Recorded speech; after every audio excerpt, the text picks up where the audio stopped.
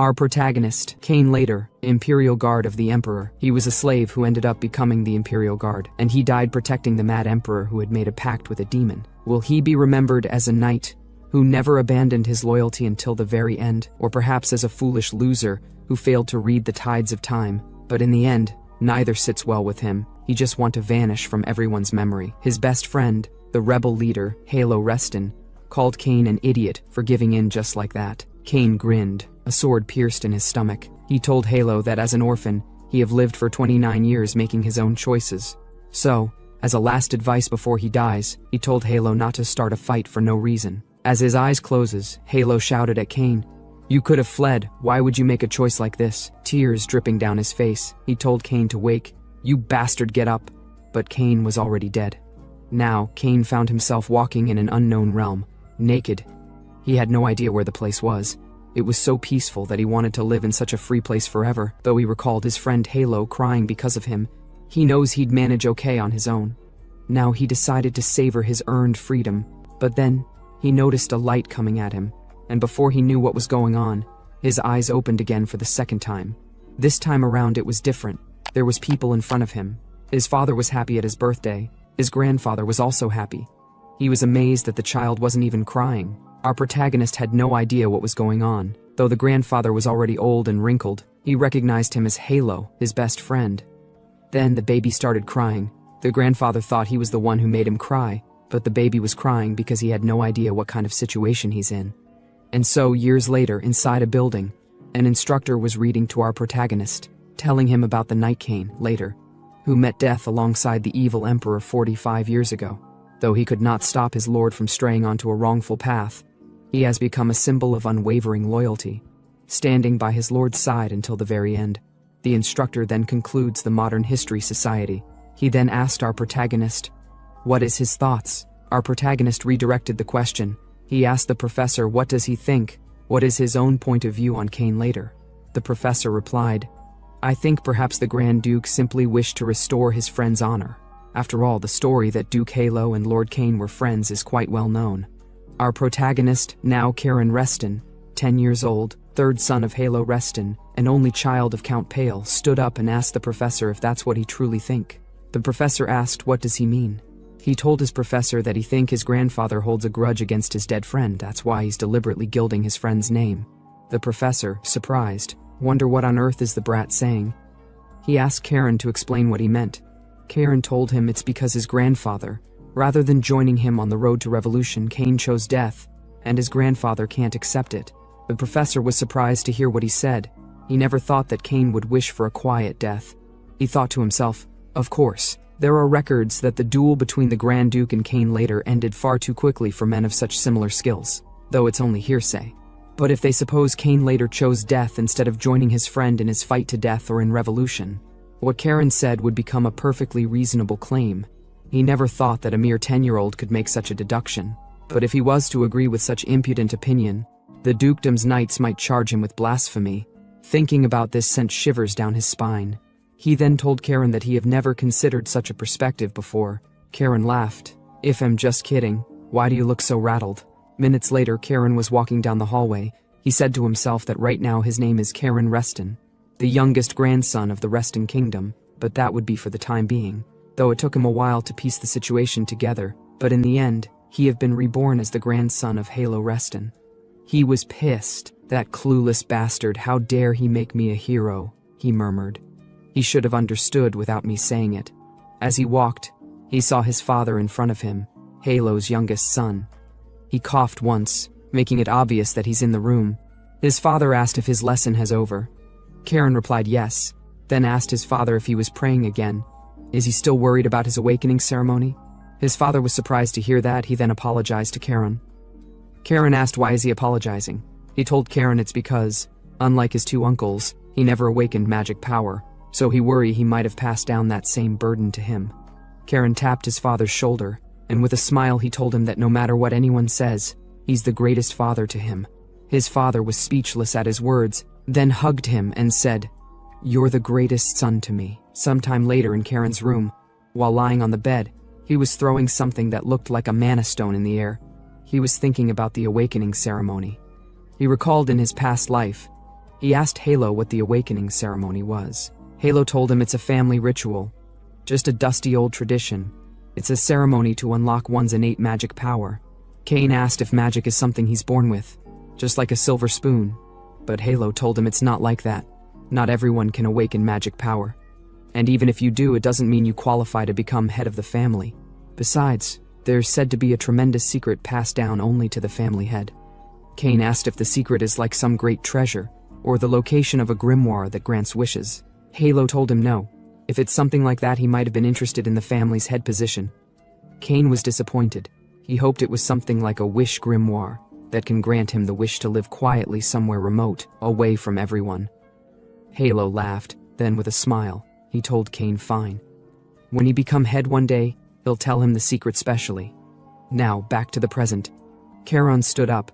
Since the awakening ceremony is the ritual to awaken magic power, he told his father not to worry since he had already finished his magic awakening years ago. Sometime later, during the day, at the train port, Charon stood in front of the train entrance together with his father and mother and a few servants. His mother asked Charon if he's amazed to see a train. Charon replied yes, it's his first time. His mother told him many of the technologies used to build the train were made possible thanks to his father's sponsorship. His father shyly laughed, told his wife that she flatters him. The wife winked at him. Even if you say that it's truly something great, you know that, don't you? Cain told his father that he's really proud of him. Of course he was saying the truth. Though his father may not have awakened magic, but he alone supports 30% of the Reston dukedom's finances. With a mother who's always kind, and a father devoted to family, he deemed them both to be perfect parents. Now, as they ride in the train, Charon saw the Reston family's main estate, the Azure Sea Fortress. There is Yahello Reston, his best friend. He grinned. His friend dare make him into a great figure of history, so he was determined to become exactly the opposite, and make sure his troubles are in vain. He'll be the worst trash in Reston. The family steward came to welcome them together with some knights. His father asked the steward Heinrich if he's been well since it's been a year since they last saw each other. Heinrich told him he's always well thanks to the Duke.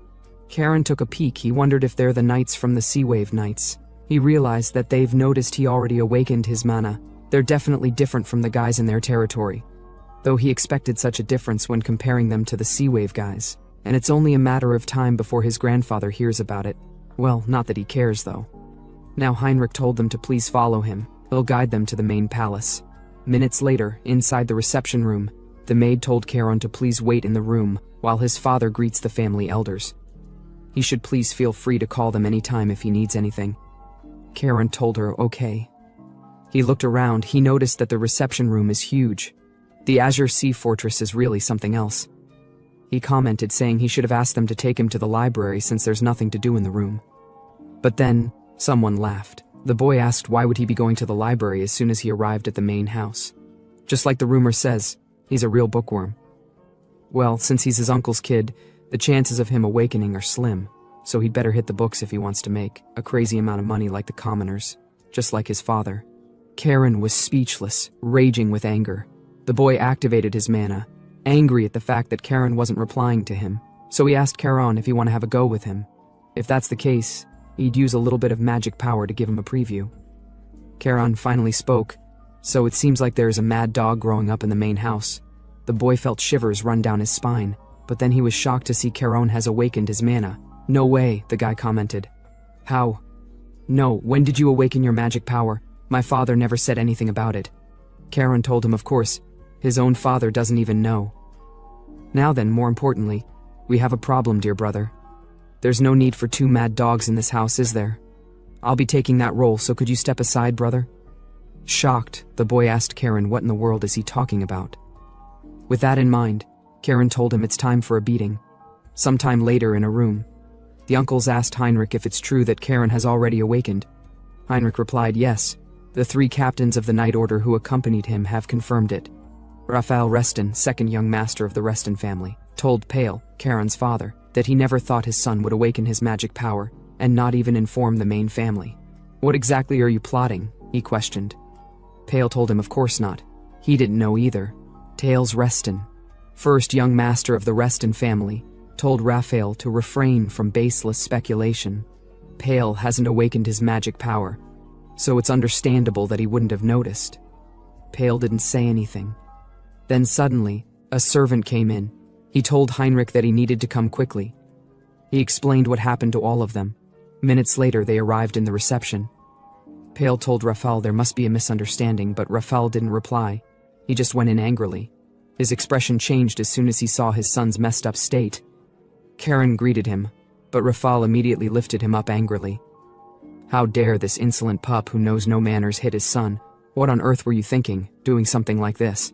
Karen told him it's because Leo insulted his father. With a sharp tone, he asked Raphael if it was his father. Would he have just stood by? Raphael shouted, "This bastard just spouting nonsense." Pale told him to calm down, but Raphael told him to shut it. It's all because of his poor upbringing of him. But then, Heinrich told them all to please stop. The lord of the family has said he will pass the judgment himself. Pale immediately took Karen from him, telling Raphael to let go of his son now. Worriedly, Pale asked Karen if he's all right. Karen replied yes. As they left to meet the Duke, Karen said to himself that it has been a long time since he met Yahello. They arrived in the room. The Duke, Yahello, asked Karen what is the reason for causing such a huge incident the moment he arrived at Azure Sea Fortress. Pale decided to explain, but the Duke told him he wasn't asking him. He will hear the answer from his son. He told Karen that he knows he's not so thoughtless as to cause trouble without considering the consequences. There must be a reason for his actions, so he should tell him every detail. Karen said to himself that acting so generous doesn't suit Yahello, since he wants to hear him out before punishing him. He then told the Duke that it is because brother Leo insulted his father. Raphael argued, told the Duke that Karen is saying nonsense again. The Duke scolded, slammed his hand on the table, and told him to be silent. How dare he raise his voice in front of him? Raphael apologized. The Duke told them they can simply call for Leo and confirm the facts. He then asked Heinrich if Leo's treatment is finished. Heinrich replied yes, he will bring him to the office. The Duke then told Karen he still has something to ask. Karen immediately knew what he wanted to ask. He told the Duke that if he is asking about his magic power, he awakened it 3 years ago. Everyone was surprised to hear he awakened 3 years ago. The Duke then asked, why has he kept it hidden even from his own father until now? The Duke was quite impressed that Karen awakened mana on his own. Karen told him he only realized it was magic power after reading a book later on, and after he found out about his magic power, he just wanted to keep it a secret. He said with a smile, having a secret is fun, isn't it? It was even more fun because the knights in his father's territory had no idea either. The Duke asked if that's really all there is to it. Karen replied yes. The servant then came in, together with Leo, who was all patched up. The Duke asked Leo if it's true that he insulted Karen's father. Leo, a bit anxious, was about to reply, but then Karen said with a saddened tone, I am sorry, grandfather. Even though brother Leo made fun of his father, calling him a vulgar man obsessed with money, and an incompetent, arrogant person who has no right to the succession. Despite that, I should not have hit my brother. I have committed a great sin. Leo, scared, almost tried to debunk Karen's words, but Karen gave him a sharp stare which sent shivers down his spine. The Duke then asked if what Karen said is true. Leo immediately replied yes. The Duke couldn't press the situation further. He told them that for now, since the awakening ceremony is tomorrow, he will postpone the punishment for both of them until after it is over. They should keep that in mind, but for today they're all dismissed to rest. As they left the room, the Duke asked Heinrich what does he think about Pale's son. Heinrich replied, he is not sure about other things, but he felt that there were many aspects that he would find interesting. Indeed, the Duke commented, the boy is an interesting one.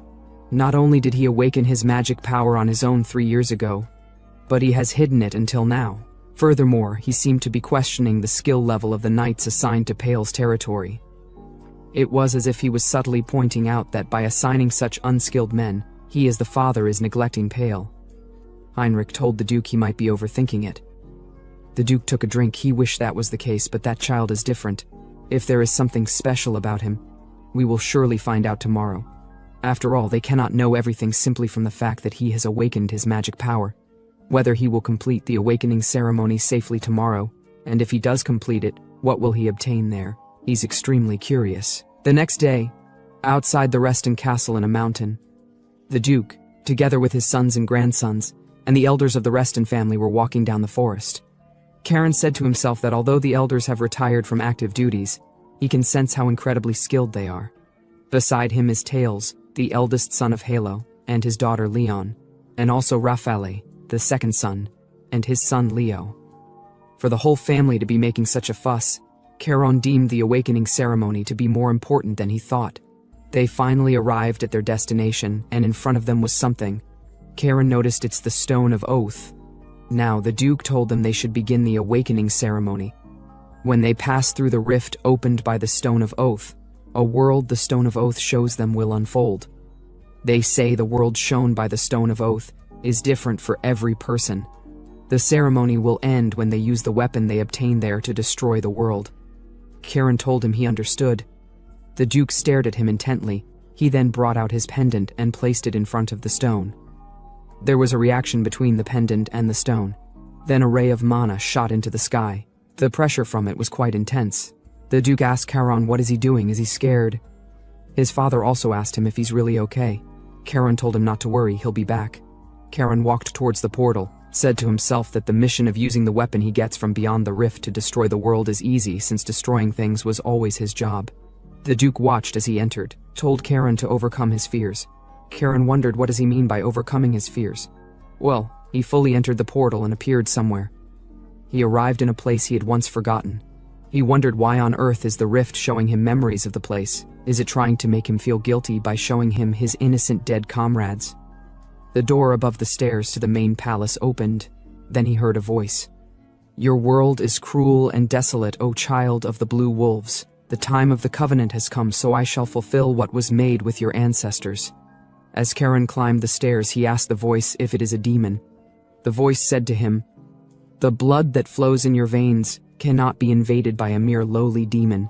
So, overcome your fear and ascend to the throne. What you desire is there. Karen pushed the door open.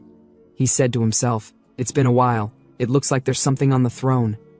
It is a throne that the Emperor wanted to protect so much that he even made a deal with the demon. He didn't know that his comrades and he would die just because of that. As he walked forward, it felt like he's walking on the corpses of his comrades. He arrived at the throne. The voice spoke again. Child who has received the blessing of the cold North Sea, though your soul has lost its way, you have finally arrived here. And on behalf of the Blue Clan, I welcome you. Karen saw his sword, his beloved weapon that the Emperor bestowed upon him, the demonic sword Ruin. The voice told him to infuse his mana into it. Karen asked the voice, what does it mean? That's a demonic sword, it eats the user's soul. The voice said to him, the evil thoughts that dwelled in it have already been extinguished by your grandfather. What you're seeing is merely a distorted form placed by a demon. Awaken your sword, child. Only you can awaken it. Karen wondered if it's okay to touch the sword. What if he returns to his past self, who took countless lives by obeying the Emperor's orders? He then recalled the Duke telling him to overcome his fear. He grinned as he realized what those words meant. Yahello is being unusually kind, he commented. He walked forward, said to himself that the true purpose of the awakening ceremony isn't just to obtain a weapon, but for the family heir, who has awakened the azure clarity, to overcome the source of his fear. In that case, he placed his hand on the sword and something happened which he never expected. Within seconds, he found himself somewhere, the azure clarity. And in front of him was Ruin's form, which is gradually being cleansed by the azure clarity. The voice told him that he doesn't know why the sword met him in such a form, but that sword is originally the sword of the progenitor rail. Though the sword your grandfather took is also a progenitor's sword. But unlike your grandfather, the reason the sword was not even recorded in historical texts is that the power it possesses is of nature, which is extremely different from the power of your family. Karen felt sharp pain all over his body. As he held the sword, he asked the voice what is going on. The voice told him to endure it since the mana within the sword is being engraved into his body. The mana energy flowing in his body has become even more intense. He grinned because for the mana within the sword to have such an amazing effect, the azure mana is really incredible. He then asked the voice, what is the real name of the sword?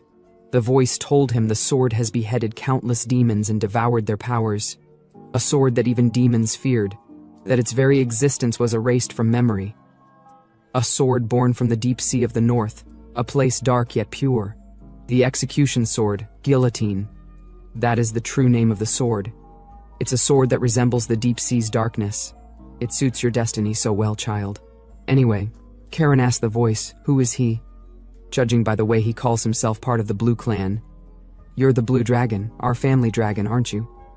The voice told Karen that he doesn't have the skills to handle its true name yet. If he can one day dominate the sea with his power, then he can come find him in the North Sea. Karen was speechless, he agreed, then asked the voice how can he get out of the rift. The voice told him he should have already known the answer. Karen knew he would have to cut the throne. Well, he deemed it to be great since he has always wanted to try it. He then cut the throne in half. Now outside, Pale was worried about his son. His father told him not to worry too much. He knows it must be painful to watch his son walk a path he's never been on. He knew it's not easy, but that's all the more reason for him to compose himself. But to their surprise, the stone of oath began to break. They shielded their faces from the ray of light. The Duke wondered what on earth is going on. Karen finally came out with his sword. Shyly, he asked them where did the stone of oath go. He then looked at his surroundings. That was when he realized that the stone of oath had been broken. Pale was panicking since Karen broke the stone of oath. Karen himself had nothing to say about that. What's more, the Duke was shocked to see the guillotine, the beheading sword of their ancestor Rael Reston. He said to himself that the sword was erased even from the family's history, passed down only orally to the head of the family and the elders. So why has it suddenly appeared now? Could it be the time of the covenant is approaching? He then asked Karen if he's not afraid of the sword.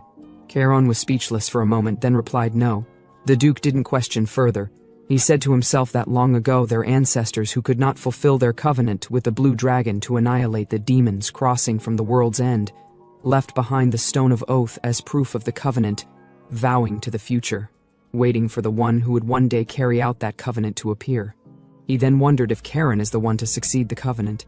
The Duke then announced, on behalf of his name, Yahello Reston, declaring that Karen, son of Pale Reston, is a rightful member of the Azure Fortress, a direct descendant chosen by the guillotine and worthy of inheriting the Spirit Sea style. Raphael couldn't hide his anger. He never expected the brat to receive the Spirit Sea style. Even the first child tried hiding his anger. He looked at the guillotine sword. It's something he had never heard of before. He thought he knew every sword handed down in the family, but he had never even heard of this sword. Moreover, just looking at it sent chills down his spine. He was impressed to see that Pale's son is walking down the path he had never tread. But he refused to let the matter of succession be swayed by the variable of his son. The Duke told them the awakening ceremony is over, they should all return. Raphael asked his brother if he's just going to stand by and watch. The brother told him they'll have to speak in private. By the way, Raphael asked him if he knew of the guillotine sword. The brother replied no. Raphael couldn't hide his fangs. He told his brother that he cannot possibly understand the situation. Why does it have to be Pale's son of all people? The brother didn't reply. He told him what matters now is that this is not the time for them to fight among themselves. The next day, it was sunny in the train station. Pale asked Karen if he would be fine being left alone. Karen replied yes. Heinrich told him there's no place safer than the Azure Sea Fortress. Pale knew that's true, but although it's safe from external threats, what he worried about is internal threats. Of course, with his father around, he doubted his two brothers would act rashly. Heinrich then told Pale that the one assigned to conduct the Spirit Sea-style inheritance for young Master Karen is Lady Sabina. Pale was relieved to hear it would be his aunt. Karen also knew her. Sabina Reston, Yahello's sister, known as a master no less skilled than Yahello. She was once called the White Wolf. Pale told Karen that his aunt always doted on him greatly, so he should make sure not to show any disrespect to his aunt. Karen replied yes, he would do his best. Heinrich added, there's one more thing. A message from the head of the family. The Duke said he would prepare a residence for him in the Azure Sea Fortress, so he may visit any time. Pale was surprised and happy by this news. Thanks to that, he can leave without worrying. He then thanked Heinrich. He told Karen to take care of himself. If he needed help, he should contact him any time. Karen replied with a smile, yes, father. A few hours later, after driving in the train, Karen was climbing the stairs with Heinrich. Heinrich told Karen they shouldn't be slow. Lady Sabina is waiting. Karen replied, okay, he mustn't keep Aunt Grandmother waiting. Heinrich looked at him and told him he would like to offer him a piece of advice. Lady Sabina dislikes being called grandmother the most, so it would be best to refrain from using the term Aunt Grandmother. Karen replied, okay, he would keep that in mind. But he wondered what's wrong with calling a grandmother, grandmother. They arrived at the entrance. Heinrich told him that only direct descendants of the family may enter the cultivation chamber in the Azure Sea Fortress, so he should please go in. Also, young Lord Leo is in the place as well. Karen couldn't hide his happiness to be with his brother Leo. Well, he can't wait to bully him again. He then ran towards the entrance. Heinrich knew it would be lively again after a long time. As Karen arrived at the entrance, he could sense the immense magic power. He opened the door, announced that Karen Reston, son of Pale, greets respectfully. As he entered, he was surprised to see her. She asked him what's wrong. Is he surprised she doesn't look as he expected? To think you're the son of that darling Pale, how time flies. Karen wondered if she had reconstructed her body with magic power. That means she should be in the 8th star realm, but he deemed that to be ridiculous. Karen stood at the door, staring blankly like some lost child at a temple gate. Lady Sabina arched a brow and asked if he planned on rotting there all day. She told him to quit dawdling, sit cross-legged, and get his act together. Then, with a sly grin, she added he could sit right next to Leo. When Karen's gaze drifted toward Leo, he muttered, "Oh, brother." Poor Leo froze like a rabbit in front of a wolf. Karen sat beside him with a menacing calm, his presence heavier than iron shackles. "Looks like we'll be seeing each other often," he whispered. "Let's get along, big brother." Leo, sweating like a child caught stealing sweets, managed to reply, "Yeah." Sabina chuckled softly. She admitted she never thought she'd hear the title White Wolf from someone so young. Karen shrugged and said he simply liked history, had read it in a book. With a sigh, Sabina told him he was an interesting child, just as her elder brother had warned. Curious, Karen asked what her grandfather had said about him. Sabina recalled Yahello Reston's words but kept the sharp truth buried.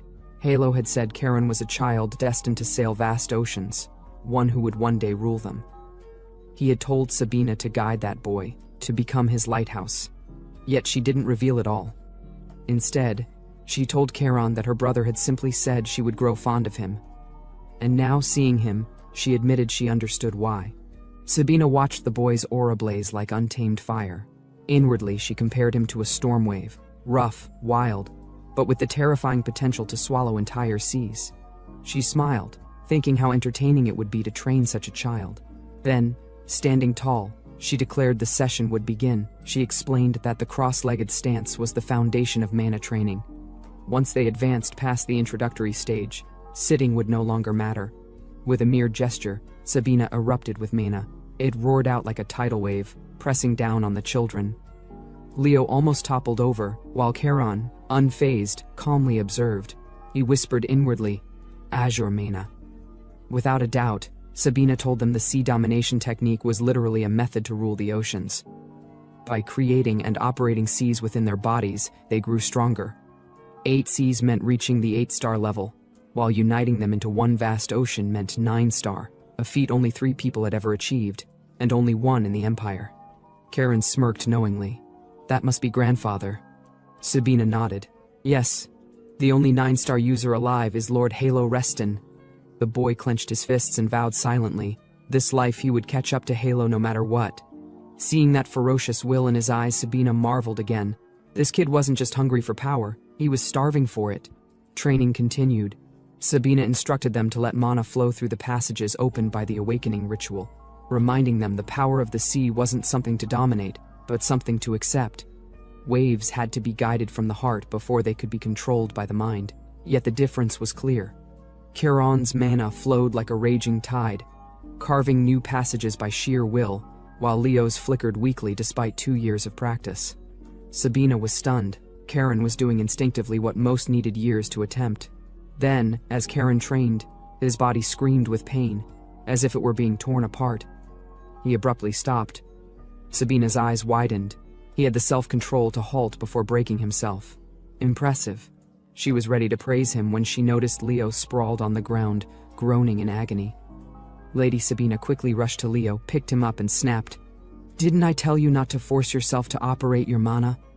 Leo, trembling and pale, whispered a weak, I'm sorry." Sabina sighed, inwardly scolding herself. She had been so focused on Karen's monstrous talent that she'd almost forgotten. Even if both boys had awakened their mana, they were still children. That was why she was here in the first place, to stop them from wrecking their bodies with childish recklessness. But then she looked at Karen again. Unlike Leo, who collapsed like a sack of flour, Karen had stopped training right at the brink, perfectly gauging his own limits. Amused, Sabina thought. This boy doesn't need a lighthouse. He's already steering his own ship. Out loud, she called Karen's name. He answered calmly. Sabina told him that for 3 years, she would guarantee his safety. During those 3 years, he must build the strength to protect himself, and most importantly, maintain his composure, no matter how strong his hunger for power grew. Karen bowed his head slightly. Yes, Lady Sabina. Later, training grounds at night. The training grounds echoed with a clash of steel. The knight leader barked at the rookies. Don't be sloppy. Swing your swords like you mean to kill, not like you're buttering bread. Then he noticed 2 figures approaching, Charon and Leo. As they walked, Leo leaned toward Charon nervously. Are you really planning on using that sword for training too? Charon shot him a cold glance. Yeah, why? Got a problem with it? Leo stammered. No, it's not that I dislike it. But isn't it too risky to use a real sword? Charon laughed darkly and barked loud enough for everyone to hear. Everyone keeps whispering that its aura is menacing. Even with the scabbard grandfather gave me, they act like it's cursed. Tell me, Leo, do you still hate it? Before Leo could answer, the knights in the yard all turned and bowed. Welcome, Lord Charon, welcome, Lord Leo. One knight stepped forward. Clad in wolf-emblazoned armor, he introduced himself with a firm voice. From today, I will be in charge of Lord Charon's sword training. I am Sir Xerus, commander of the Sea Wolf Knights. Please feel free to call me Sir Xerus. Charon studied him at a glance and smirked inwardly. This man's no lightweight, definitely an 8-star master.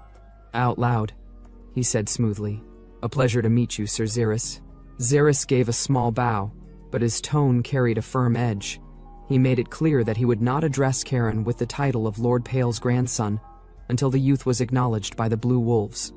For in that order, respect was earned through skill rather than bloodline. Charon's smirk only deepened at the remark. He welcomed the idea, showing no attachment to the weight of his family title. His mind circled around the tradition of the Blue Wolves, where only through battle could true respect be claimed. The response forced Xerus into a pause. Most nobles would have reacted with outrage to such a statement, and already Lord Leo was glaring with his usual sarcastic, bratty expression. Yet Charon revealed a sharpness in thought that stood out from the common pride of aristocrats. For the first time, Xerus began to wonder if a proper successor might finally have appeared. Then, without warning, Charon's expression shifted into something grim, something laced with danger. His gaze locked on both Xerus and Leo. He revealed that he had never grown accustomed to the title of the Duke's grandson because in the end, everyone before him would one day lower their heads. Leo froze in sudden panic, while Xerus stiffened as a cold shiver crawled down his spine. Inwardly, he realized the truth. Within this family, a true demon had begun to sprout. The sparring soon commenced, steel clashing beneath the night sky. Yet even as the blows rang out, the weight of Charon's earlier words lingered heavily in the air. 3 years later, and somehow the Azure Fortress still smelled like cheap liquor and family disappointment. Yahello Reston sat in his chamber, drinking like a man who thought wine could disguise mediocrity. Sabina lounged nearby, smug as ever.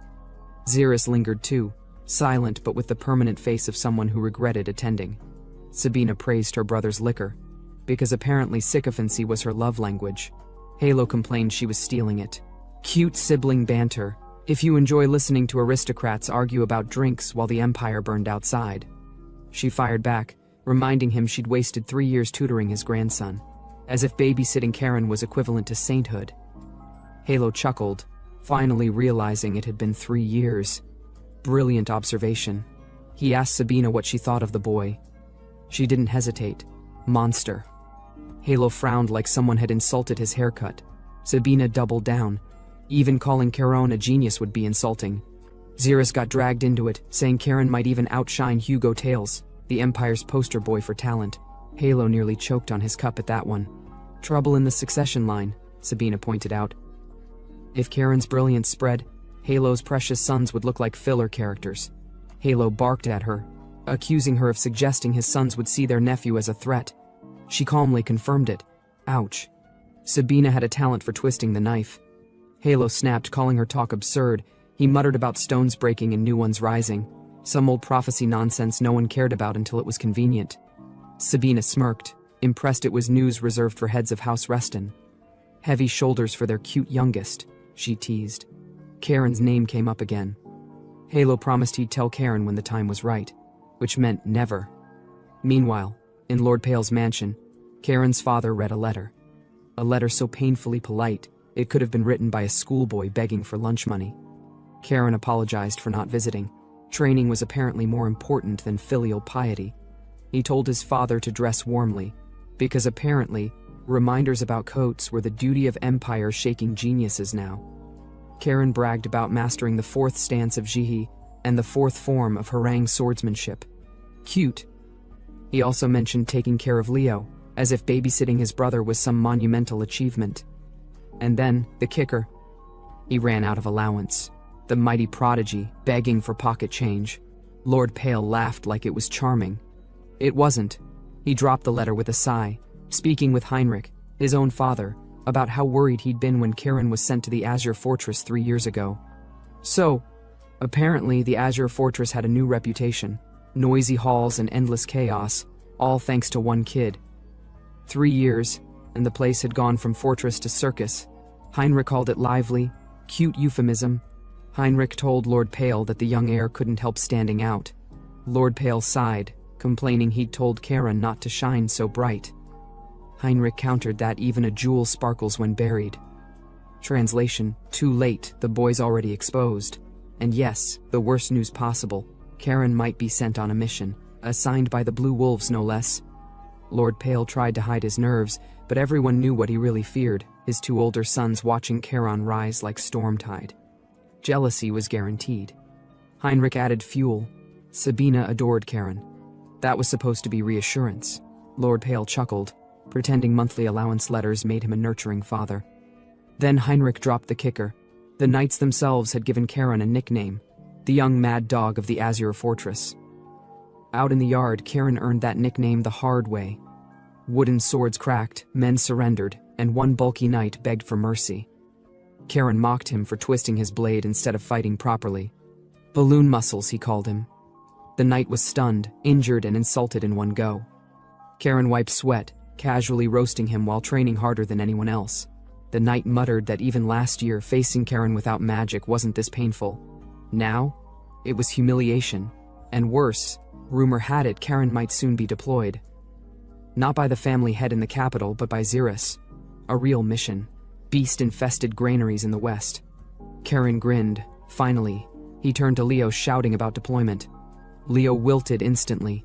The thought of sharing a mission with Karen drained the color from his face.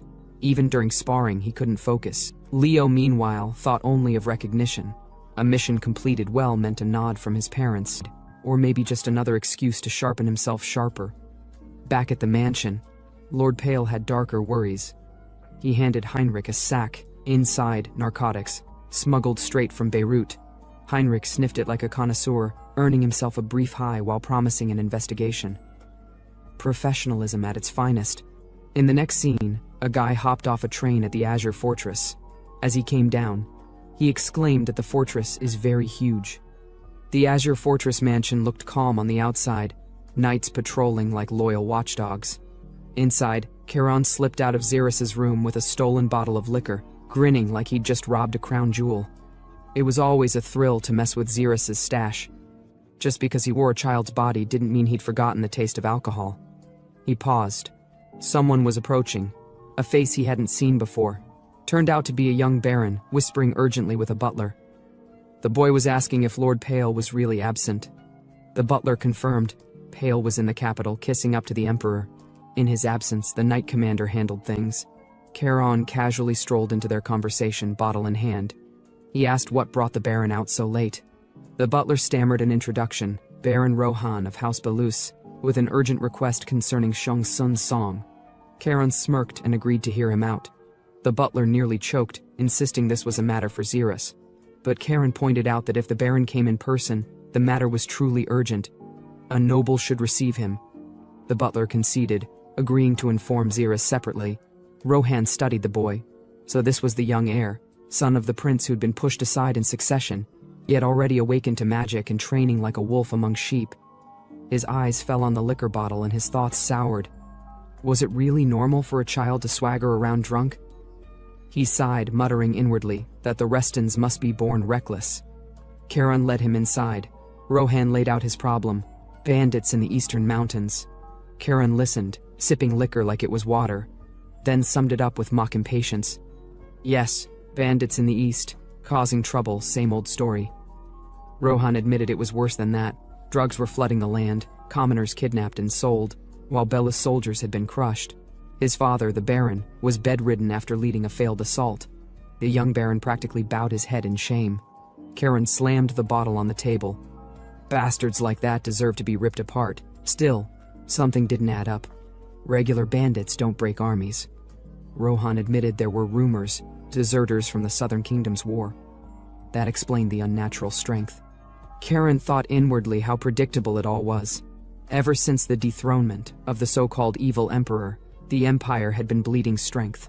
The army downsized, stuck grinding its teeth in the Southern War, leaving the North full of holes for deserters and criminals to crawl through. So yes, the theory about bandits being ex-soldiers made sense, too much sense. He raised the liquor bottle and offered Rohan a drink, mocking civility. From his position, he couldn't overlook Balus's plight. He even suggested going himself. Rohan thanked him politely, though inwardly he wondered how it was acceptable to drink from a child's hand. But before he could hesitate, Karen flashed a grin and dropped the real punchline. This bottle was swiped straight from Xeris's collection. Rohan trembled at the thought. Xeris, the infamous Blue Knight commander, and just like that, the man himself walked in. He scolded Karen for stealing liquor, but quickly smoothed over his tone when he realized Rohan was watching. Polite words, courteous apologies, all wasted the moment he spotted Karen drinking like an old drunk. He snapped, tore the bottle away, and told him alcohol wasn't for his age. Karen sulked, mourning his lost prize. Then Xeris turned to business. He told Rohan the Blue Wolves wouldn't sit idle. Reinforcements would be dispatched to Balus.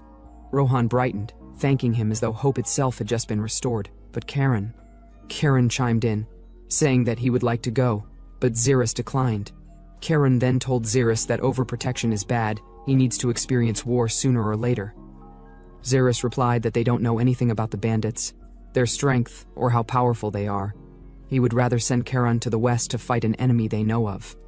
Karen tilted his head and promised an offer Xeris couldn't refuse. For a second, both Rohan and Xeris froze, wondering how a boy's smile could feel like a threat. Morning came. Leo dressed for deployment, looking like a condemned man in uniform. He cursed his luck, forced onto the same mission as Karen. Beside him, Karen teased relentlessly, buzzing with excitement as if this were a festival, not a march toward death. Xeris observed quietly, thinking it was fortunate Sabina would be accompanying them. Even he admitted her presence was a safeguard.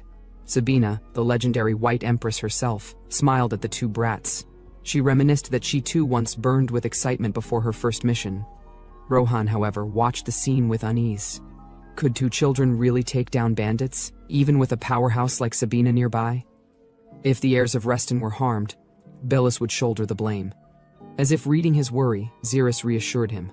Nothing would happen under Sabina's watch. Except Sabina herself smirked and said otherwise. Unless the boys were on the verge of death, she wouldn't step in. The shock was instant. Rohan was horrified. Leo nearly fainted. Even Xeris questioned her resolve, but she stood firm. There was a reason she couldn't intervene, one she'd reveal later. Xeris accepted it with a heavy nod. Rohan couldn't. Then came the call. Time was up. The mission began. Leo's hands shook as he stepped toward the train, teeth clenched. Karen walked in beside him, grinning like a man eager to dance with death. Sabina whispered to Leo that nerves were natural, but this was his chance to prove himself as a true blue wolf. Leo nodded weakly, still unconvinced. Karen, of course, couldn't leave it there. He leaned in and mocked him, asking if Leo always needed a push from behind to move forward in life. Leo barked at him to shut up. Karen grinned wider, dragging his brother onto the train. The announcer's voice rang out, cutting through all doubts. The magic train was departing Shanghai Castle, bound for Belus Barony. The train rattled on through the night, and Sabina leaned in close to Rohan. She told him her presence in Shanghai was classified. If word got out, the bandits would scatter like rats into the dark. He wouldn't want that, would he? Rohan shook his head. Of course not, White Empress, but inwardly he doubted. Entrusting this mission to two children, one boy dozing as if the meaning of first mission didn't exist, and the other sweating bullets just from breathing. It was laughable. Leo's mind wandered to his mother's voice, sharp and cutting as always. She'd reminded him that Karen wasn't his friend but his rival. How could Leo smile with the same boy who had humiliated him 3 years ago and dragged their father's name through the mud? She asked him if he even had a brain in his head. Leo had answered then with trembling honesty. Karen was no rival. Even Hugo, their so-called genius of a brother, hadn't touched 3 stars until 14, while Karen had soared past 4 stars at 13. Leo himself had only scraped 3 stars this year, at 15. Rival? Impossible. Karen was a peak he could only chase. His mother scolded him for his inferiority, but Leo had called it truth. Karen's existence forced him to move, to struggle, to try. His mother sighed, accusing him of staring at trees and missing the forest. Sabina's voice cut through his thoughts. "Leo Reston." He jolted, answering clumsily. She asked why he trembled so badly. He admitted the nerves. She smirked, told him nerves were fine, but asked if he could cut someone down when the time came. She said Karen would sell his own kin if it bought him survival. Leo, though? She told him not to doubt. She knew how hard he'd worked. She was the one who had hammered him into shape. Leo bowed his head and called her master. The title rolled off her lips with amusement. Master. It suited her. The train whistle screamed, and the announcer declared 20 minutes to Belus. Sabina rose, commanding them to address each other as master and disciple for the mission. Leo answered firmly. Rohan watched, confused, as she strolled to the window. She explained coolly that if she appeared at the station, panic would spread instantly. She would slip ahead. Rohan's eyes widened when he realized what she was about to do. The train was still moving. Surely she wouldn't, but she would. Leo and Rohan nearly fainted as she placed her hand on the glass. Karen, of course, grinned with admiration. His master, bold as ever. Sabina reassured them one last time. Their grandnephews would be watching nearby. No one would hold Rohan accountable if anything happened. Not that anything would. The boys shouted her name in disbelief. And then she leapt. Out of a train, screaming at full speed, she vanished into the dark like it was nothing. Leo and Rohan sat pale and hollow-eyed, their souls half escaped. Karen chuckled, used to this kind of madness. When the train finally reached Belus, Karen and Leo were ushered into the mansion. The Baron, pale and coughing in his bed, greeted them weakly. He apologized for meeting them while sitting down. Karen brushed it off and even asked about his wounds, like a polite guest. The Baron thanked him and reminisced about meeting Karen's father a decade ago. He called Karen splendid, claimed Lord Raphael must be proud. Karen smiled thinly and told him to cut the etiquette. Just call me young lord if you must. All these courtesies are exhausting. The Baron chuckled, then asked if Karen really had reached the 4th star at his age. Karen confirmed, and because he couldn't resist twisting the knife, he pointed out Leo was still stuck at 3. Leo froze. Why mention that here? The Baron laughed anyway, saying both boys must be highly valued to be dispatched. Karen, of course, shot back that failure wasn't an option. The Blue Wolves didn't exist to disappoint. He forced Leo to agree. Leo stammered through a half-hearted yes. The Baron wheezed harder, and Karen mercifully suggested they take their leave. Outside, with the guide leading them through the streets, Leo whispered doubts. Could they really trust this man? He might be working with the bandits. Karen smiled. Finally, his brother's brain had switched on.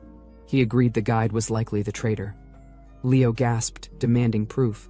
Karen explained he had already spoken with Rohan back at the station. The young Baron admitted they would rely on a traitor to find the bandit camp. Karen had smiled at that plan, and here it was unfolding right before their eyes.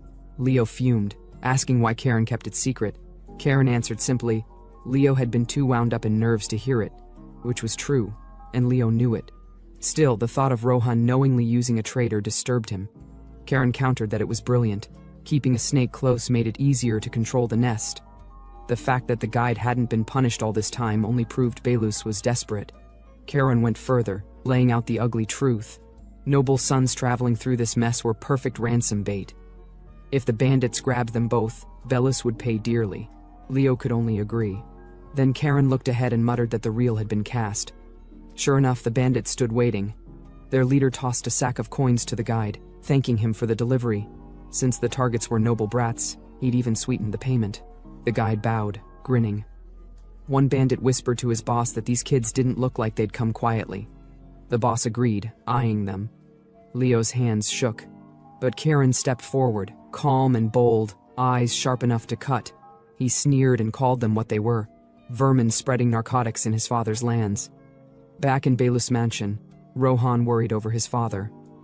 The Baron coughed but brushed it off. He told his son that Blue Sea Castle wouldn't have sent Karen and Leo without faith in them. He even said Karen reminded him of Lord Halo's younger days, bold, confident, a little too calm. That reassurance sounded nice, but it was worth about as much as the cup of water Rohan had just handed him. Meanwhile, in the mountains, Karen proved the point. His blade carved through bandits, heads flying as if it were routine. Leo froze, horrified, realizing his brother wasn't human. He was a monster dressed in noble colors. The deputy begged the leader to retreat.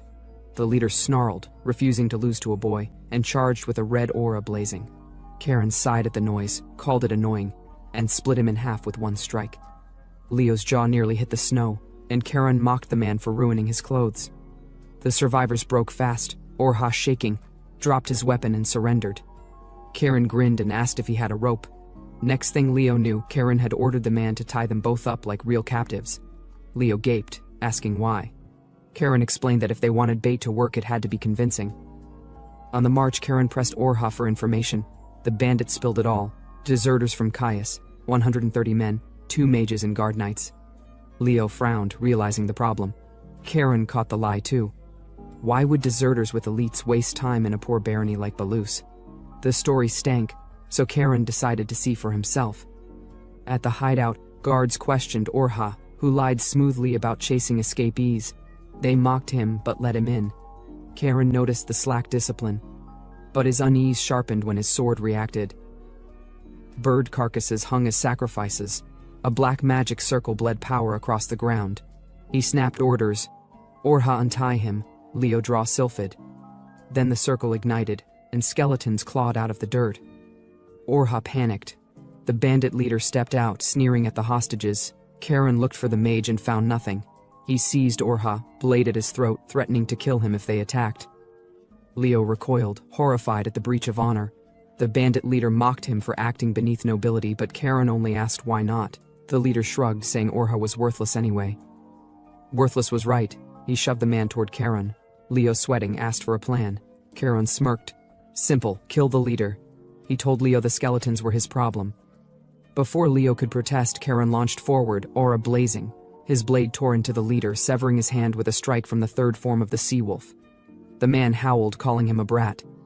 Karen mocked him again, saying if he was going to attack, he should have done it earlier. The leader demanded to know why Blue Sea Castle was interfering. Karen answered coldly. This barony bordered his father's land. He wasn't here to kill him, but to drag him back alive. Leo, meanwhile, fought the skeletons harder than ever, finally swinging with some backbone. Karen encouraged him, reminding him the sea wolf sword was about brute strength, not nerves. Karen pinned the leader, stabbing him in the leg until he screamed his name, Michael Knox. Karen forced him to order his men to surrender. Knox, groaning, warned that when they arrive, even House Reston couldn't stand against them. Karen guessed he meant the black mages and laughed at his hope. Did he really think the Restons sent just 2 children alone? The magic circle flickered out as if on cue, then the explosion. Karen cursed, too late to catch the mage. Sabina appeared, head of the black mage in hand. Leo nearly vomited. Sabina declared the mission a failure. The most important clue was dead. Karen smirked and asked if she was impressed. She beat Knox unconscious before answering, then scolded Karen for his recklessness. Still, she admitted it was Reston blood. Audacity earned points, but hostage-taking lost them. Karen justified it, saying no one expected a noble to stoop so low. Sabina laughed, called him a creep and said he was insane. Knox, half dead, agreed silently. Sabina ordered a return to Belus Castle, where questions waited. Freed villagers reunited with their families, tears everywhere. Karen spotted Orha brooding in guilt. He mocked him for growing a conscience, telling him it was too early. His fate was still in chains. He'd be hauled to Blue Sea Castle with his captain. Leo asked if it was wise to leave him untied. Karen answered they needed his muscle to carry Knox. One villager spoke up for Orha, claiming he'd shown kindness. Karen listened as the villagers defended Orha, swearing he had fed the hungry and hidden medicine for the sick. Sabina turned to Karen for judgment. Karen eyed the trembling bandit, then said he'd consider mercy since Orha had guided them to the hideout. Orphan nearly collapsed with gratitude, swearing loyalty until death. Leo dragged Karen away to show him something more interesting, a barrel holding a massive glowing magic stone. Karen's smirk sharpened. Now the reason for the bandit infestation made sense. A secret mine the Belis family hadn't even known existed. Leo noticed the scheming look in Karen's eyes and asked what he was plotting. Karen didn't bother answering before Rohan and his father arrived. Rohan ordered the prisoners into the dungeon and asked Sabina for the stone. She waved him toward her students. Karen held it up with deliberate arrogance, revealing Belus's own secret. Rohan froze, realizing his poor barony sat on wealth he had never imagined. Karen declined Rohan's offer of a banquet, claiming they had to return to Blue Sea Castle. When Rohan admitted he couldn't pay the mission fee in full, Karen's face turned cunning. He mocked Belus as a remote wasteland, then dropped his proposal: joint development of the mine under House Reston's protection. Rohan was shaken, but he quickly realized it was a deal he couldn't refuse. Karen made it clear that he wouldn't haggle shares with a mere child's voice. That was for Rohan and Lord Pale to discuss. Rohan, already cornered, agreed. Later, Karen asked Sabina why she'd been so wary in the hideout. She explained that the mage they faced was no rabble sorcerer but Todd de la Jada, Sixth Circle, second-degree wanted criminal. Karen accepted her rebuke calmly. As Lady Sabina conversed with Karen, Leo said inwardly that he felt strangely left out. But just then, Leo, however, received rare praise. Sabina admitted he'd done far better than she expected for his first time against undead. Leo lit up like a child handed a medal. Back at Blue Sea Castle, Yahello Reston returned from the capital. News came immediately. The Emperor had summoned Karen personally. On the train ride back, Orha carried his battered captain, who tried to tempt him into escaping. Orha struck him down, reminding him bitterly that he'd once called him useless. Loyalty now lay elsewhere. At the castle, Karen was greeted by relatives. Lord Pale welcomed him warmly, but Karen fired back sharp retorts at his cousin's sarcasm. Sabina watched.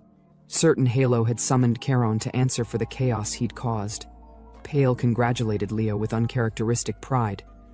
Leo basked in it, believing for once that he was not overshadowed. Karen excused himself, claiming exhaustion. Sabina pressed Pale about the Empire's situation. He explained that great houses were uniting under the Duchy of Salmon and the Marquis of Diaz, the very powers that toppled the old emperor. Yahello had cancelled all his own talks after fruitless meetings with the throne. Sabina noted grimly that peace was ending. Yet Karen's reckless mind scheme might have been exactly the excuse House Reston needed to expand its reach. She admitted the boy was useful, even if she called him crazy. Sir Xerus arrived to handle the prisoners. Karen casually claimed Orha as his personal servant, justifying it as reward for his cooperation. Xerus didn't object, but he told them they must write a report on the mission for proper paperwork. When Karen tried to escape paperwork, he shoved the mission report onto Leo, persuading him it was a chance to earn praise from their uncle. Karen grinned and slipped off to the training hall, eager to test the fourth form, leaving Leo to grind ink instead of steel. Meanwhile, Yahello convened the family council. Heinrich was summoned. Xerus presented demon skin from the Western Dome. The mana was unmistakable. Yahello announced two chilling possibilities: the fallen emperor's lingering will, or his survival. Which means, the mad emperor whom they once killed might still be alive. Either way, the connection to recent events was clear. And then came the emperor's invitation. Karen had been summoned to the capital. Yahello said he would send Leo and the Seawolf to accompany him. But first, as always, he wanted to hear Karen's opinion. And more importantly, he wants to hear why Karen made such a deal with Baron Bellis's son, so he told Xerus to bring Karen here. Now in Karen's training room, as Karen was training, he asked Xerus, who was standing behind him, when did he arrive? Xerus replied, not long ago. While standing up, Karen told Xerus that he heard the only one besides direct family allowed in was him, but he didn't recall him entering the laboratory, so he asked if it's something urgent. Xerus was speechless for a moment, then told Karen that soon, he'll likely have to go to the capital. The head of the family has summoned him to the council. He'll hear the details directly from him. Minutes later, they arrived at the council entrance. The servant announced Karen's arrival. The Duke told him to come in, then told Karen that the reason he called him here was because of what happened in the barony of Bellis. He asked Karen why did he act independently with the Bellis family when he doesn't yet have the right to represent their house in business negotiations. Karen realized the Duke didn't call him over to praise but to scold him. The Duke said to him, "Did it never occur to you that your arrogant behavior was a grave discourtesy to the Bellis family?" Karen replied no. He merely proposed one deal to the Bellis baronet. He accepted the proposal of his own will, and moreover, he judged there to be something far more important than the formal etiquette of nobles. The Duke, surprised, asked what could be more important to a noble than courtesy. Karen confidently replied, "The honor of the family." The Duke was shocked by Karen's response. Considering the value of the deal, Karen could have boasted about his own achievement, yet instead he put the family's benefit before himself and stepped back. The Duke deemed that to be an excellent tact. The two uncles looked at him speechless. Karen noticed how the two kept watching each other warily. "Very well," the Duke commented. "In the end, the deal you brought will be of great benefit to the family, so his father Pale should handle the negotiations, since there's nothing wrong with a father shining with the merit his son brought." Pale agreed, saying he'd depart for the barony of Bellis at daybreak. The Duke continued, "The next thing they would be talking about is the letter from His Majesty the Emperor." He told Karen that His Majesty has summoned him. Words of him have already reached the capital. Karen thought to himself that according to Xeris, even before Yahello returned to Azure Sea Fortress, the Emperor's letter had already arrived. It seems like the Emperor's intelligence network is good. To put it simply, the current Emperor is just a puppet. It must be the powerful noble faction's network. Seeing that Karen was thinking, the Duke told him that he doesn't have to go if he doesn't want to. The Duke knew that by now, Karen must have realized what it would mean to head to the capital at this time, and the noble houses there would surely want to confirm who Karen really is. So it may be wiser not to draw attention, so avoiding the capital is also an option. Pale noticed the worry in his father's eye. Normally, the Duke doesn't have to give Karen the choice, so he wondered why is the Duke worrying. But then, Karen told the Duke he'd go to the capital. He'd even get to see his grandfather on his mother's side after a long while. He then asked if he's going alone. His brother Leo also carried out the mission with him. The Duke told him Leo will also accompany him if he goes, and Hans's squad will escort them both. Surprised, Karen asked the Duke if they really need an escort. The Duke told him not to flatter himself. They're not assigned because he's special. It's because no one knows what trouble he might cause. Karen couldn't refute what he said. The Duke then told him to leave now. He should depart in 3 days. The next day, inside the room, around a table, Pale wrapped up the negotiation of the mine. He asked the Bellis baronet if his father is aware of the terms as well. The baronet replied yes. His father also agreed. Pale told him the mine shares will be 80% Reston, 20% Bellis. Since magic crystal stones are so profitable, even a small share ensures considerable wealth, but the condition of giving 5% out of their 20% to Karen and Leo is puzzling. Isn't that rather unfavorable for the Bellis family? The baronet told him they deserved it. The two did an excellent job fulfilling Bellis's request, but for a mere commission fee, it seems excessive. Pale told the baronet that there must be a reason that he, the top graduate of the Imperial Academy, made such a decision. The 5% is too great a reward to be just a commission fee. The baronet told him bluntly, without trying to hide it, that he did it to win the favor of the two young wolves. Their family is making an investment in the two who will one day lead Azure Sea Fortress. Pale told him okay. For him to make such a bold decision, Baron Bellis is fortunate to have such an outstanding son like him. The baronet chuckled. I am nowhere near as brilliant as Lord Pale, of course. Karen also accepted the commission. He told the baronet they should continue to build a strong bond from here on. Sometime later, somewhere around the train station, Leo asked Karen how will they split the shares they're getting. Karen told him they would naturally split it 9-1. Leo, shocked, asked why would he take that much. Karen placed his hand around Leo's shoulder and said to him with a grin, Brother, haven't we been getting along well lately? How can you even say something like that? Leo immediately agreed for Karen to take 9. Karen threatened, Just remember what happens if you change your mind later. Pale laughed. He thought the two were now becoming friendly with one another, unlike when they were always at odds with each other years ago. Night reached. Inside a room, Leo told Karen that he have only heard rumors about the capital. He don't actually know anything. What should he do? Karen told him not to make such a fuss. Leo commented, We're about to meet His Majesty the Emperor. Isn't it natural to fuss a little? He blushed. We'll be able to go to social parties, right? I heard there are lots of beauties in the capital, Dacus. Karen sighed, told him he's not a kid. But then, from behind them, on top of the window, their master arrived with a drink in her hand. She told them Dacus is a very fun place, with lots of people, including strong ones. It would be a very good experience for them. She came down, asked if they don't have any wine goblets. She came to celebrate their first mission. Karen told her there's no way she can see a wine goblet in a 13-year-old's room. There are water cups, though. She decided to use the water cup as long as it can hold wine. She gave both of them a cup. She knew that Karen had been stealing and drinking wine every day, but she asked Leo if he had ever drunk wine before. Leo replied yes. Karen gave him some a few times. She sighed. It seems like he made you an accomplice. Karen told her it's better to get scolded together. She then poured Leo a drink, told him to take. There's no need to hesitate since it's poured by his master. She also poured for Karen. She placed the wine bottle on the table. She told Karen it's a little disappointing she won't see the havoc he'll cause in the capital. Shaking slightly, Karen told her he heard she'll soon return to the North Sea. Does that mean they won't see her again? She asked him if he would even be able to talk to the women of the capital with this much sentimentality in him. She then told him that if he wanted to go to parties, it would be best not to go with Karen because considering his looks, talent, and silver tongue, all the girls will definitely flood him and he'd be left with nothing. Leo worriedly placed his hand on Karen's shoulder and told him not to ruin his chances at marriage. Karen scolded.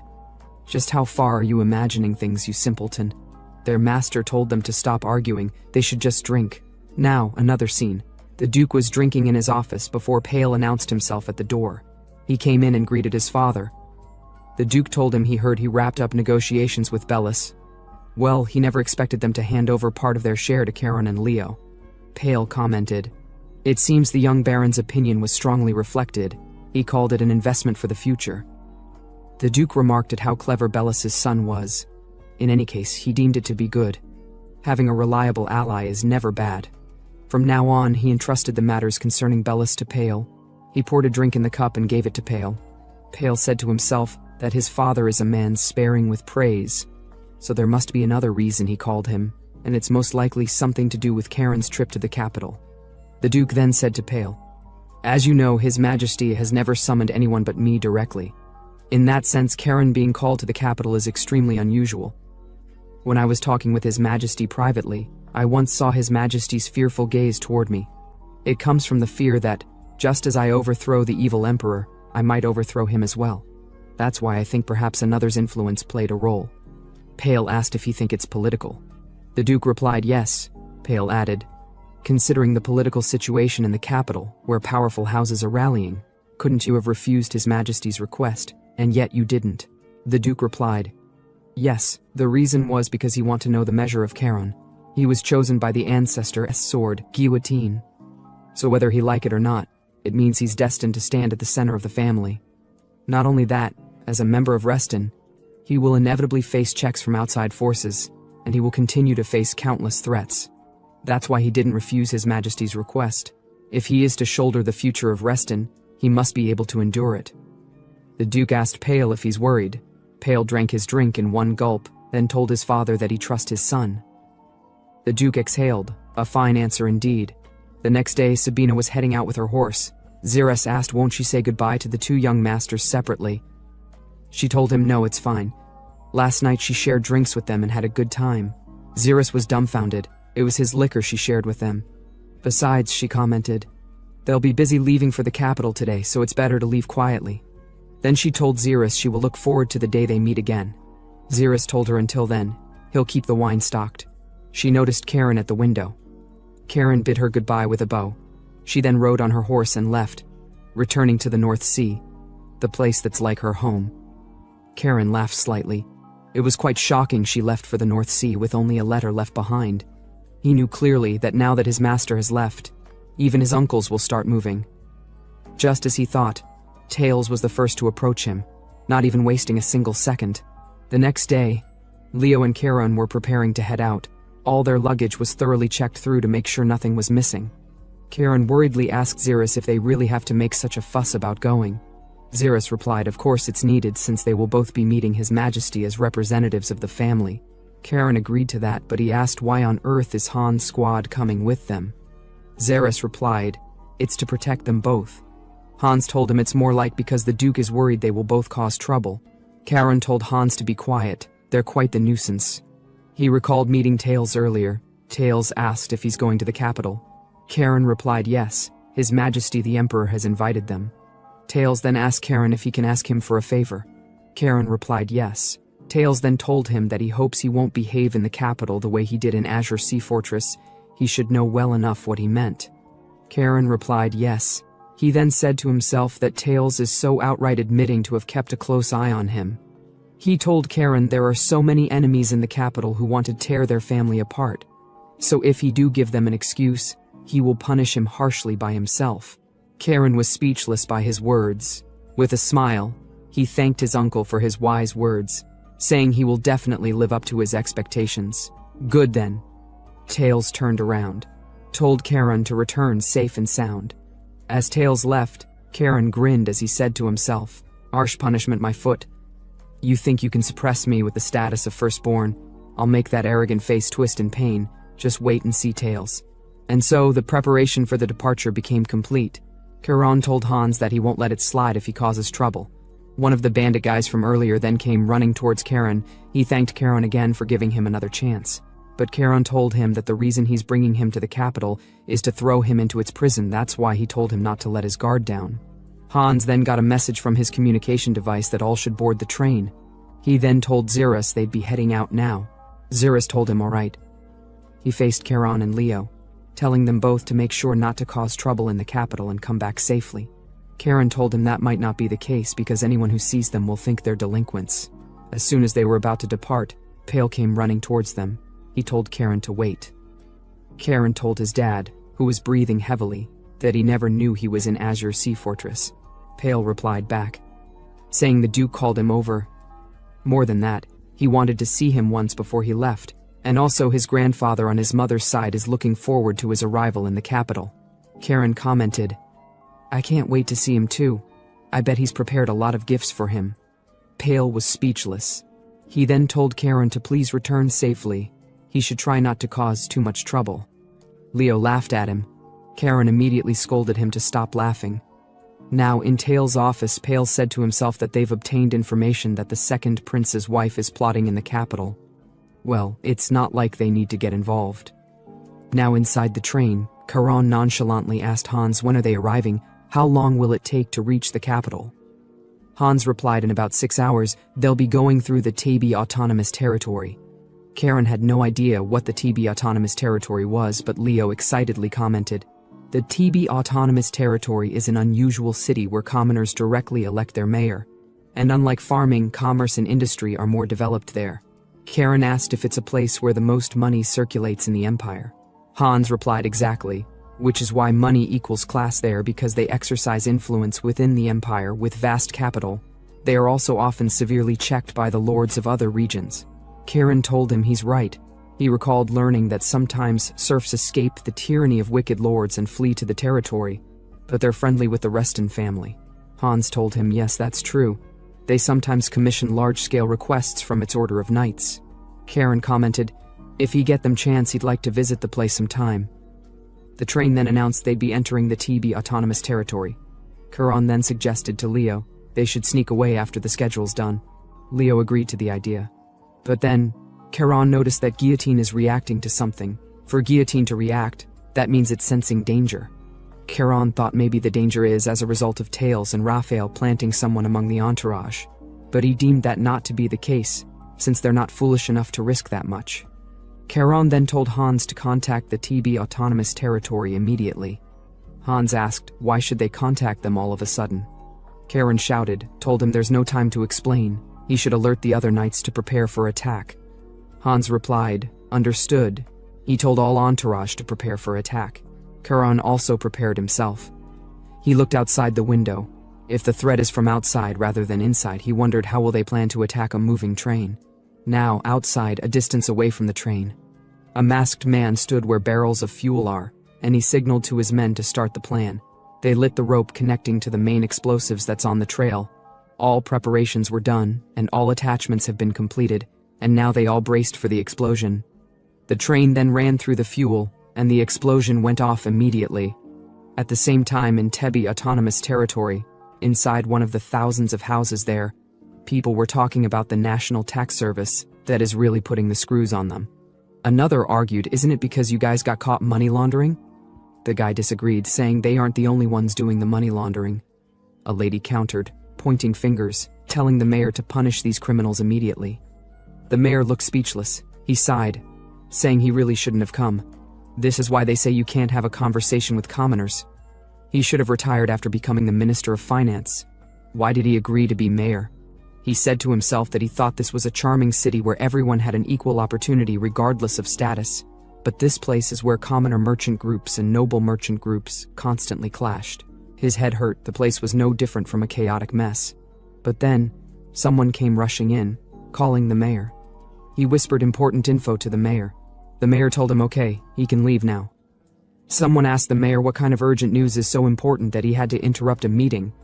Is it related to the tax audit by any chance? The mayor lit his cigarette, then told the guy not to worry. The tax audit is nothing now. Happy, they asked what he meant. Has the tax audit been cancelled? The mayor took a puff. He replied, no, it hasn't. The tax audit can go to hell because 5 minutes ago, a train bound for the capital that departed from the Reston dual family exploded, and it said that the grandsons of Grand Duke Reston were on board. Surprised, they asked him what he was talking about.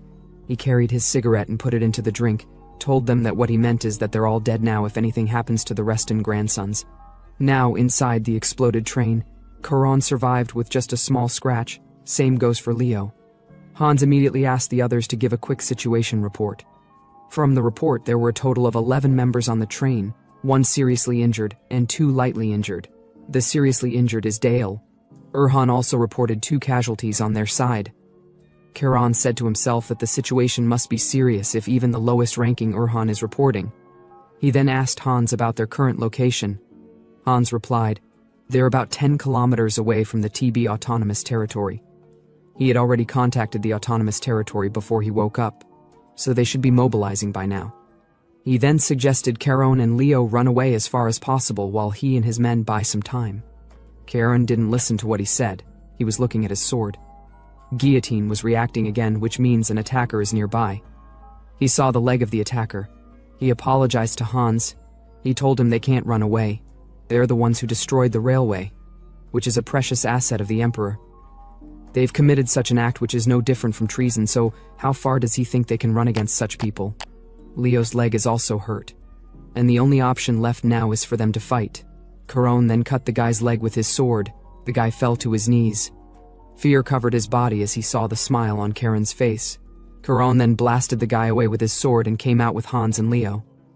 Other knights came out of the train to protect the young masters. Hans told Charon that those guys are all skilled fighters of rank 3 or higher. Besides, the one at the very front is rank 6. The guy, using a voice distorted by magic, told Charon to abandon his weapon and surrender. If he cooperates, he'll willingly let his knights and servants go. Charon wasn't ready to hear such bullshit. He cut someone down and told them all to come at him at once. Or should he be the one to come at them? The attackers hesitated. They deemed Charon not to be a normal child, and it wasn't part of the conditions for the mission. The leader told them all to get out of his way. He'll handle Charon himself. But then Hans immediately stepped forward, which surprised Charon. He told Charon that the guy is a dangerous opponent, so he should please step back. The guy drew out his sword, told Hans he's just hurrying to his death.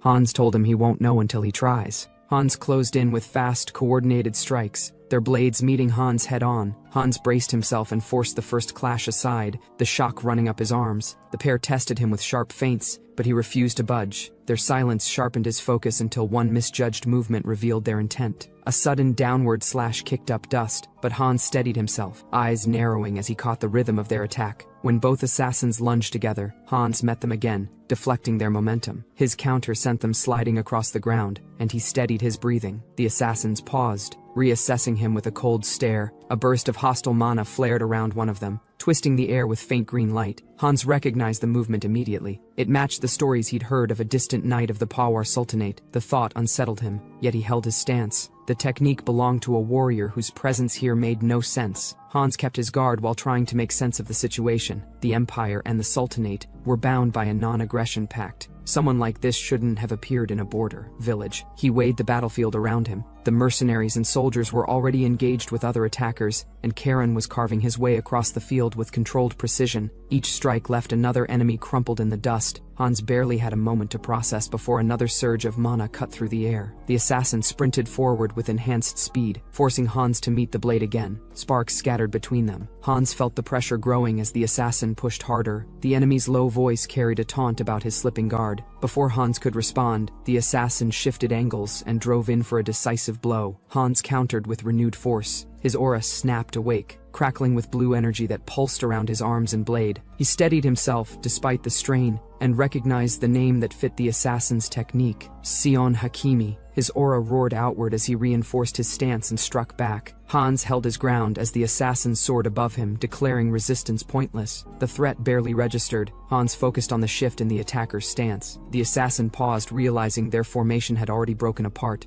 More bodies fell around the battlefield. Imperial soldiers closed in while the remaining assassins reconsidered their chances. One of them surveyed the scene and acknowledged the collapse with a quiet, resigned thought. Assassin stepped forward, offering a final chance to surrender, yet also admitting he had no intention of leaving alive. His blade swirled with violent mana as he prepared to fulfill his mission at any cost. His eyes reddened as the strain overtook his body. Bursting capillaries signaled the start of a dangerous mana backlash. Hans noted the uncontrolled surge, mana reflux, dangerous and self-destructive. Still, the assassin charged without hesitation, accepting death if it meant accomplishing his objective. Hans steadied himself, confused by the man's lack of fear. If this continued, the assassin would die before landing a killing blow, and the young master, Karan, would be left in danger. Hans drew deeper into his own mana, preparing to intercept. Blue energy wrapped around him with controlled force as he committed to stopping the suicidal charge. The assassin rushed in, flames spiraling violently around his body. Hans answered with a full burst of his own aura, clashing directly against the invading force. As the strain peaked, Hans clenched his teeth. Karen's voice cut sharply into the moment. Firm, disappointed. Karen stepped in with steady confidence, his own mana rising with precise control. He reminded Hans why he had been following him in the first place, to prevent situations from spiraling like this. Karen's blade moved like calm lightning, guiding the flow of battle back under control. The assassin sensed the shift too late. Karen's presence bore down on him with chilling clarity. The attacker flinched, but Karen pressed forward unfazed. His next words carried a simple challenge, asking if the assassin planned to give up already. The assassin tried to respond, but Karen was already closing the distance. Blue currents wrapped around his sword while the assassin's unstable flames cracked dangerously. Assassin called out Karen's full name aloud. He acknowledged Karen's confidence with a strained murmur, but Karen answered him without hesitation, stating his name as if stamping the moment into the ground. Karen's sword cut through the assassin's guard in one decisive strike. Blood scattered. His voice carried a mixture of disbelief and grim acceptance as he labeled Karen a monster. Karen only offered a light, almost casual response, neither accepting nor denying the remark. A sudden shift nearby drew Karen's attention. He sensed a disturbance in the flow of mana and quickly realized something was wrong. The last assassin, still wrapped in unstable flames, murmured an apology directed at him, not out of remorse but out of conviction. Karen understood the danger a moment too late. The assassin's body swelled with violent mana, building toward a destructive release. Hans recognized the threat at the same time, shouting for the squad to protect Lord Leo. Leo froze, stunned by the sudden surge. His guards rushed in, forming a defensive circle. Before they could act, the assassin's energy spiked again, twisting the air with raw pressure. Hans pushed through the scattering flames and slammed into Karen, dragging him back with all his strength. Karen tried to understand what Hans was doing, but Hans only tightened his grip. The rising heat confirmed it. This wasn't an attack, it was a self-destruction spell. The assassin's unstable core continues to pulse, revealing that the man still clings to life. The killer's body swells with the ominous heat of self-destruction. Flames spiral violently around the killer as he accepts his own end and apologizes to Charon before triggering the explosion. The blast erupts. Hans throws himself over Charon, shielding him in a desperate instinct born from duty. The explosion tears through the ground, sending debris flying as the shockwave knocks both of them away. Charon's eyes widen, sensing the explosion's force collapsing inward. A surge of lightning follows, an ancient presence awakening within the sword. It scolds Charon for provoking it, but acknowledges the fresh taste of Knight's blood spilled after so long, offering its aid with a grudging tone. It warns Charon to shut his eyes tight if he wishes to keep them intact. Lightning splits the ground as the elemental power stabilizes the aftermath of the blast. Charon calls out for Hans, finding him unconscious but alive. Hans struggles awake with a groan, shaken but breathing. Charon steps toward him, scolding him lightly for being knocked out for so long. Hans snaps in irritation, shouting about risking his life to protect him. Charon brushes it off with the same calmness he always carries, remarking that, if not for him, Hans wouldn't have survived either. He then examines the remains of the battlefield, noting that the explosion could have erased them completely. With dried blood on his uniform and a steady grip on his sword, he remarks that Hans should be thanking him instead. Karen inspected the lightning dancing along his sword, while the voice inside it kept calling for his attention. The idea of a talking weapon unsettled him, but the presence in the steel showed no hesitation. Behind them, the battlefield revealed the full impact of the explosion. A massive crater carved into the ground. Soldiers gathered around it, stunned by the scale of destruction. Nearby knights supported their injured and whispered about ego swords. Karen dismissed the notion, stating his blade wasn't one of those cursed creations. Hans approached and mentioned the old rumor about swords forged from deranged blacksmiths' souls. The blade bristled immediately, snapping at the comparison and threatening Hans in irritation. Karen asked why it saved him. The sword grumbled that he would have died without its intervention. Karen sighed, wondering why it complained if it cared enough to act. Hoofbeats drew closer. Hans reacted quickly, but Karen stopped him, assuring him it wasn't another threat. Fatigue crept into his voice as he lowered the sword. He asked the blade if there was any way to store mana besides fighting. It told him he could absorb it through his blood if needed. Karen considered the idea while the remains of the battlefield settled. A rider approached, the red-haired commander of the nearby town's defense forces, introducing himself. Hans studied the weapon's glow and muttered about the way it reacted to Karen's blood. Karen ignored him and introduced himself, prompting Hans to do the same as the second squad leader of the Sea Wolf Knight Order. From the scabbard, the sword complained again, claiming silence was forced on it when hidden. Karen tightened the sheath and told it to stay quiet. A soldier approached, recognizing Karen and informing Hans of his lineage. Hans stiffened in surprise while Karen simply stepped forward and stated his name, Karen Leston. The armored rider lifted his visor, voice steady despite the chaos, claiming the Thebes Autonomous Region bore the blame for dragging them into this mess. He announced he'd come under the mayor's orders, tasked with escorting the great ducal family to safety. Karen accepted it with a short nod. If there were wounded, he would leave them in their care. The convoy pushed forward, horses kicking up dust as the carriage rattled along the road. Inside, Karen slumped back in his seat, exhaustion pulling at his posture while the sword at his side hummed in quiet agitation. Hans hesitated before speaking, asking if he truly didn't intend to return to Blue Sea Castle. They couldn't predict when the investigation would wrap up. His brows tightened further as Karen asked the more pressing question, whether the man who self-destructed was someone Hans knew. Hans explained that the man was the 6-star knight of the Pavar Sultanate Soin Hakimi. The name soured the air instantly. The Pavar Sultanate, the eastern neighbor across the silent desert, the very nation with whom Duke Yahello had personally forged a non-aggression pact. Was it already collapsing? His thoughts sharpened. Things were unraveling faster than he'd expected. Hans tried to offer some stability, insisting the tension between the Empire and the Sultanate hadn't reached the point of triggering something like this. But even he couldn't deny the act could be used as justification for war. Karen asked what Leo think about this, whereas Leo nodded that he wasn't sure. He hadn't heard the questions, as his mind still drifting through the events earlier. He wiped the dried blood from his hands. He stared at his palms as if seeing them for the first time. Karen realized that for Leo, the shock of taking a life for the first time finally caught up with. It wasn't surprising. The weight of killing never settled easily. He told Leo that anyone would feel shaken their first time. Growing accustomed to ending a life was something no knight learned quickly, but it was something Leo would have to overcome. Outside, the carriage continued along the stone road. The escorting knights encouraged them to stay patient, saying they would reach the autonomous region soon. Karen leaned toward the window as immense buildings rose into view, towering structures stacked like layered citadels, gears and metalwork gleaming in the sun. The place was extravagant, far more than he expected. The carriage rolled through the gates. Karen muttered his agreement, unable to deny the scale of the region's wealth. Mayor stood waiting before the grand hall, offering a booming welcome, relieved they had arrived safely. He promised the region would do everything it could to uncover the mastermind behind the attack, and would fully cooperate with the Leston family's investigation. Hans answered confidently, assuring the mayor that the region wasn't under suspicion. Mayor seemed taken aback, asking if that was true. Hans tried to lighten the mood, joking about how different Mayor seemed compared to his days as Minister of Finance. Mayor brushed it off with a tired sigh, muttering that taking the mayoral seat had been the real mistake. The mayor suddenly caught himself, flustered at the thought of speaking so casually in front of Karen. Karen told him to relax. Hearing an elder speak too formally only made him more uncomfortable, but the mayor stiffened anyway. He insisted that someone of Karen's bloodline couldn't be treated lightly. If Karen truly wanted comfort, then he suggested the boy accept a kneel instead. Realizing he'd gone too far, he corrected himself quickly.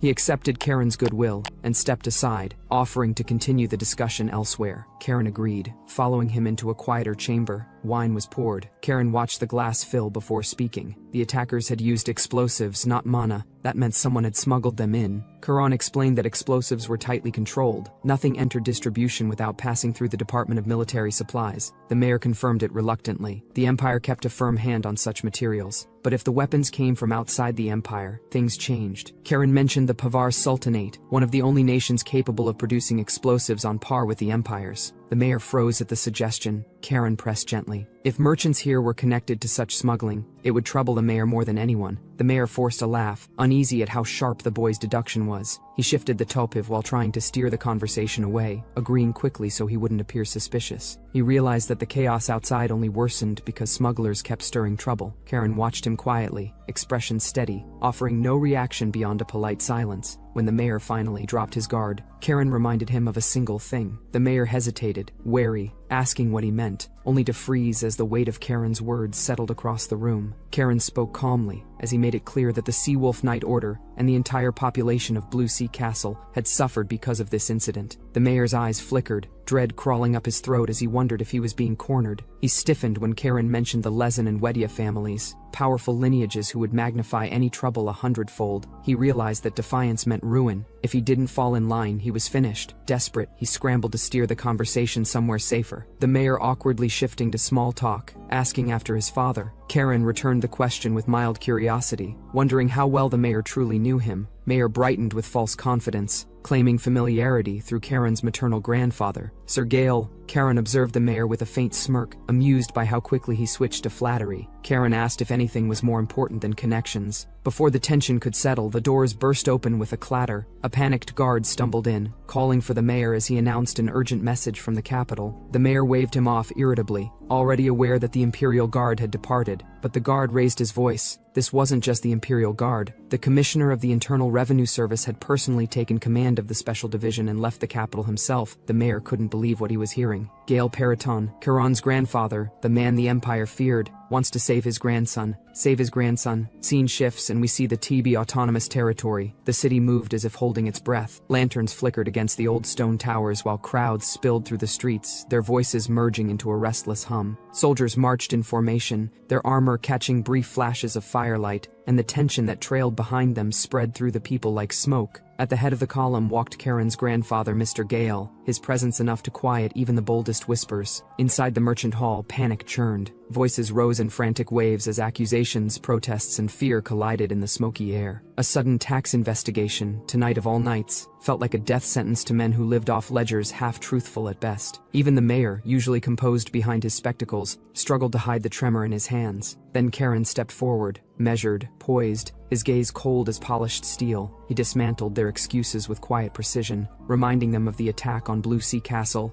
and the grandson of Grand Duke Leshen. Each word tightened around their throats like a noose, forcing them to confront the suspicion that the crisis had grown beyond petty smuggling. By the time he finished, no one dared speak. Only a suffocating silence remained, but silence shattered when the doors swung wide. Special Division 1 of the National Tax Service entered in a surge of disciplined footsteps. The division feared enough to mobilize even the Imperial Guard. At their center stood Commissioner Gale Periton, the man whispered about as the Demon King of Taxation. His presence alone drained the room of breath. With a single raised finger, he declared the investigation underway, citing smuggling, tax evasion, and hidden wealth. Merchants whimpered. Officials stiffened. Karen merely watched, unreadable. The commissioner's gaze drifted to his grandson, and the hardened lines of his face softened. 3 years had passed since they'd last met. Their reunion carried a warmth that almost felt out of place amid the chaos. Later, under the moon's pale glow, the two walked through the quiet streets. The commissioner asked whether Karen was truly well without treatment. Karen answered with a practiced smile, but his eyes betrayed exhaustion.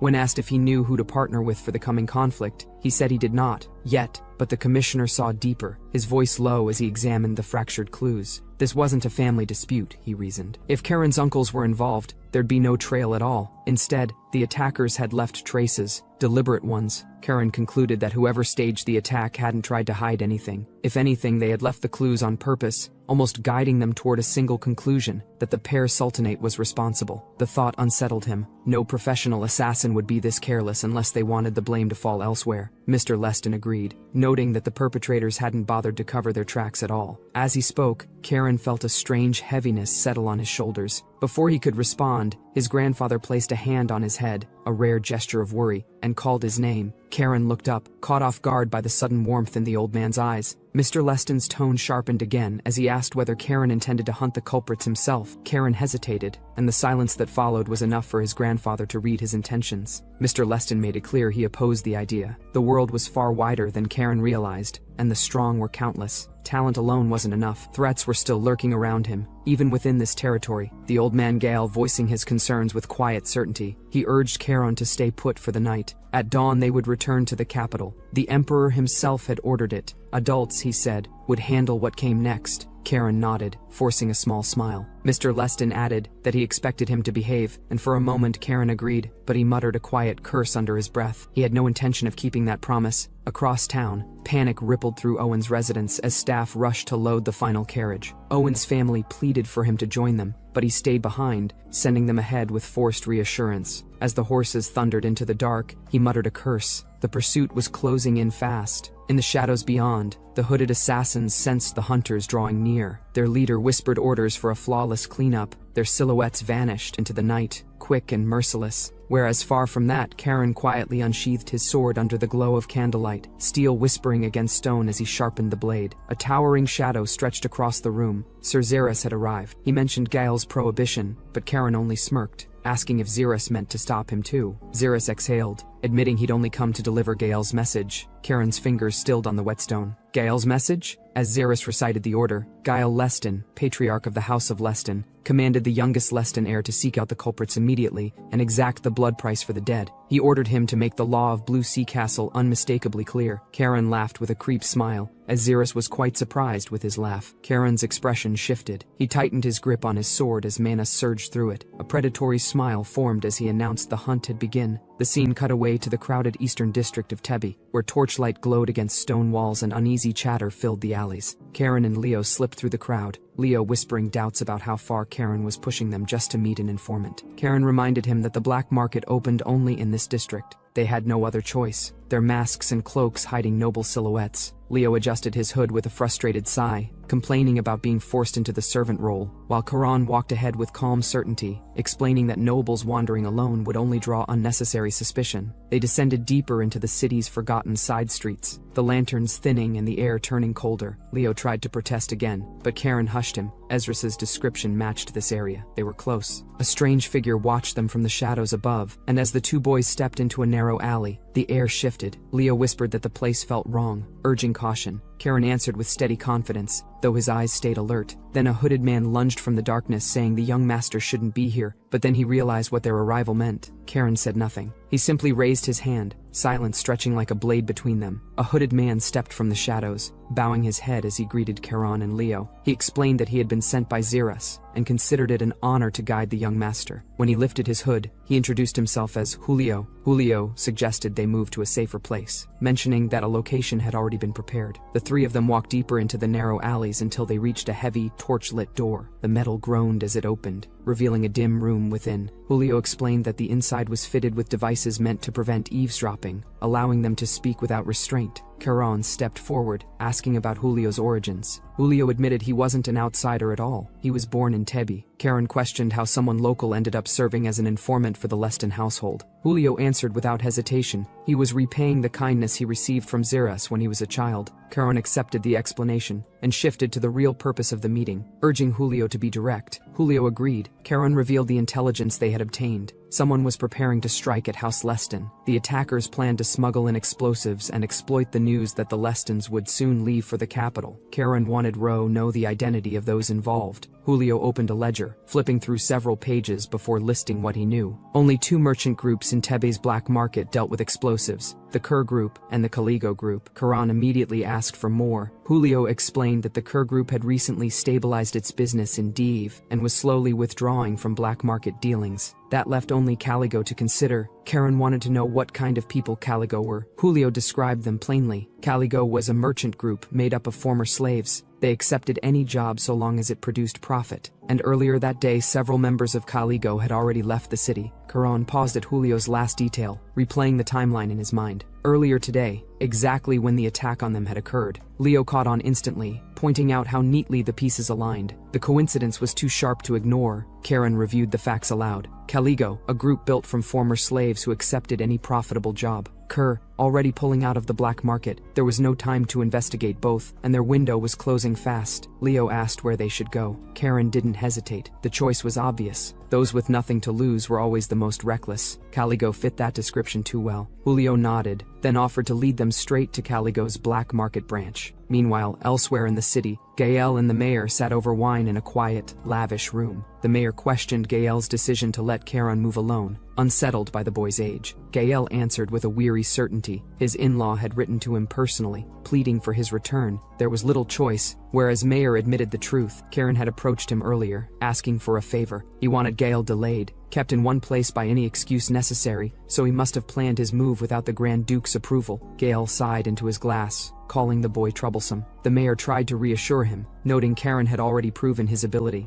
But Gael reminded him that brilliance didn't erase the fact that the boy was 13. Gael leaned back, eyes sharpening as he considered the city around them. Tebe was a place where danger lurked at every corner, where merchant groups bought influence by bribing central politicians. In such a place, Karen's skill would be tested at every step. Gael finished his drink with a quiet resolve, saying, House Leston always remained under heavy watch by capital's other Nobel families, while his son-in-law stayed stationed on the frontier by choice. The mayor sighed, accepting Gael's reasoning. For now, he chose to wait for Karen to return safely before their conversation could settle. Gael received news. Mason had arrived in Tabi. The name hit him hard, the unyielding shield, Mason of the 8 stars. If that was true, their situation had shifted far more than he expected. Meanwhile, Karen's group reached the hidden entrance. Julio confirmed it was the only way in. In emergencies, it could be sealed from the inside, a harsh but effective safeguard. They moved on through the narrow, dim corridor, descending deeper until the stone steps opened into a quiet chamber. It didn't take long for trouble to appear. Leo pointed out that the guards clearly weren't planning to let them pass. Julio greeted them stiffly. He tried arguing that he'd brought important clients, but the guards refused. The black market wasn't accepting newcomers. The order came directly from the chairman. The men shuffle, irritated, demanding at least an explanation. Even they don't know why this is happening. A knight finally snaps, scoffing if Karen plans to cut them down. Their confidence shatters the moment they realize who they're talking to. Young Master Karen. Karen steps forward, calm enough to terrify, fingers brushing his sword. He tells them to try, draw, steal, and see what happens. Leo pleads behind him,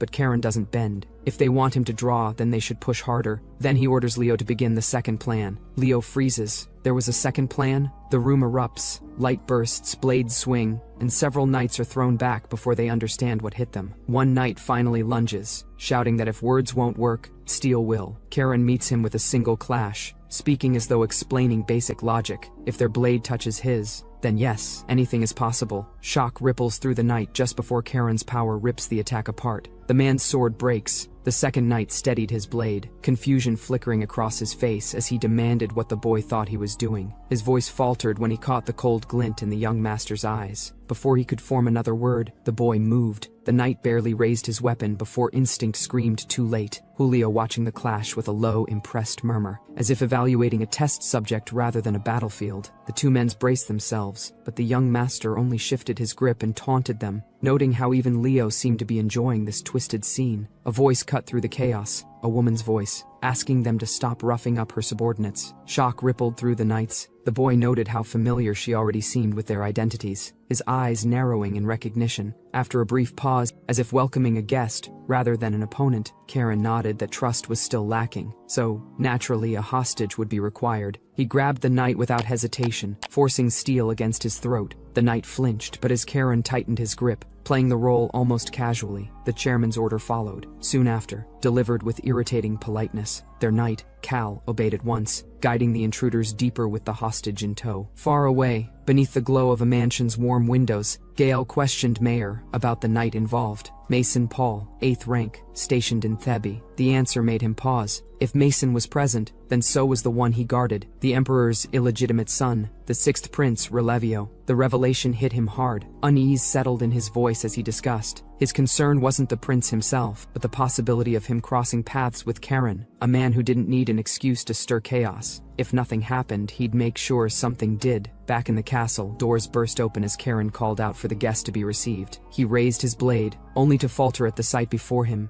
A masked figure of gold, silent, regal, and far too composed, waited in the darkness. Karen stood rigid as the masked stranger called his name, his casual voice curling through the silence. As Karen, hearing his own name spoken so easily, unsettled him, yet the man showed more amusement than threat. Still, the swordsman's gaze sharpened. He sensed power gathering behind the golden masked figure, raw magical pressure thick enough to prickle across his skin. It wasn't coming from the loud one, but from the shadow lingering just out of sight, pulsing with the weight of an 8th-rank monster. Someone on par with Sabina or Xeris. Someone who shouldn't be here, Leo murmured as he edged closer to Karen. He answered in a low breath, confirming what they already feared. The man behind the mask was no ordinary talent. Then the stranger stepped forward. He dismissed the idea of being the chairman of Caligo with a wave, announcing he was only here to see his sister. That alone stunned the guards. If he wasn't the chairman, he must be the chairman's younger brother. Their confusion barely settled before he smiled again, introducing himself as one of the pseudo-siblings, whatever twisted structure that implied. Karen tensed, blade rising instinctively as his aura stirred. In the next instant, Karen moved, shouting the name of his technique as he lunged forward. Shock broke across his face while behind him, Leo and the others froze. The golden mask gleamed as the stranger reappeared behind them, entirely unfazed. He laughed, delighted at the reversal, telling Mason to look, claiming he had somehow become the hostage instead, and then his smile softened, almost boyishly thrilled. He admitted the chaos was far more exhilarating than he expected, that coming to Thebe had been the right choice after all. Karen murmured about golden eyes and jet black hair, whereas Blade hovered near to the masked stranger, his tone almost bored, as he wondered if demands would escalate into something absurd. His gaze drifted toward the others. He recognized Mason, an 8th-rank knight, and quickly pieced together who he was holding. Realization sharpened in his eyes as he identified the 6th prince. The masked stranger man seemed amused, joking about overthrowing the palace as if the thought held no weight. Karen stared back in silence, his grip steady, refusing to react to the provocation. Confusion flickered as sound echoed calling the hostage is switched. Before he could assess it further, a presence emerged behind them, an elf with crimson hair and calm composure, carrying a tea tray as if the chaos around her meant nothing. Karen's eyes narrowed, measuring the magic flow coming from her, then from the masked man. Both carried the signature of mages, though the elf's skill was clearly sharper. She met their tension with quiet certainty,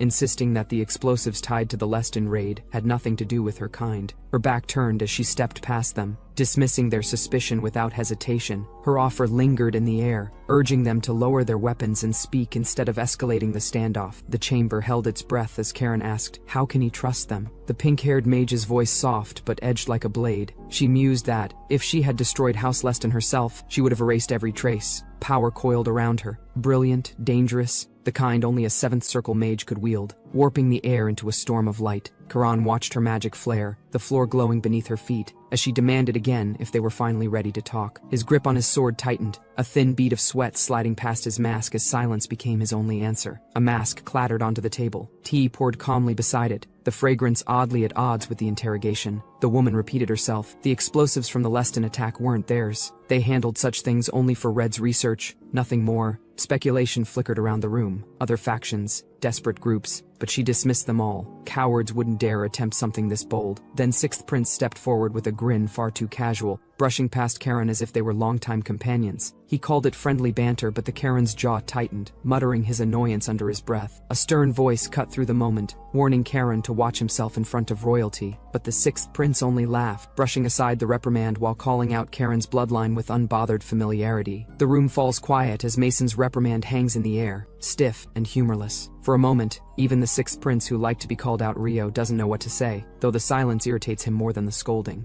Across the table, Karen thought whether this man knows the truth about Yahello. The question lingers behind his eyes. The red-haired woman taps her cup lightly, her voice cutting through the tension as she steers them back to business. She apologizes for the late introduction, presenting herself with a calm, practiced smile. Doina, chairman of Caligo. She speaks with the ease of someone used to commanding a room, calling it an honor to meet the grandsons of Grand Duke Yahello. Then her tone shifts. She reminds them again that the explosives weren't theirs, but she knows who's responsible, and she'll share it, on one condition. Karen expected as much. He lifts his cup, urging her to continue. Doina sips her tea before revealing her price. They must befriend Reo. The air tightens instantly. Karen's thoughts race. Linking a ducal heir and a prince is dangerous. A rumor waiting to happen. Doina agrees. People would twist it instantly. Friendship wouldn't be seen as friendship. Rio brushes it off with an easy grin. So what? They can still be friends. And besides, it benefits House Leston, not the other way around. Karen narrows his eyes. Benefits them how? Rio answers as if it's obvious. He explained that House Leston would soon have to act. He insisted that such a move would rattle both the emperor and the nobles at the center. Karen studied him, realizing the prince wasn't entirely unreasonable. Even so, he wondered why Relevio pushed the idea so far. The prince answered with a sly smile, claiming he lived to irritate his father and calling himself the disgraceful son who stirred trouble for fun. Karen dismissed the thought. Madness suited the prince well enough. Doina then pressed for his answer, reminding him that the night in Tebe was slipping away and their time was limited. Karen asked what she meant.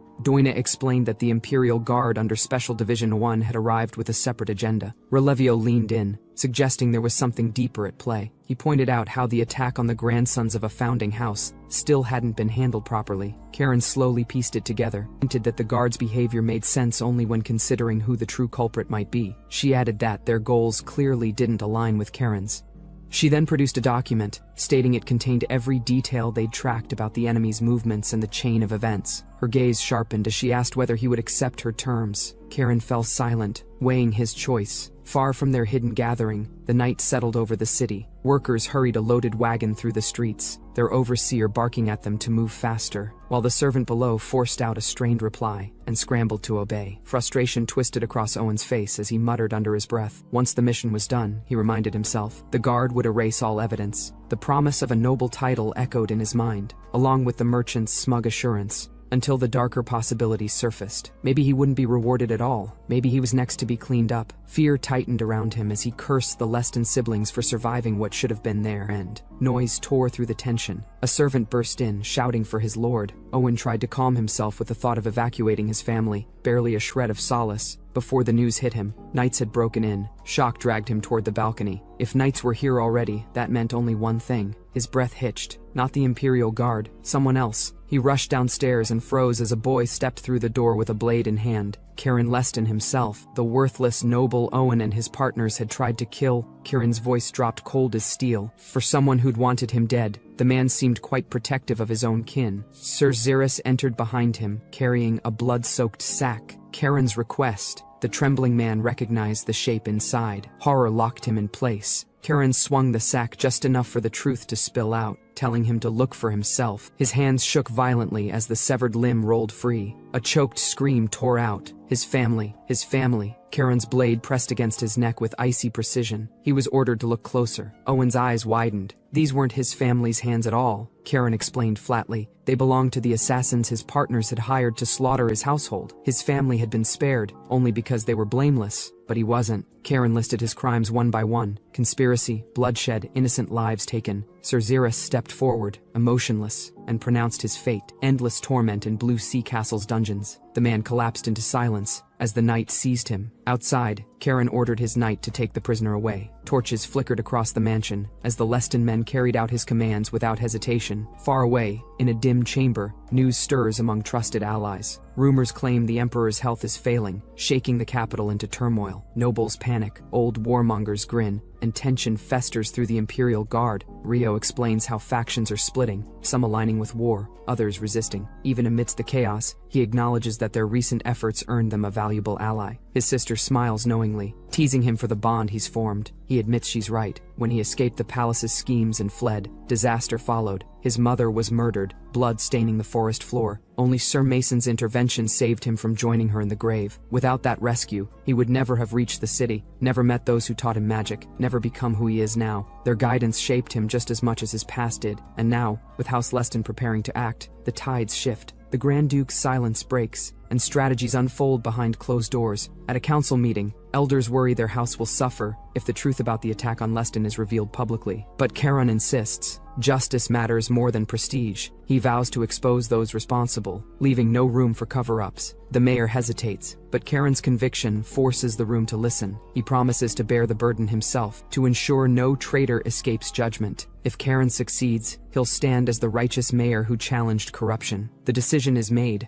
The family head orders everyone to let Charon proceed, no matter the risks. Though puzzled by the man's intentions, the knight obeys. He knows the order isn't his to question. Charon ends it with a single request, to trust him, just this once. A message arrived at the estate for Lord Yahello, delivered from Charon. Yahello was informed that Charon intended to make public the damages and the results of the investigation concerning the attack. Yahello confirmed the report. Pale entered when summoned. Yahello explained that Charon's message had just arrived. He read that Charon would announce the Leston household's leap to the arrest of a council member involved in the attack, along with full cooperation from the council to prevent future incidents. Yahello asked Pale for his opinion. Pale examined the paper, describing it as a plan that risked destabilizing political balance in Thebe. He pointed out that the announcement would effectively empower the long ineffectual mayor of Thebe. He added that the council members had held immense power until now, but if it became public that one of them had been involved in terrorism, they would suffer a heavy blow. Yahello noted Charon's recklessness, yet admitted that this time Charon had succeeded in revenge. Because of that, their house had gained even greater influence over Thebe. Pale acknowledged Yahello's trust in Charon, but questioned whether the burden placed on him was too heavy, considering Charon was only 13 years old. Yahello reminded Pale of his earlier claim that he trusted his son. Pale fell silent. Yahello stated that a wolf must walk the wolf's path, saying it was natural to worry for a child stepping into the wider world, but urged Pale to keep believing in Charon as he had said before. Pale agreed and declared that he would trust his son to the very end. Yahello added that, thanks to Charon, the incident would serve as a warning to the corrupt scoundrels in the capital and the Imperial Guard parasites clinging to power. He reflected that if someone else were present, he would have executed them all without hesitation. He then ordered Pale to prepare for the coming storm, saying it was time for Reston to move again. Pale agreed to make preparations without fail. Later, the mayor addressed the citizens. He expressed shame that such an incident had occurred, stating that a councilman had attempted to kill the heir of Grand Duke Yahello. The crowd shouted his name,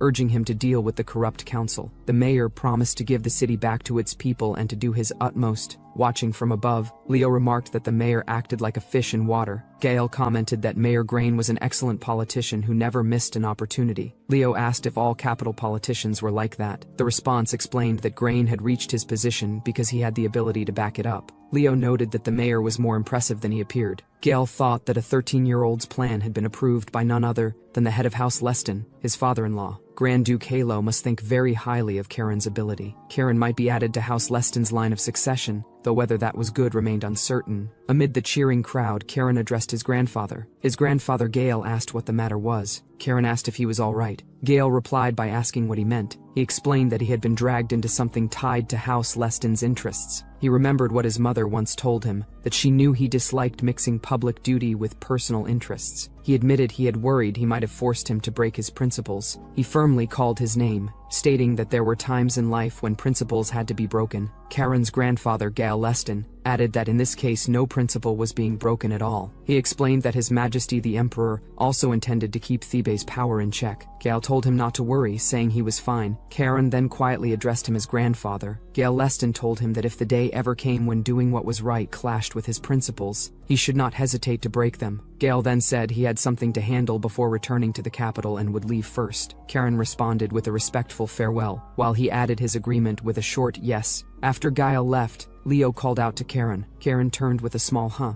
Leo asked what he thought citizens found so moving about the mayor's words. Charon answered simply. He explained that the mayor declared he would tear down the entrenched powers for Thebe. With the old guard broken down, opportunities would open for the latecomers, so of course they were happy. Even so, Leo admitted he still didn't fully understand. Charon told him it was because he had grown up pampered in a dream house. Yet, he noted that Leo's family was the richest in their house. Charon suggested a sparring match for old time's sake. Leo immediately declined, insisting he was fine. Night settled over Thebe. Karen the mayor's speech, saying it had been splendid. The mayor and Karen sat together. Karen thanked him, saying Thebe was full of life again. The mayor laughed, saying it was all thanks to young Karen for giving them the cause. The mayor responded modestly, and Karen added he was only stating the truth. The mayor then asked Karen about the Harang Knights. Karen said additional forces had already been dispatched from Chonghae Castle. The mayor praised House Leston's decisiveness. Leo muttered to himself, trying to understand political maneuvering. The mayor realized he had kept them too long, saying he needed to prepare for the return trip to the capital. Karen replied that he'd actually brought something for him. When asked what it was, Karen said it wasn't anything grand, but since the mayor handled important matters, he likely needed funds. Karen handed him a coin. The mayor reacted in surprise. Karen explained that he and Leo had prepared it from profits earned at the Bellis Baron's Mana Stone mine. He asked the mayor to keep it between them. The mayor happily thanked them. Leo quietly insisted he hadn't agreed to any of it. Morning arrived as the luggage was loaded. Sir Xerus reported that the Imperial Guard would escort them to the capital. Karen noted something felt off. Xerus said the arrangement had been approved by the family head. Leo asked if Sir Xerus would accompany them, but Xerus said he'd been assigned to transport prisoners and the wounded. Instead, Lord Hugo would protect Karen in the capital. Karen responded with surprise, thinking of Hugo Leston, the son of his eldest uncle, Tails. Karen recognized the man as a genius who had reached the threshold of 6-star at 28. The thought disrupted his plan for a noisy incident in the capital, and nothing about the situation pleased him. A loud voice approached from the gate, calling out to Karen and Leo. The two watched silently as a golden vehicle rushed toward them. The driver leaned out, shouting again and asking whether Leo had eaten breakfast. Karen quietly asked Sir Xerus if he could avoid going to the capital. The Prince Reo has arrived there too and asked Karen how he felt about traveling there together. When Karen admitted he wasn't excited, Reo guessed he disliked being escorted by the Imperial Guard. He then said it was understandable, considering the tension with House Leston. Reo assured him that everything would be fine since a prince was joining them. As the group waited, he noticed someone approaching and pointed it out. A knight stepped forward, apologizing for his lateness and explaining he had been finishing repairs on the destroyed rail line. Reo told him it was fine, and suggested they exchange greetings. Introducing the young lords of House Leston, the knight identified himself as Luke Heiner,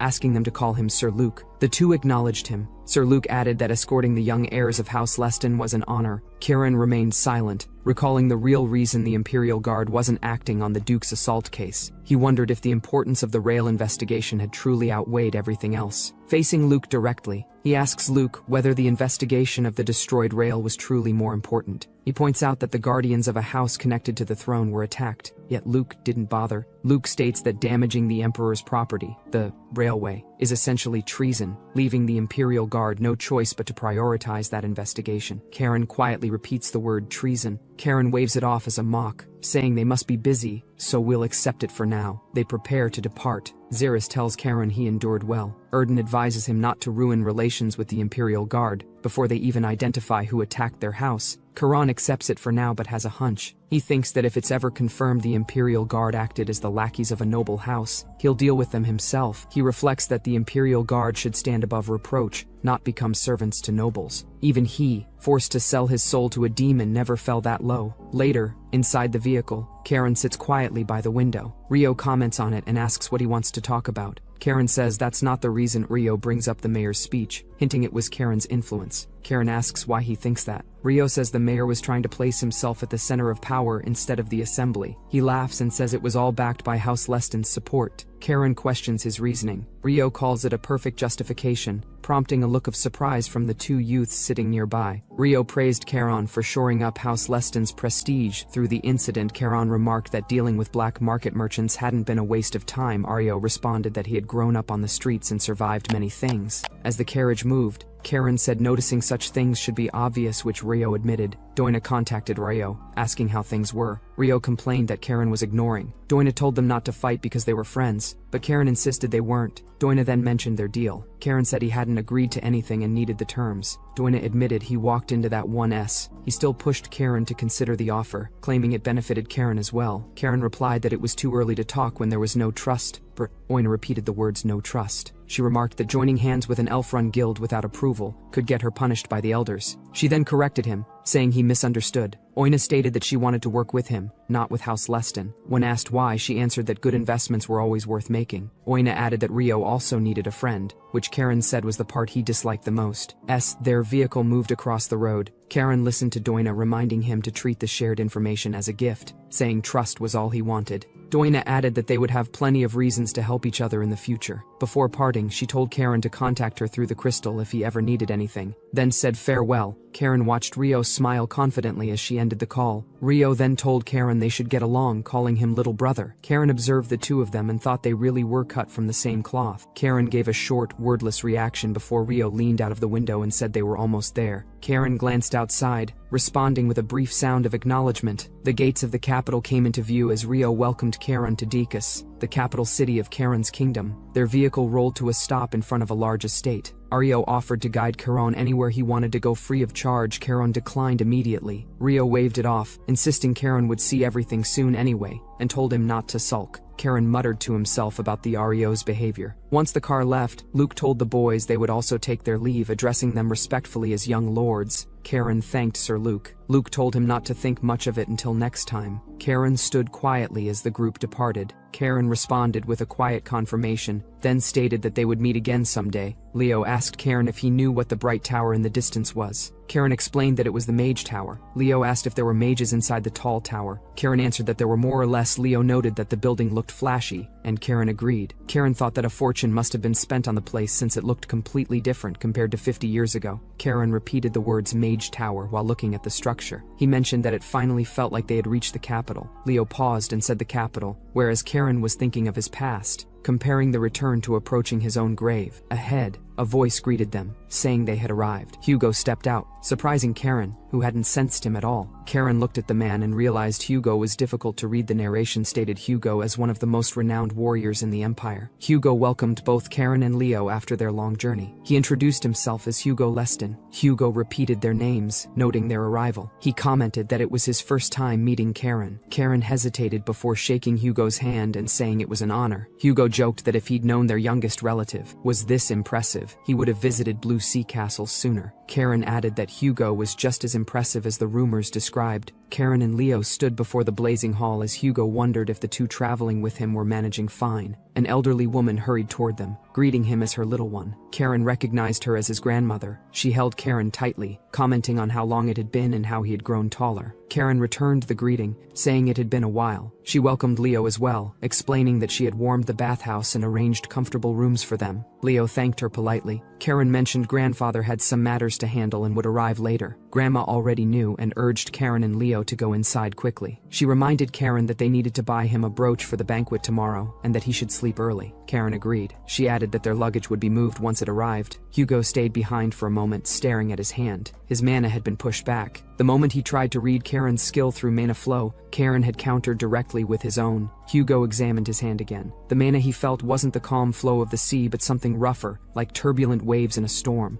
A memory surfaced of a command. Hugo was to keep a close watch on the younger cousins to prevent trouble in the capital. Hugo repeated the word trouble quietly. He concluded he would need to pay closer attention to Karen. Hugo questioned himself, what kind of person is Karen? Whereas Karen stepped into his room and sat down with a tired breath. He muttered in frustration, annoyed that Hugo had abruptly pushed mana into him earlier. He tried to make sense of Hugo's unfathomable nature, recalling Hugo was unlike others, yet he brushed it aside and claimed he didn't care. He reminded himself that he had returned to his grave after 50 years. Spotting the liquor bottle he had taken from the prince's carriage, he considered drinking it. He opened the bottle and glanced toward the sword leaning in the corner. After a moment of hesitation, he drank directly from it. The sword reacted with a questioning tone as Karen poured some on the sword too. Sword asked what he expected from it. He said he needed someone to talk to. The sword observed that he wasn't normal. He asked the sword to bear with him because the place felt like a grave to him. The sword replied that it already knew. He became confused, saying he had never mentioned that before. The sword explained that it had read his memory. He called the sword a demon sword. The sword protested that it wasn't just any demon sword. He recalled the sword's past form, the blue dragon slay he had used in his previous life. The sword admitted it didn't know why it became a demon sword either. He asked if the sword lacked memories from that time as well. The sword repeated that it had already told him it didn't remember. Karen vows that if he ever finds the one who turned him into a demon sword, he'll cut off their head thousands of times. The sword tells him he can only cut off a head once. Karen asks why he doesn't go to the North Sea and ask the blue dragon directly. The sword mocks him, calling him too weak. Karen says he can always find out on his own. He drinks again while the sword stays silent. Karen comments that it isn't answering and calls it a demon sword, and the sword protests again. Karen insists he absolutely has to find out the reason this second life began, the reason for this life, which shouldn't be possible unless some immense power intervened. The sword calls out to him, asking for more liquor like an alcoholic. The scene shifts to night outside the mansion. Morning arrives. Vendors shout about new goods and portrait drawing. Karen walks through the street with Leo and Hugo. Leo looks around excitedly, and Karen calls it embarrassing. Hugo tells Leo to act with proper decorum as a member of the family. Leo apologizes. Hugo tells Karen to show respect when they're outside. Karen reacts, then agrees. Hugo explains they can be informal when they're alone, but outside they must observe proper etiquette for the sake of the family's prestige. Karen asks if he'll eventually be able to speak informally with Hugo when they're alone. Hugo is left speechless. Then he mentioned they were almost at the shop they were heading to. Karen noted how easily he changed the subject, wondering if he was being ignored. Karen spotted the sign first and called out. Hugo paused when Karen asked if they could stop there for a moment. Hugo explained that the shop made clothes for older nobles and asked if Karen liked it. Leo commented it looked a little old-fashioned, and Karen replied that trends come back around. Leo accepted it with a short response. As they walked toward the entrance, Karen teased that Leo knew nothing about fashion, and Leo admitted it too. They entered the shop, greeted by the tailor. The man expressed surprise that such young nobles were visiting. He asked if they were sure, explaining he didn't normally make the kind of clothes young people preferred. Still, if they entrusted it to him, he would do his best. He then asked for whom the clothes were being made. Karen hesitated and began to answer, but before he could finish, Karen recognized the man from his past life when the man was quite young. He was scolding Karen, or say past life Kane, demanding how many times he needed to repeat himself. He grew frustrated, complaining about how hard the mending was. Kane apologized, saying the tailor's skill made him feel at ease. The tailor sighed, thinking he might finally have had a comfortable day. At present, he says that since the request was for Grand Duke Yahello's grandson, he told himself he needed to work even harder. When Karen asked if he recognized their family, the tailor said it was hard not to know the Leston crest. He explained that the shop was once a frequent stop for Sir Kane, the Grand Duke's close friend. He said he wasn't sure how Kane treated others, but Kane had always been warm to him, despite likely not knowing his name. Remembering that, he added that Kane had always called him Kid. The thought made Karen briefly pause. He wondered if being remembered by someone felt like this. Karen then asked for the tailor's name.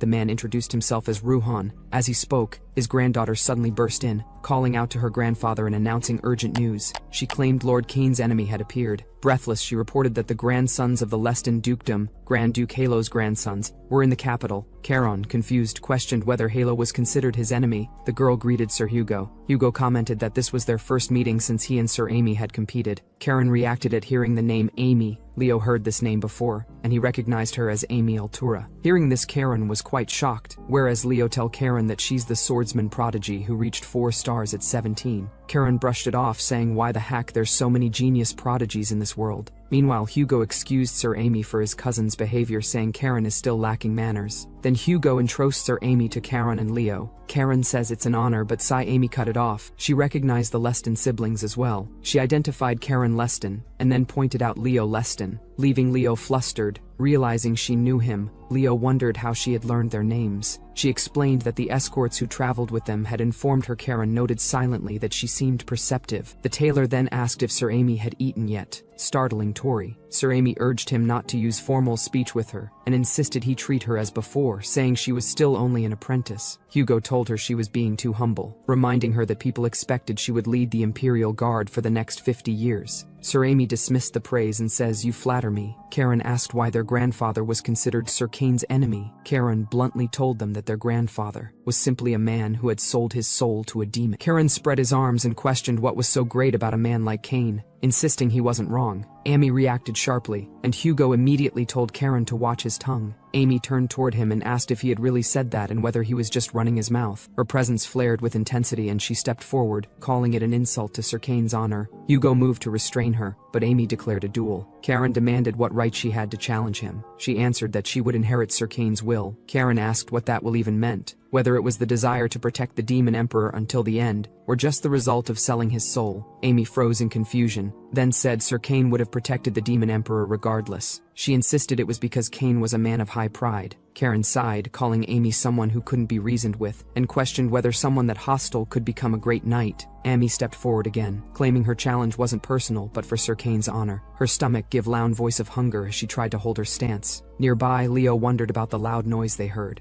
Karen suggested that before the duel, they should fill their stomachs first. Amy stiffened, asking what he had just said. Karen asked Amy what she preferred, if she preferred pork, beef, or lamb. Amy suggested let's go outside and fight. She wondered what this overwhelming mana was and noted she had heard he was at the 4th rank like her, but he was on a different level. The tailor asked Amy if she would dine with Sir Karen. He noted she must not be eating properly due to paying her family's debts. Since they met like this, they should eat something delicious. Hugo told Amy she should eat at the proper time. She answered with silence, embarrassed, and finally responded with a quiet groan. At the table, everyone fell silent. Amy ate steadily. She claimed she was eating diligently only for the duel. Karen pointed out her sudden politeness. She insisted they shouldn't misunderstand and said she would pay him back on the next payday. Karen said he wouldn't misunderstand. Amy said she couldn't promise that with words alone and extended her hand, asking him to shake on it. Karen looked at her calloused hand before taking it. He noted its roughness. He considered the effort from early training that made her like this. Aside from her stubborn personality, he acknowledged she had talent. When they handshaked, Karen called out for one more plate, and Hugo turned in confusion.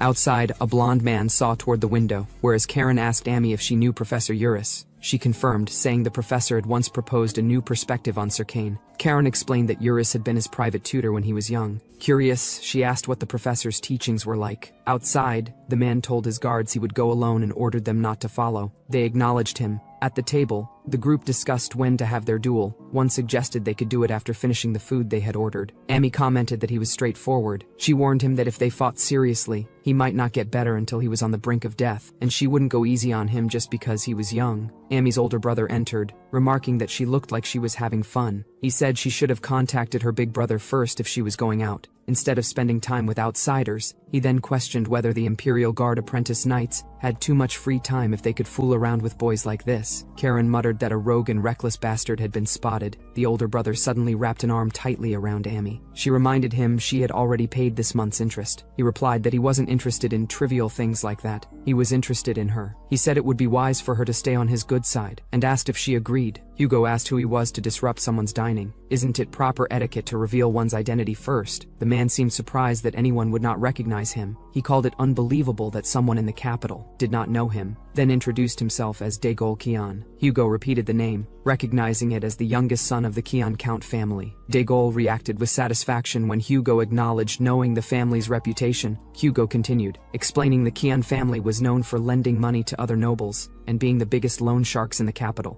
Degol was caught off guard by how accurately he described them. Degol added that Hugo should know his family's name well, since they controlled the purse strings of the Diaz Marquis family. Karen dismissed the explanation as nonsense. Confused by the statement, he asked if Degol really thought he came to the capital for casual conversation. Degol demanded clarification. Annoyed, Karen mentioned reporting everything to grandfather, which startled Degol. He nervously asked what was going on. Karen retrieved something from his pocket and asked if Degol saw it. He explained it was a potion capable of healing a fracture instantly. Degol grew frustrated, asking what he was talking about. Karen raised his sword and began preparing for a fight. He said that meant he was about to beat Degol straight. Degol reacted with alarm as Karen launched at him. Karen approached with glowing eyes and reassured him that he would not kill him. Degol screamed in panic. Scene shifts and we see the manor stood in the afternoon light when a startled voice inside asked what had just been said. Another voice nervously asked for the words to be repeated. Inside the office, an attendant hesitated before continuing with a quiet well, then reported that Lord Karen Leston, the Commissioner General's grandson, had been arrested by the city constabulary about 30 minutes earlier. The Commissioner General Gael sighed, calling it trouble again. He noted that Karen hadn't even been in the capital long and asked for the reason. The attendant explained it was on the charge of assaulting the youngest son of the Kian Count family, Degol Kian. The Commissioner General repeated the name, saying it sounded familiar. The attendant added that Degol was infamous as a womanizer. The Commissioner General recalled he was the man who harassed daughters of those indebted to his father. The attendant confirmed it.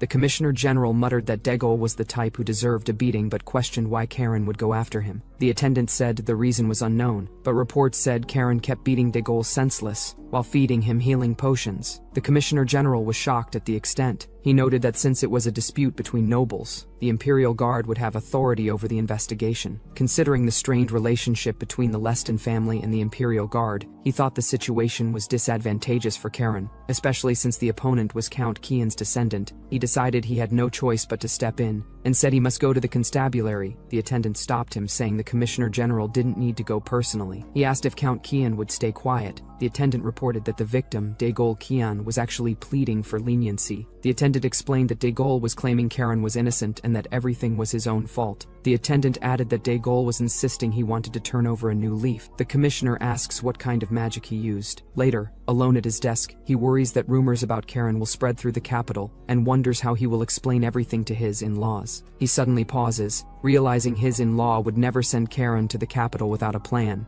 The idea troubles him, pushing him to question whether something was intentionally released upon the capital. Outside in the evening streets, and Charon bids farewell to the chief constable, saying, "I'll visit often from now." Charon stands with a guard, whereas the officer questioned himself if Karen intends to cause more trouble. Charon adds one more request, asking if the confessed victim will be freed today. The officer hesitates, saying that incidents involving nobles fall under the Imperial Guard, so he cannot decide alone. Charon replies that he will ask his grandfather Yahello. When the officer realizes he is referring to the Grand Duke, he becomes startled. Charon casually continues, saying he will also ask his maternal grandfather Gale. The guard stammers and asks his maternal grandfather's identity. Charon answers simply with the name, the Commissioner of the National Tax Service. The guard freezes, overwhelmed, and immediately promises to do his utmost. Charon tells him to keep up the good work and walks off. From a distance, his companions watch him leave. One of them asks what he said to make the chief constable act that way. Charon brushes it off, saying it was nothing. Charon called his talk a pep talk for justice. Hugo looks at him in silence, then ends the matter, saying the case is closed and he isn't holding Charon responsible. Hugo then asks Charon to inform him beforehand next time he causes trouble. Charon responds with a short pause. Hugo thinks the kid is uncontrollable, though he expects the trouble to only get bigger the more he tries to control him. Hugo reflects on how someone like Charon could come from his respectable uncle. Amy apologizes for dragging them into an unpleasant affair. Charon says he had fun.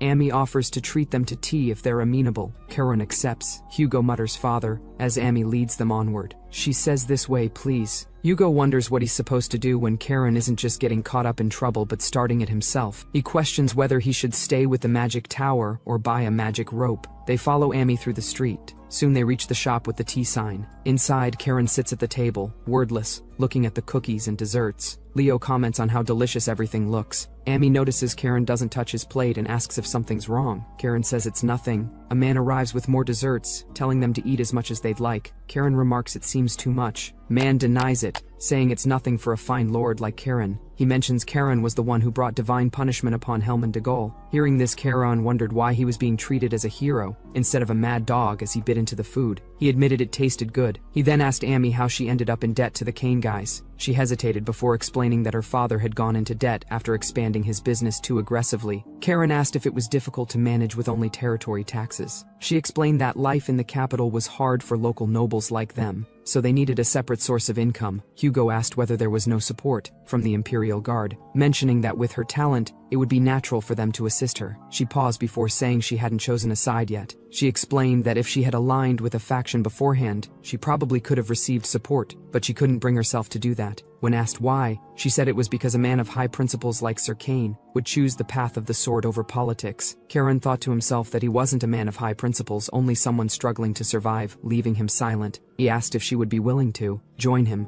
offering to pay off all her debt if she did. The others reacted in shock, calling his offer too far. Confused, Charon asked what he had done. Leo scolded him, saying paying her debt in exchange for her becoming his woman was no different from de Gaulle. Charon denied saying anything like that. Hugo lectured him that even if she wasn't officially knighted yet, he shouldn't trample on someone's honor or their dreams of becoming a knight. Charon insisted that wasn't what he meant. He clarified that he had simply asked if she was willing to join the Harvan Knights. She stared in silence as the others accused him of changing his story. She laughed, asking what story he supposedly changed. Then Amy declines the offer, saying she must refuse. He responds with confusion and says that he assumed she wanted to stay in the Imperial Guard and change it from within. Amy confirms this. He notes he expected that answer, whereas Amy adds that Sir Kane would have said the same. Charon denies being the kind of person she assumes, but admits he knew many people like her, people who stubbornly stood their ground and valued loyalty. His memories shift to soldiers surrounding their commander and Charon's past life. Sir Kane ordered they should run if they want to live, but the soldiers insist on staying with him until the end. He calls them foolish for it, though they remain resolute. irresolute. Back in the present, Amy asks what they should do about the duel. Karen changes his mind and decides not today. Instead, he plans to ask his grandfather for a formal exchange match. Amy agrees that it sounds fine. They all exchange farewells. Amy reminds Karen to use formal speech next time because she is older. She adds that she only shows respect to people stronger than her, telling him to beat her during the exchange match if he wants her respect. Later, in a room, Xeris questioned about Karen's earlier actions through a orb-type communicator. He questions what they were thinking, beating up the son of Count Cain. He acknowledged that a knight sent the report but still can't understand the decision. Karen reflects that a beating is the only cure for a mad dog. Xeris remarks that they didn't expect him to act that boldly, even with Sir Hugo present. Karen answers that Hugo is actually a huge scaredy cat. Xeris informed him that thanks to the victim asking for leniency, there was no major problem for now. Xeris then reminded him that his actions had drawn the attention of the capital's noble families. Karen answered that he had already been warned several times. Xeris told him that tomorrow at the Imperial Palace, he must be on his best behavior, while the Majesty is present. Karen agreed. Xeris asked if he could promise. Karen swore on his father's honor. Xeris questioned why not on his own honor. Karen replied that he had none to speak of. He mentioned he had made a recruitment offer to an Imperial knight named Amy Altier. Xeris said he knew of her, and acknowledged her as a remarkable talent, then asked for her answer. Karen said he was rejected. Xeris noted it was a shame, as she was too good a talent to be wasted in the Imperial Guard. Karen changed the subject and asked if Xeris could connect him to the family head, saying he had something to tell him directly. A moment later, the family head answered Karen's call, asking if Karen had been looking for him. Karen confirmed. The family head noted that Karen only addressed him formally when it concerned the family. Karen agreed. The family head told him to speak. Karen requested a formal exchange match with the Imperial Guard. The family head asked the reason. Karen explained that the Guard were a knight order with whom they had a long-standing rivalry, and he wished to clash swords with them and test their skills. The family head asked if that was all. Karen confirmed. The family head accepted but added a condition. Karen asked what it was. The family head stated that until Karen had his audience with His Majesty and the exchange match in the Imperial Palace, Karen was forbidden from causing any trouble. He asked if Karen understood. Karen answered that he understood, calling him family head. The communication orb starts to dim as the call ends. The last instruction echoes through it, reminding him to be mindful of his conduct at the Imperial Palace. He looks toward the window, noting to himself that staying quiet for a day isn't a big issue. He adds that he doesn't particularly want to cause a scene anyway. After a moment, he looks out at the night sky, thinking that the place in question is his grave too. Morning arrives over the large palace structures. Inside a hallway, a knight announces himself, stating that it is Xeris. A voice from inside tells him to enter. The family head stands at the window. Xeris reports that, as Karen requested, he sent the official document to the Imperial Guard. The family head asks for their answer, and Xeris replies that they accepted with pleasure. The family head considers this, noting that since Duke's grandson personally requested a duel, the Imperial Guard will prepare properly. Xeris asks if family head is worried, but the family head denies it, saying there is nothing to worry about, and that he was reminded of Cain. Xeris confirms if he meant Sir Cain,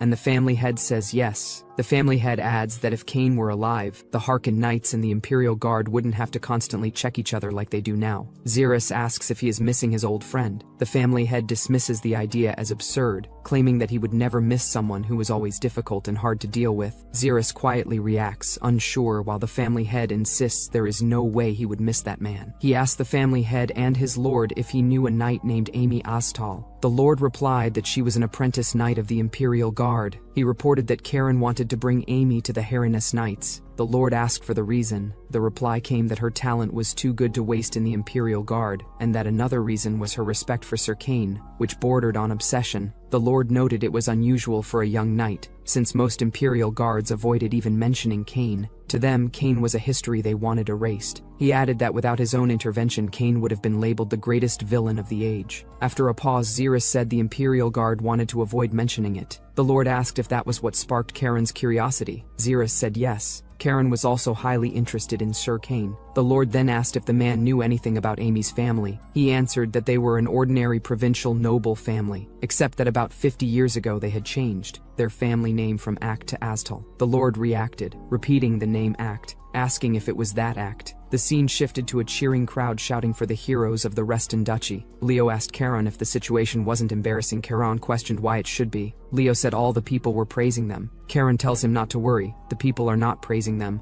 Leo questioned what he means. Karen explains that the Imperial Palace arranged this event to display that the Reston family has the Imperial family's backing. Leo asked his brother who else they could mean, and Karen replied that it could only be the nobles trying to control the emperor. Leo fell silent. He turned to the window and watched the capital outside, thinking that even a puppet had some political awareness. When the carriage stopped, the two brothers stepped out. The knight greeted them, welcoming the young lords of the duchy. Karen recognized him as Sir Luke, and Luke admitted it was an honor that young master remembered his name. Karen told him not to mention it. Luke informed them that they could not enter the main palace with their swords and asked for their cooperation. Karen agreed. As they handed their weapons over, Karen mentioned casually that their grandfather had once broken this rule. Leo asked when, and Karen said it had been 50 years ago. Leo paused, realizing what that meant, and Luke quietly told them to watch their words in front of the emperor. Karen said he would keep that in mind, but then suddenly felt a sharp impact from behind. He stumbled, reacting to the unexpected push. The knight growled in pain as Karen's sword and the knight fell to the ground, releasing crackling blue energy. Luke stared, confused by the sword's strange aura. Karen straightened and explained his sword tended to be fierce. Luke advised him to handle it carefully. Luke says he will escort them to the main palace. They agree and follow. As they walk inside, Leo comments on how glamorous the palace is. Karen does not respond, and Leo calls his name. Leo notices something off in Karen's expression and realizes Karen's magic power is active. He notes that the knights didn't notice, calling it strange. The thought of having seen this expression before comes to him. He concludes that Karen doesn't seem angry. Leo recalls his master telling him to carefully observe Karen's sea. He quietly says master, and remembers her instruction that it is the only thing he can do in the Azure Fortress. He wonders if he will be able to understand Karen. Karen walks, his mind slipping into a memory. Flames rise around him in that recollection. People shout that the commander has fallen and order everyone to retreat.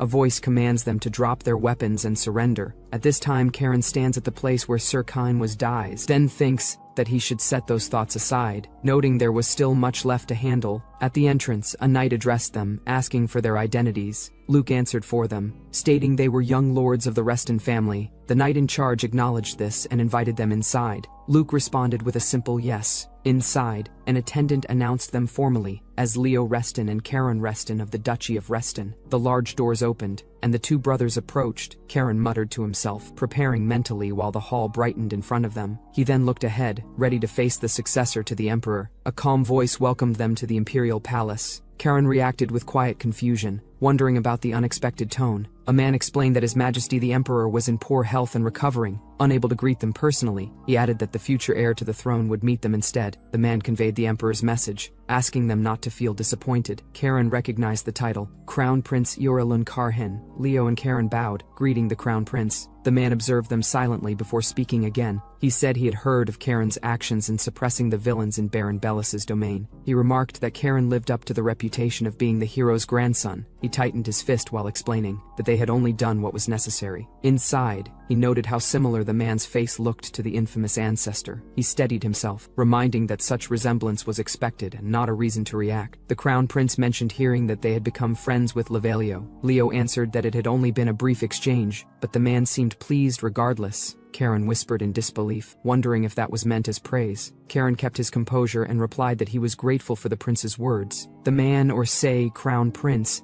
added that their cooperation would strengthen relations between Reston and the imperial family. Karen replied they intended to keep good relations with the sixth prince. The Crown Prince accepted this, and then ended the audience, announcing a banquet for them that evening. He instructed them to rest until then, and dismissed them. A palace attendant approached to guide the twins to the detached palace. As they left, the Crown Prince watched them in thought. Karen and Leo followed the attendant. Their weapons had already been stored in the detached palace. As they walked, the Crown Prince thought about Karen, recalling rumors that he was an interesting figure. Later, in the lounge, Leo called out to Karen. He asked if their grandfather truly defeated the evil emperor. Karen confirmed it. Leo reasoned that the current emperor was the evil emperor's son, which made the situation unusual. Karen reminded him that speaking this way in the palace was unwise. Karen's sword concluded Leo's bloodline sense was weaker than expected. Leo asked if it wasn't strange. Karen told his sword to focus on detecting any traces of kidnapping magic. The sword complained he wasn't a detector and had already checked. Karen explained the situation to Leo that would normally be simple, but the emperor had personally joined the coup, giving their grandfather stronger justification. Leo then questioned why the imperial family seemed unfriendly. Karen asked why Leo thought that. Leo said maybe it was his imagination, but earlier the crown prince seemed hostile toward Karen. Karen noted Leo was becoming more observant. Leo was confused. Karen said he had wanted to warn Leo when he started interacting casually with the sixth prince. The crown prince's behavior earlier had clearly shown hostility. Leo asked why. Before Karen could answer, a voice remarked that their older brother held the support of their maternal family, the Marquisate of Diaz. As he spoke, the door opened, and the sixth prince entered. He greeted them, asking if they'd been well, and commented that they looked presentable in their tailcoats. Leo stiffened and addressed him formally as His Highness, the sixth prince, whereas Karen called him a troublesome visitor. The sixth prince Rio waved off the formality, telling them to sit. They complied. He mentioned that since his brother's maternal family was the Marquisate of Diaz, the natural order placed them beneath the Reston Duke's faction. He reminded them this was the same as he had said in Thebes. He added that whether they liked it or not, it was time for the Reston Duchy to act. Karen felt there was more the prince was not saying. The sixth Prince Rio replied that they could call it an imperial family tradition. When asked what he meant, he explained that it was simple. A son ousts his father and takes the throne. Karen, listening, stayed silent. The prince commented that the timing was good. When asked what for, he answered that the Kiel County also had the backing of the Diaz Marquisate. Karen, listening, responded again in silence. The prince went on, explaining that every noble in the capital would be at the banquet tonight, and that thanks to Karen,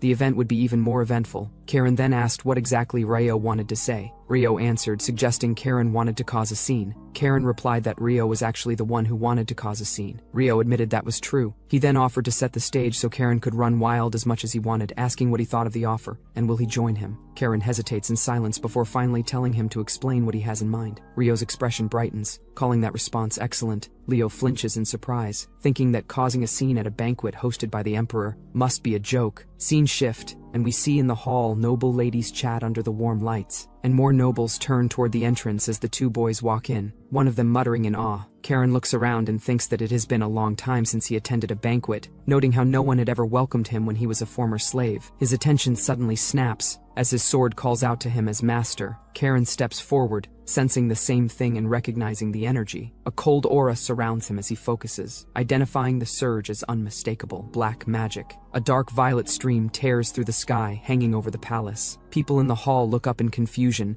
as Karen wonders how such a surge of black magic could appear in the imperial palace itself. Karen quietly notes that detection magic should be everywhere. He reasons that anyone skilled enough to bypass the tower's mages isn't an ordinary practitioner. Ahead, two men observe Karen and Leo. One asks if that's them, and the other confirms. Leo mutters that the affair looks huge, while Karen tells him to stop fussing because he is embarrassing them. Leo insists he isn't the only one embarrassing anyone, but Karen immediately says he is. The two men came forward saying the capital is buzzing with praise for them. Their arrival is described as fitting for the wolves of House Reston. Karim of Marquisate Diaz introduces himself and offers a handshake. Karen ignores the gesture, giving only his name. Karim silently calls him rude, and Leo quietly reminds Karen to make eye contact when shaking hands. Karim laughs it off, saying Karen must be nervous since it's his first banquet as a Reston. The group exchanges formal greetings again. Someone criticizes the rudeness of the Grand Duke's grandson. Karim then thanks Karen for subjugating the bandits, but Karen replies that he only did what was necessary. Karim thinks Karen lacks manners and is no different from a commoner.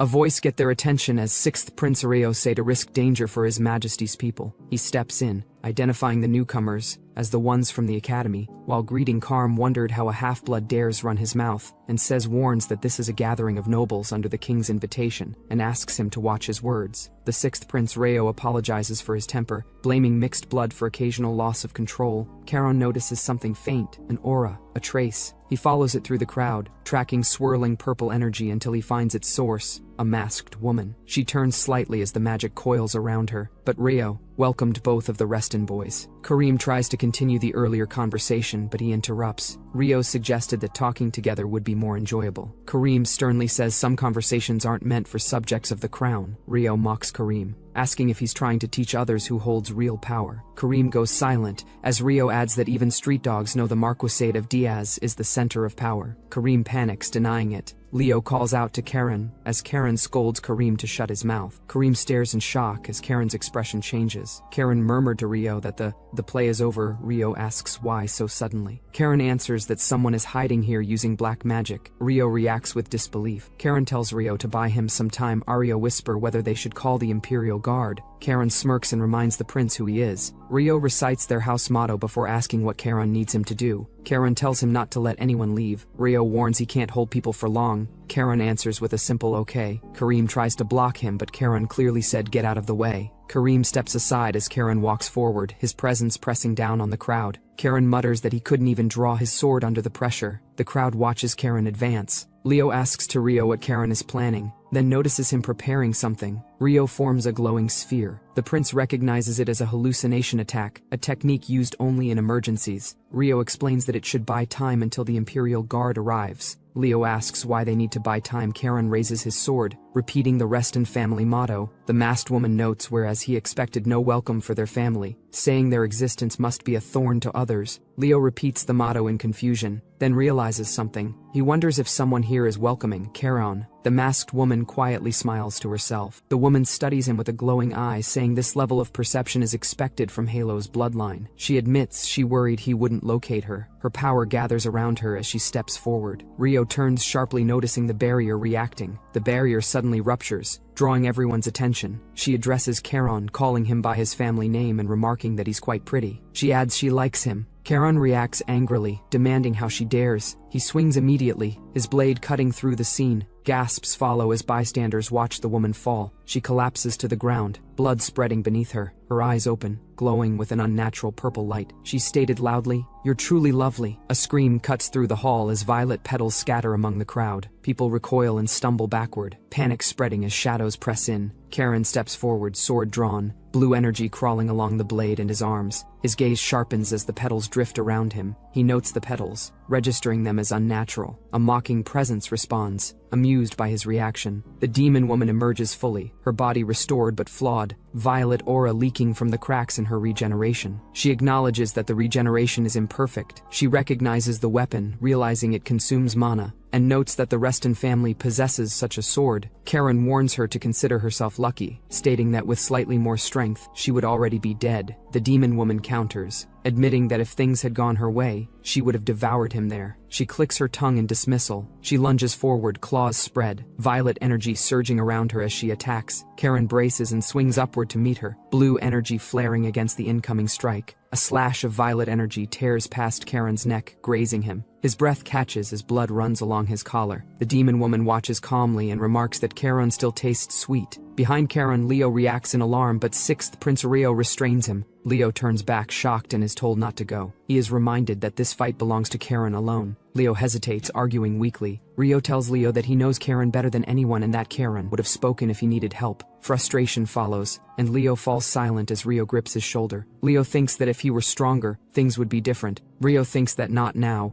and Leo will become a great warrior one day. But if he faces that demon now, he will only be killed for nothing. Ahead, Karen and the demon face each other in the hall. Karen's sword addresses him directly, warning that the opponent is far beyond his current strength. He touches his shoulder, blood seeping through his fingers, his power fluctuating as he listens. The warning continues that persisting will only lead to a meaningless death. The words linger. Karen lowers his head, repeating the idea of a meaningless death according to his own beliefs. When he tightens his grip on the sword, then the thought of a meaningless end is dismissed. He advances, aura surging, and launches himself forward toward the demon. The demon turns, measuring him, noting the intensity in his eyes and sensing something unusual within his bloodline. Amused and intrigued, the demon moves to meet him, purple energy flaring as the clash becomes inevitable. Karen steps forward, blue energy tightening around his body as he raises his weapon. Purple power surges from the demon's side, tearing through the air and striking nearby fighters, forcing them back. A random woman is hit and collapses, blood spreading as the impact lands. The demon introduces herself as Shunya and declares that Karen will remember her name for the rest of his life. Karen moves again, aware that the surrounding people will be harmed if the fight continues unchecked. Rio watches from behind, eyes fixed on the clash. Green light erupts as he raises both arms, forming a barrier and telling Karen to continue without worrying about him. Shunya twists midair, her purple aura coiling as she evades and counters. She remarks that Karen is not truly dodging, and claims her petals are not merely for display. Karen's focus sharpens, blue light flooding his eyes as he pushes his power further. A vertical surge of blue energy forms, layered like linked cores, releasing an unstable force that even the sword recognizes dangerous. Blue energy condenses overhead, forming layered patterns as water and lightning twist together. The technique completes. As the C-shaped force crashes downward, the strike spreads into a rotating surge, swallowing the space in front of him as the maelstrom expands. Karen stands within the flow, blade drawn, blue light wrapping around his body. As Shunya watches in disbelief, blood stains the floor near Karen's feet as he steadies himself. He coughs, shoulders dipping, but remains upright. His grip tightens around the sword as he raises his head again.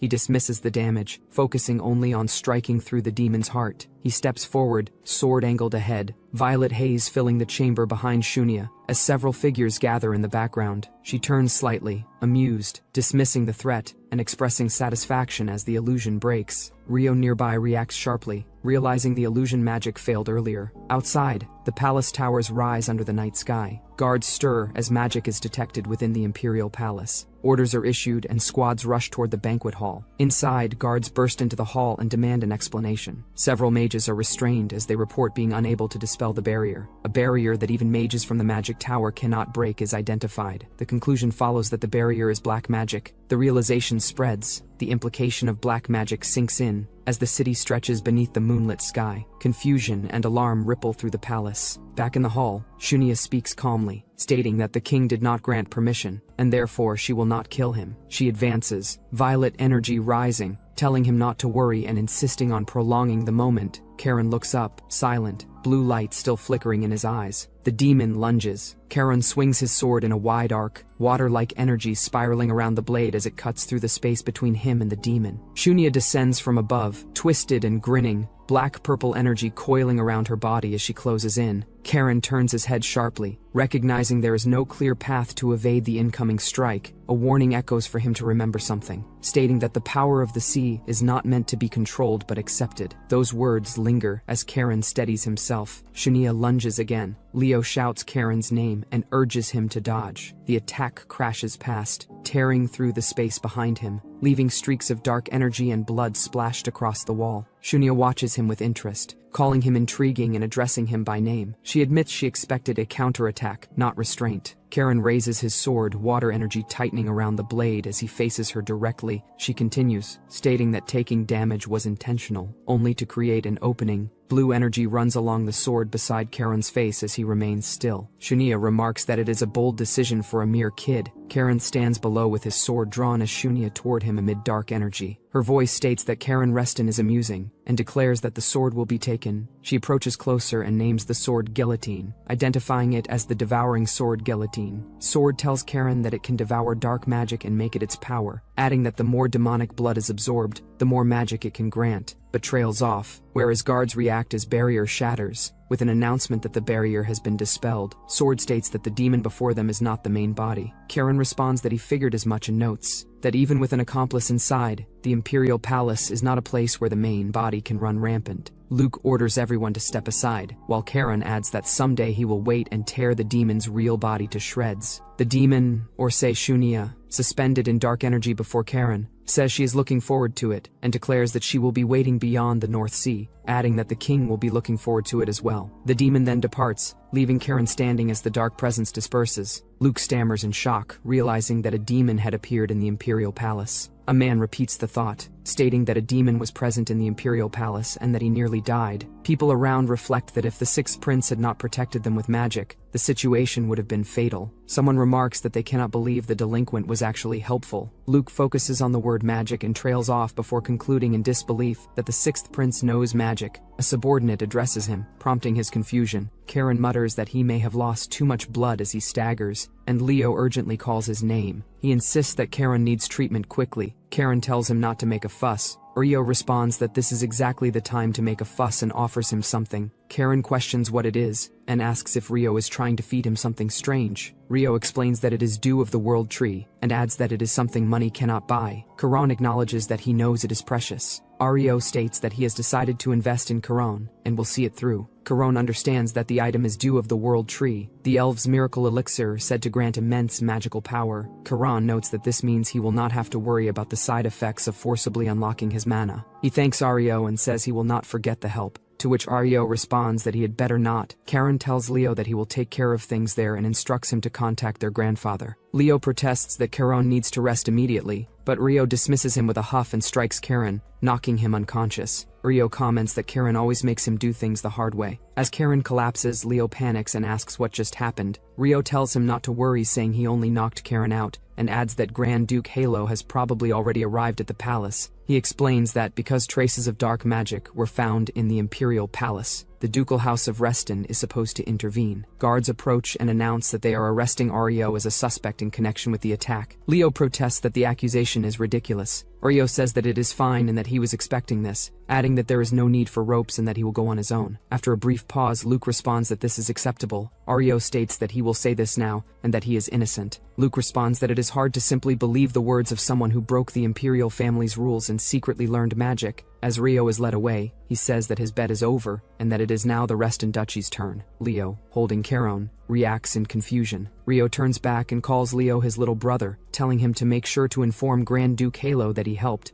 A man then tells Luke that they should go. Leo internally questions what is going on. Elsewhere, an attendant addresses the Crown Prince, saying that this is not a situation for formalities. The Crown Prince calls for the Grand Duke. The Grand Duke Yahello speaks regarding the incident, stating that the Ducal House of Reston, in accordance with its pact with the Imperial family, will eliminate the villains who invaded the Imperial Palace. He then interrupts himself, saying that before that, he must see his grandsons first. The Crown Prince responds that he has no objections to this request. In past, the castle walls rise under a glowing sky as banners move in the wind. Kane sits on the edge of the rampart, quietly looking out at the city. A knight named Cursia approaches and asks what Kane is thinking about so deeply. Kane recognizes him and says Cursia's name. Cursia asks if Kane is nervous. Kane questions what there is to be nervous about. Cursia says Kane could be nervous and points out that he has never beaten Vice Duke Yahello. Kane insists that he is stronger than Yahello and says he has been holding back until now. Cursia responds in agreement. Cursia calls Kane's name again, and Kane answers. Cursia explains that Kane will be chased for life because of the dark magic power granted by the Emperor, but says Kane can survive with his skills. Cursia urges him to run away before Yahello's army storms the capital. Kane gives a brief sound of consideration. Cursia comments that being chased for life sounds like a headache. Cursia declares that he will die there as well, together with the captain. Kane calls him a fool. Cursia asks why Kane never makes a choice for himself and demands to know why Kane would risk his life for a mad emperor. Kane answers that it is not for the emperor. He says his life as a slave led him to this, and that choosing to end it there is his own decision. He adds that it will be both his first and last choice. Cursia calls it foolish, but says that if this is the captain's loyalty, then he will become Kane's companion in the afterlife without complaint. Kane calls him a foolish guy. Later, in present, armored knights walk through a corridor inside the castle. A knight mutters angrily about the Heilang Knights, and warns that they should not get too comfortable. Another voice comments on how blunt the situation is, calling it an uncomfortable relationship for both sides. A knight asks when they will return to Chonghae Castle. The reply is that they will stay until the Grand Duke finishes the investigation, and that given the incident, it will not be resolved easily, so they may be there for quite some time. Someone remarks that Lord Charon nearly lost his life. Charon lies on a bed in silence, while Miss Amy and Leo stay nearby. Leo thanks Amy. She asks what he is thanking her for, and he says she helped both him and Charon. Amy replies that considering the relationship between their house and the Imperial Guard, it could not have been easy. She adds that if Sir Kane were alive, she does not want to hear that kind of talk again. Charon suddenly sits up, startling them. Leo asks about his condition, then Charon immediately asks where that Rio bastard is, saying the man dared to hit his head. Leo explains that the prince was arrested by the Imperial Guard, and that Charon's grandfather should be going to get him by now. Charon asks if his grandfather is at the palace as well. Leo says that right after the attack his grandfather went to the palace leading the Heilang Knights. Charon concludes that the attacker must have used a teleportation magic circle, and asks if there were any further attacks. Leo answers that there were none, since no one could attack with the Heilang Knights guarding. Charon acknowledges this. Charon then asks why this woman is here. Leo says that thanks to Miss Amy's help, he received treatment quickly. Charon dryly asks if she helps him so she could beat him. Amy says she was only trying to repay her benefactor. Someone asks Charon if his body is feeling better. Amy calls out to Yahello as the family head arrives. Yahello tells everyone to sit, saying they must be tired from caring for Charon. The knights formally greet Yahello. Charon lowers his head in silence. Yahello states that the oceans within Charon have increased to 5, and asks what he did. Charon explains that he forcibly opened the channels to stop the demon,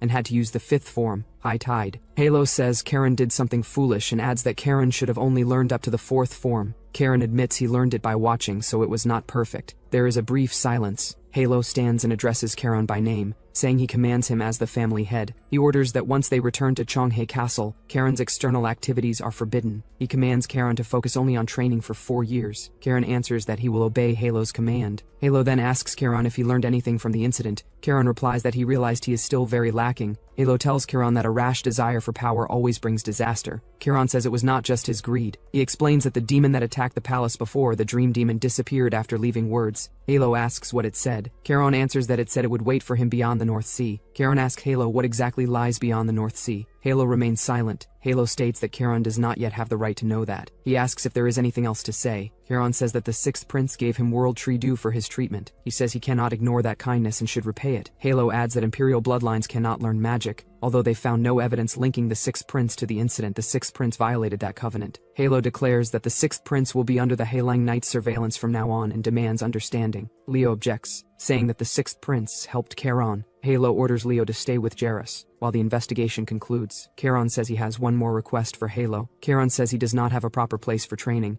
Yahello replies that he has already secured cooperation from the Imperial Guard and tells Karen to follow their guidance. Karen thanks Yahello. As Yahello leaves, he tells Jairus to take good care of the children. Jairus answers that he will. Afterward, Leo says that the 6th prince tried to help them. Karen tells Leo that their grandfather is protecting the 6th prince. Leo asks what that means. He is told that their grandfather personally assigned the Halang Knights to the 6th prince, and that it is protection disguised as surveillance. It is said that things turned out just as Rio wanted. Karen says that their house became the 6th prince's backing. Karen asks Amy if she could guide him later. Amy reacts in confusion. Karen says he wants to go to the Imperial Guard headquarters because he is curious. Amy hesitates. In response, she wonders what Karen is scheming. Karen asks what that look is about. Amy says it is nothing. Jairus approaches. Karen gives him a thumbs up and asks him to please take care of them. Jairus remains silent, wondering what Karen is scheming now. It is said that the capital is full of voices praising Karen. Tail tells Pale that he must be proud of his son. Pale answers that Karen nearly died. Pale says those rumors do not matter at all, and that this is the 2nd time he nearly lost his son. Another says Pale is right, and that even the intelligence network Pale was proud of was useless. Pale stays silent. Tail thinks foolishly that Pale should not bare his fangs at him, and as it is Pale's son Karen, whose name is already circulating in society, Pale says he will take his leave. Tail says nothing. Pale adds that someone must take responsibility. Another says he will leave as well, and tells the other to rest comfortably. The other tells Tail to rest too. Tail thinks that Karen is no longer just a potential threat, rather he has become the most threatening opponent in the succession, or say he may be even more dangerous than Raphael. A glowing sphere rests in Tail's hand as he listens. Elder asks Tails what it is, and Tails says there is something he must speak about in person, but Elder says the timing is not good. Tails says it is for the family, and Elder agrees to come visit soon, and tells Tails to wait for him. Tails answers that he understands. Tails looks back in silence as he thinks that Karen will also have to choose soon, whether he will be on his side or become his enemy, whereas Karen sits alone in a closed room surrounded by a faint aura, remaining silent. He comments that it is impressive, noting that even though it has different properties from pure magic power, it integrated naturally. He says that World Tree Dew is expensive for a good reason, and wonders where Rio got something so precious. He realizes the reason, saying it is something only elves can obtain. Karen thinks that he should ask him to get more when they meet later. Leo calls out to Karen, asking if he is done training. Karen reacts in confusion, then asks if his brother was watching over him. His brother Leo says that their master told him to take good care of Karen. Karen responds that it is touching, and Leo calls him his little brother. As they walk together, Karen says that thinking back to when they first met, Leo has made amazing progress. While Leo adds that he was young back then too, he tells Karen to listen, and says that even though he is very lacking, he will at least block one blade coming at Karen's back. Karen stays silent, then says that he knows. Leo thinks that he knows the depth of Karen's talent, and that Karen will reach a level he can never achieve, but he will chase right behind Karen so he can be even a little bit of help. Karen remains silent. Karen arrives at the Imperial Guard's training hall with Leo. While people train on the steps ahead, Leo explains that this is the Imperial Guard's training hall, then questions why they came here, saying that borrowing a training room is one thing but coming all the way here is another. Karen asks why one would come to a training hall, then answers himself that it is to train. Leo reacts in confusion. Xeris calls out to Lord Karen and Lord Leo. Karen greets Jairus, and Jairus says they have agreed to proceed as Karen requested. Karen reacts in surprise when Miss Amy appears. Amy says she does not really understand why they are having a sparring match in this situation. Karen asks if she needs a reason, then suggests this instead. Karen says he wants to confirm whether she has the skill to follow in the footsteps of Sir Kane that she respects, then asks how about it.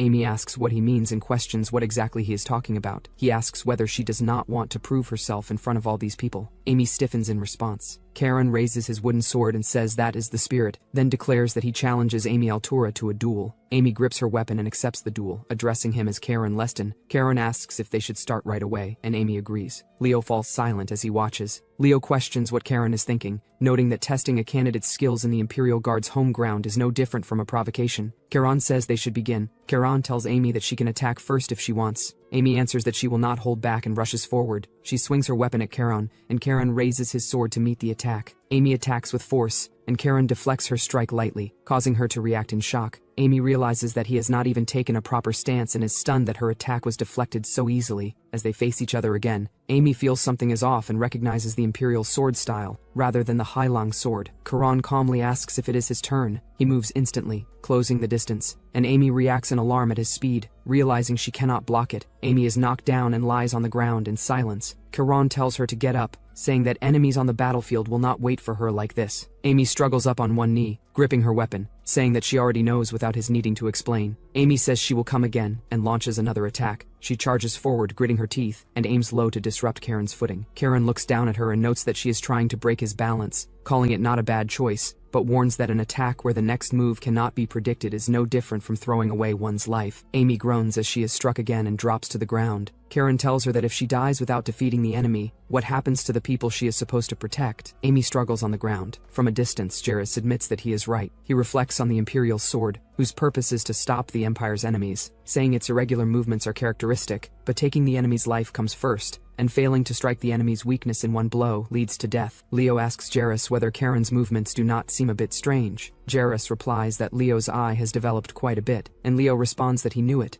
Jarrus thinks that Karen's swordsmanship is neither Imperial sword nor Hailong sword, but rather a mix of both. Karen tells Amy to get up quickly. Leo wonders why Karen is going this far, and Jarrus says it seems Karen cares a lot about Miss Amy, adding that Miss Amy is enjoying it too, and that little by little her movements are improving. Leo watches in silence, noting that even though she is that injured, she is still smiling. Amy smiles and enjoys the exchange. Karen asks if that is all she has got. Karen pauses when he notices something. Amy, lying on the ground, says that she reached it. Karen accepts it and says that is good. Karen then smiles and calls for the next opponent. Leo reacts in shock, while Jarrus covers his face in silence. A group of Imperial guards stands still, saying nothing, as one of them mocks the situation, calling it pathetic to avoid the duel while calling themselves Imperial guards. Karen turns his attention to them, and Sir Luke says that if he is that curious about the Imperial Guard's sword, he can show him. He suggests that to be his opponent, then adds that his subordinates must focus on defending the palace, so it would be difficult for them to match his pace. Karen admits he did not expect this reaction and calls it quite a catch, then says he would be grateful if Sir Luke would teach him a lesson.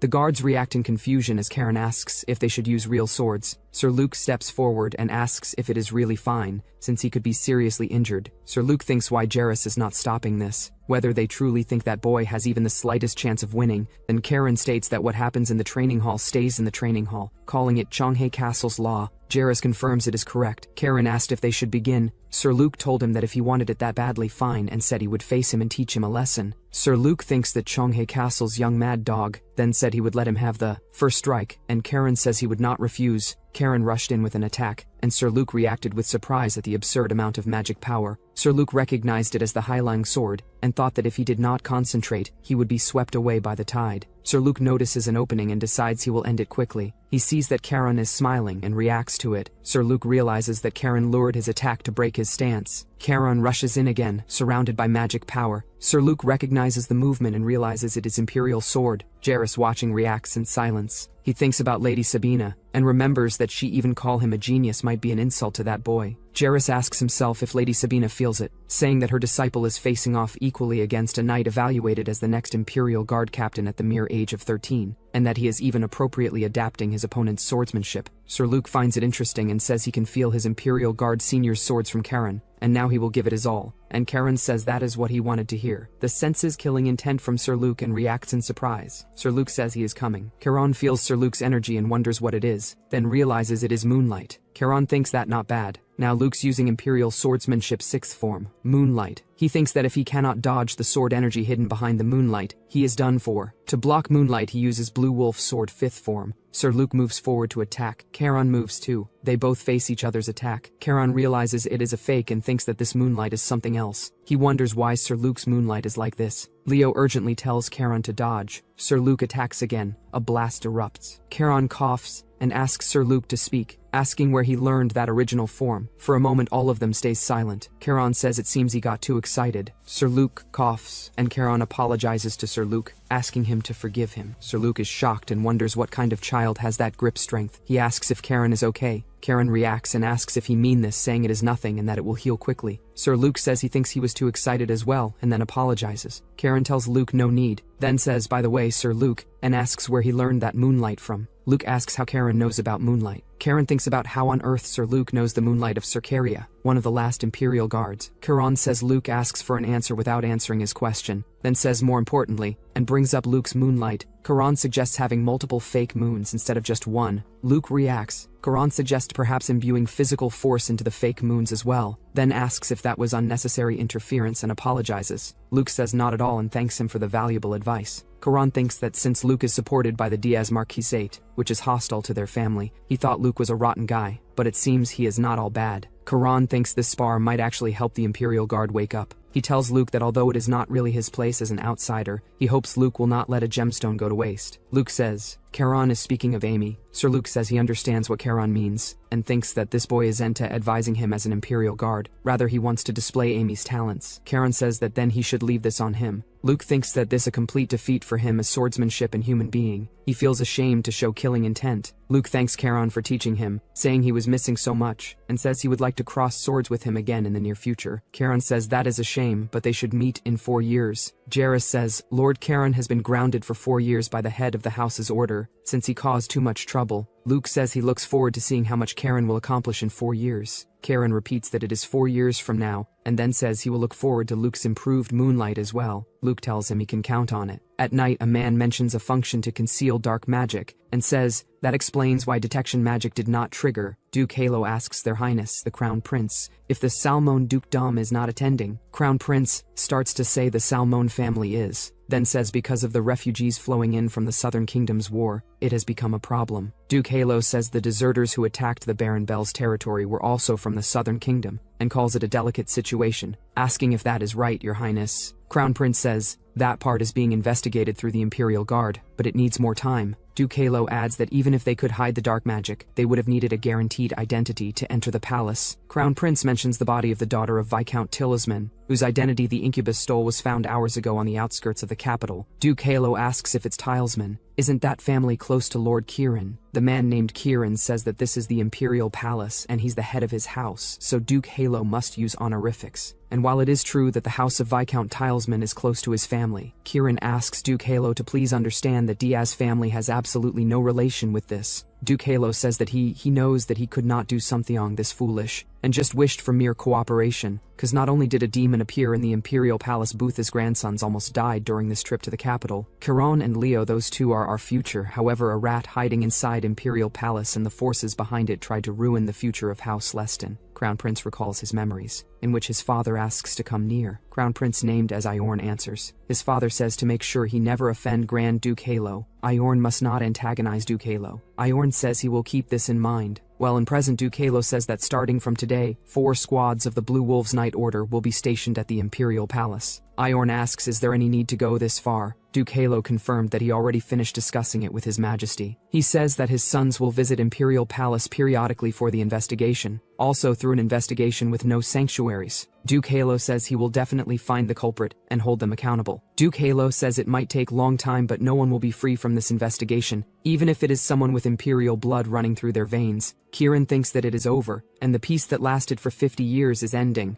Later, the tailor asks Charon if he is going to Cheonghaesong. Charon says yes, and that he does not think he will be able to come to the capital for a while. He asks when the clothes are finished, can tailor send them to Cheonghaesong, and Taylor agrees. Karen asks if he will also prepare a suit for his coming-of-age ceremony, and Taylor says if Karen leaves it to them, they will do their best. Amy enters and says there he is, and Karen calls her Miss Amy and asks how her condition is, saying he held back so she should not be badly hurt. She thinks about being beaten like a dog, but answers that of course this much is no problem, though she groans in pain. Karen then asks Amy when she is paying back the meat money. Amy says she thinks she will be able to pay it back soon because she will be officially appointed soon, and says Sir Luke said he would personally train him. Karen repeats Sir Luke's name, then asks if Amy is planning to gradually join that faction, but she denies it and says besides, Duke Yahello has agreed to become her patron. Amy says which was why she wanted to come and greet Karen properly. She thanked her again, saying she would never forget the kindness for the rest of her life. Karen told Amy that when she reached 6 stars someday, she should come visit Cheonghaesong. Amy promised she definitely would. While Karen thinks he would teach her moonlight very harshly, Amy announced she was leaving, and Karen waved, saying he would see her again. Leo urged Karen to get going too so they could prepare to leave. Before Karen could go, the tailor stopped him and said there was something he wanted to give him. He handed Karen Sir Kane's brooch, explaining it had been repaired before Sir Kane passed away. Karen quietly acknowledged it, then asked why he was giving it to him. The tailor said it was because he saw Sir Kane's image in Karen, and he believed Sir Kane would have wanted Karen to have it. Karen added that Amy might feel sad about it, but the tailor says objects had their rightful owners, and Miss Amy would understand. Karen looked at the brooch and accepted it, thanking Tailor Ruhan and saying he would use it well. Then he asked how it was and whether it suited him, leaving the others stunned into silence. Tailor Ruhan thinks if Karen thought it suited him, Tailor Gohan says of course, it suits him well. Whereas in the market, Leo asks Karen if something feels strange, and Karen asks what it is.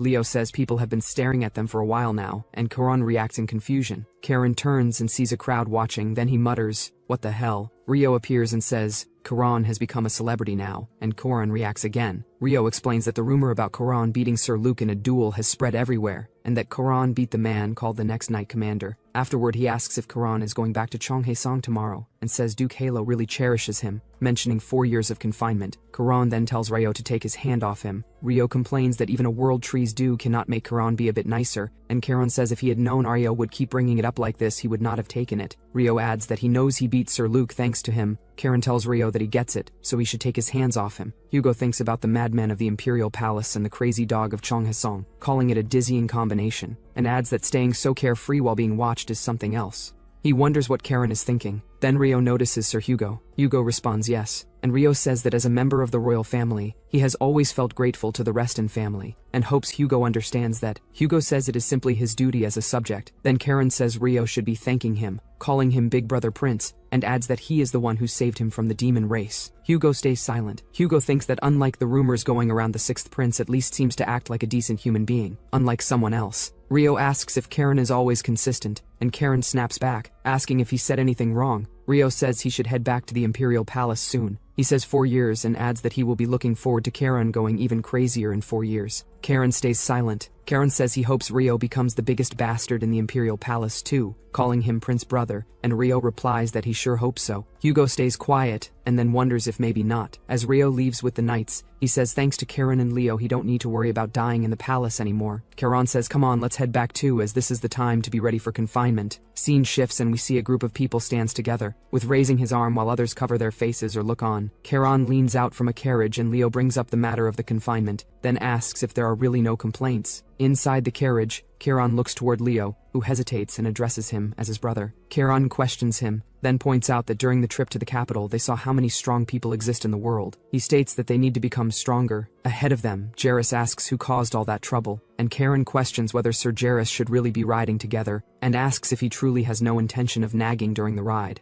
Jairus explains that they will return via Thebe, the barony of Bellis, and Count Fail's territory, and adds that the family had ordered him to make sure no incidents occur. Karen remarks that even without a subject it feels like someone is pointing at him specifically. Jairus replies that Karen's intuition has improved, and tells him to behave quietly during his leave before confinement. Later, the group walks away from the carriage in silence. A large building comes into view as Mayor runs toward them calling out Karen and Leo. He enthusiastically tells them to come in and says they must be hungry, urging them to eat. Karen politely thanks him but says they will just take the thought. Mayor reacts in confusion as Karen explains that they still have another place to visit. He responds that he understands and says it cannot be helped as the group moves on at sunset. Later, Karen, Leo and their companions walk through a busy street at night. A hooded man appears and says that he did not expect to see them again. Karen reacts in confusion as the man greets them, saying it has been a while and asking how they have been. Jairus steps forward and asks if the man named Julio has been well. Leo calls out Julio's name. Jairus tells Julio that he has worked hard. Julio replies that it is nothing compared to the kindness Sir Jairus showed him. Julio gestures and says they should go since Lady Poina Dinah is waiting. Dinah thanks them for granting her request. Karen reacts in confusion. Karen says that Diana is misunderstanding something and explains that he did not become friends with that guy. She adds that either way is fine and says it is like Rio gained a reliable protector. She then presents a gift as thanks and explains that it is elven apple wine. She asks them to keep looking after Rio and says that is acceptable. Karen hesitates, then agrees, saying that since it is Lady Dana Poina's request, he will pay some attention. She smiles and expresses her thanks. She then tells them to get a good rest and reminds them that they will be leaving first thing tomorrow, adding a note not to drink too much. Later that night, people walk through the city streets beneath tall buildings lit by windows. The next day at the station, a man approaches Karen and Leo and greets them, saying it has been a while. Karen reacts with surprise and calls him Baron Rohan. Baron Rohan explains that his late father retired, so he is now Baron Rohan, and confirms it when questioned. Karen remarks that he is a powerful man, causing Baron Rohan to react with slight embarrassment. Baron Rohan laughs and Karen says that inheriting a title in a booming mining business would naturally make someone happy. Baron Rohan adds that it is thanks to House Reston, then suggests they move on since they must be tired, and Karen agrees. They arrive at a workshop district, which is introduced as a place for mana crystal development, built with support from Chong Hasong. He explains that, thanks to Lady Dana Poina, of the Caligo Trading Company, they were able to secure many skilled craftsmen,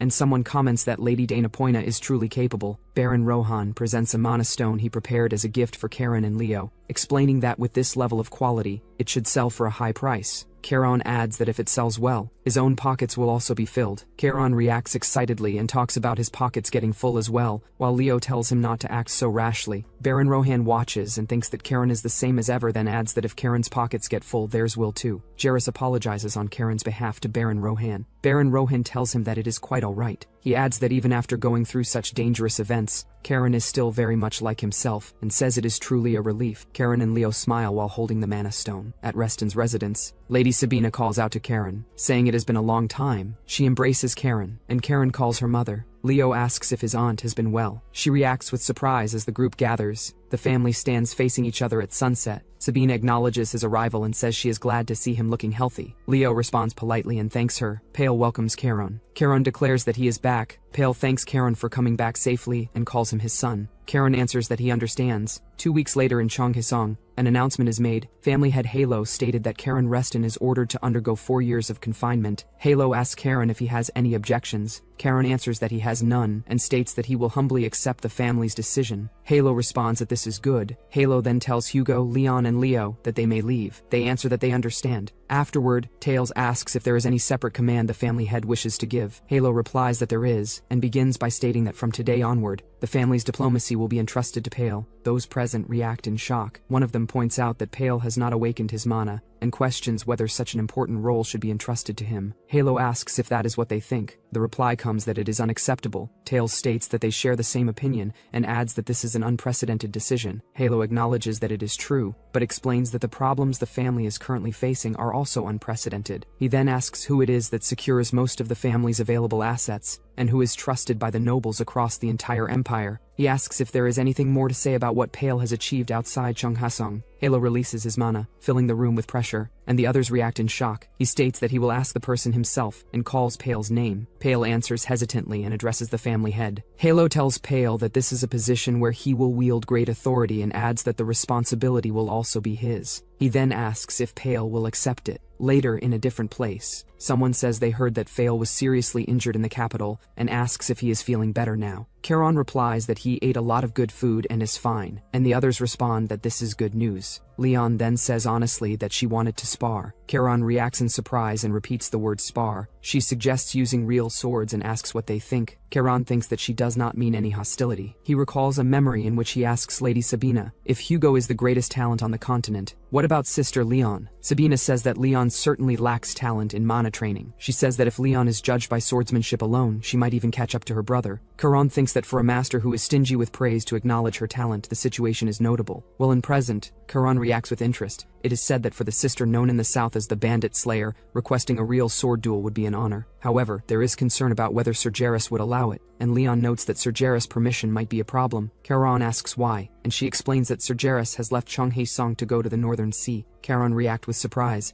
and thinks if something happened to Master. Leon suggests that if everyone agrees they could ask their grandfather for permission instead, and asks what the others think. Tails calls Hugo and Leon to come with him and then calls for Karen as well. He says that thanks to Karen's achievements in the capital, the family's reputation has risen, but warns him to remember this. Well, he states that if he become complacent with the present, even a carefully built tower can collapse in an instant, and adds that he will be watching. Leon says that next time she will definitely cross swords with Charon. Another comments that preparations should be made in advance for Karen's awakening ceremony and notes that now that the fire is lit, things seem rushed. Pale asks why this is being said to him now. He states that he is different from his older brother, and adds that he regards Karen as no different from his own son. He observes that Karen and Leo get along like real brothers, and remarks that staying close to Karen would not be a bad thing. He says that he understands if Pale cannot believe his sincerity right away, but tells him to remember this, adding that in the end, they will join forces. Pale remains silent. He calls Leo and tells him they should go. Leo responds affirmatively. Karen then asks his father if he is alright. Pale calls out to him. He embraces Karen and says that his father will definitely protect him,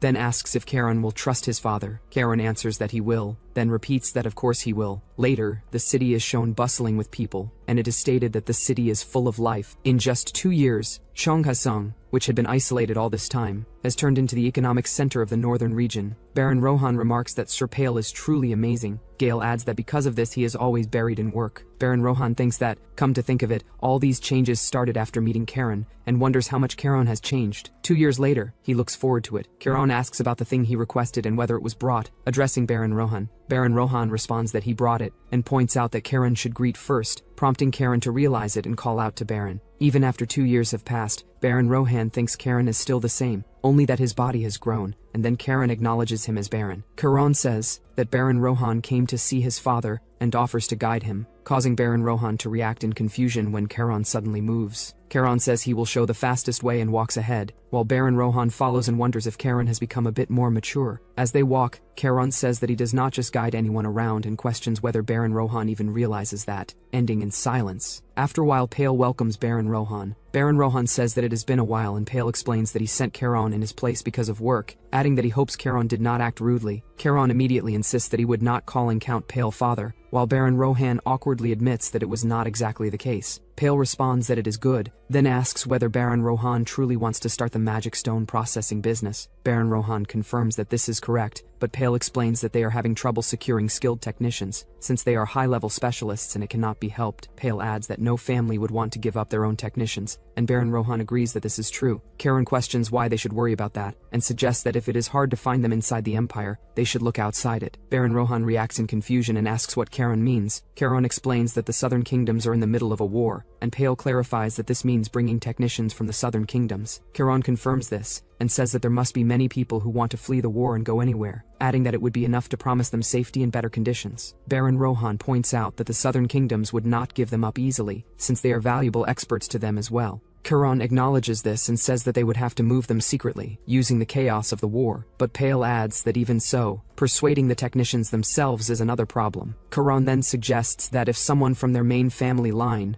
with solid standing in the Empire, were to go in person, Pale tells Karen, just in case, not to even think about going outside while he is in confinement. Karen asks why he would bother going himself, and then Pale wonders who else would go instead. Karen suggests that there is his cousin who is just freeloading, winking as he says it. Baron Rohan and Count Pale fall silent, both reacting with confusion. Time passes and a train station is shown as preparations continue. Leo questions why this is happening as Karen walks beside him and reassures him not to worry too much, saying that Sister Leon will join from the south. Karen adds that Hans is going as well. An announcement states that the train to Tebe will depart soon, and Karen reminds him not to forget to register as mercenaries in Tebe first before moving on, which Leo acknowledges. Karen says that while he is in confinement, Leo should keep taking missions, adding that this might be their last farewell for now. Karen says that they should meet again in 2 years, stronger than before. Smiling and giving a thumbs up, while telling him not to get hurt. Leo responds that they should meet again even stronger. Addressing Charon by name, the train departs, leaving the platform behind as it moves forward.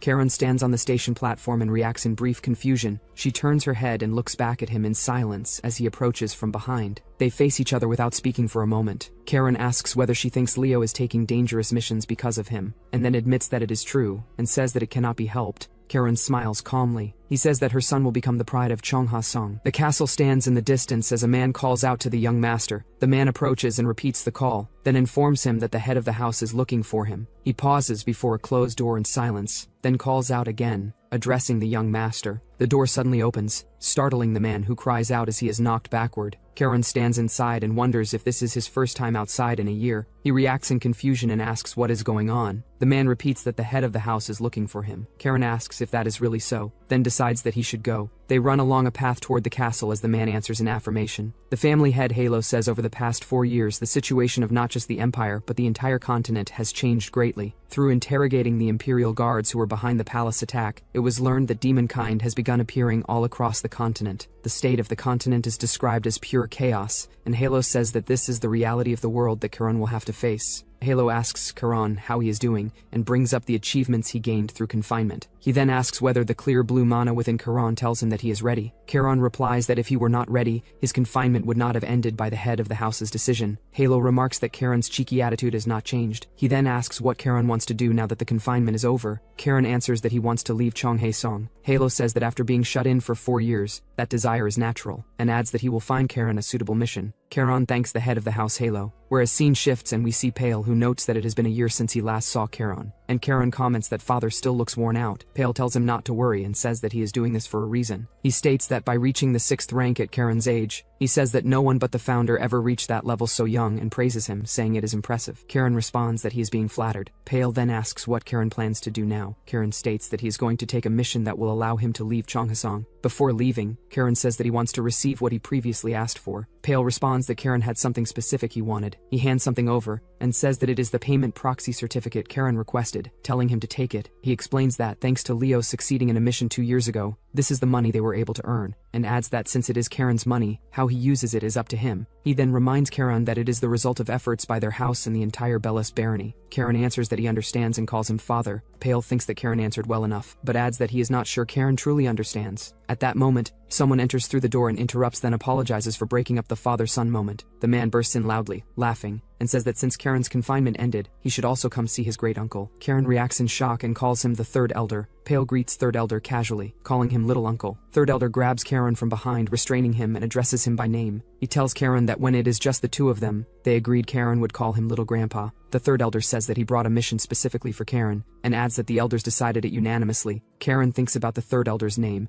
and then addresses him as third elder Ulrich Leston. He remains silent as Ulrich explains that it is a request for assistance from the south. Charon thinks that the elders opposed his return to Cheonghwa-song because of all the trouble he caused, as Ulrich explains that monster activity was detected in the border region between the Chaos Kingdom and the Holy Kingdom. But Charon thinks that because of this, and after seeing what Charon achieved during confinement, their attitude suddenly became warm. Ulrich states that they requested forces well versed in the region's geography to be dispatched immediately, whereas Charon remarks that this is typical of the Leston family, where strength is everything. He adds that it is hard to believe Ulrich is Yahello's real brother, and notes that their personalities are complete opposites. Charon responds that this does not seem like something the elders needed a full meeting to decide. He adds that if it were a normal monster subjugation, it has been routine lately. Ulrich laughs and praises Charon for being sharp as ever, then agrees that if it were an ordinary mission, that would be true. He then says that just as Charon suspects, monster subjugation is not the real issue. Ulrich asks Charon if he has ever heard the name Karya-Akti. Charon reacts in shock. Ulrich says that judging by Charon's reaction, it seems he knows the name. Charon answers that Karya-Akti was one of the Death Squad members who fought alongside Sir Kane. Pale adds that 50 years ago, they were all recorded as having died in the Imperial Palace. Ulrich replies that this is how history records it, but explains that his elder brother spared them despite his strong position. He adds that because of that decision, the cultivation methods and the Imperial sword were passed down to the Imperial Guard. Charon reacts with confusion and questions who he means. Ulrich states that there were survivors besides Karya,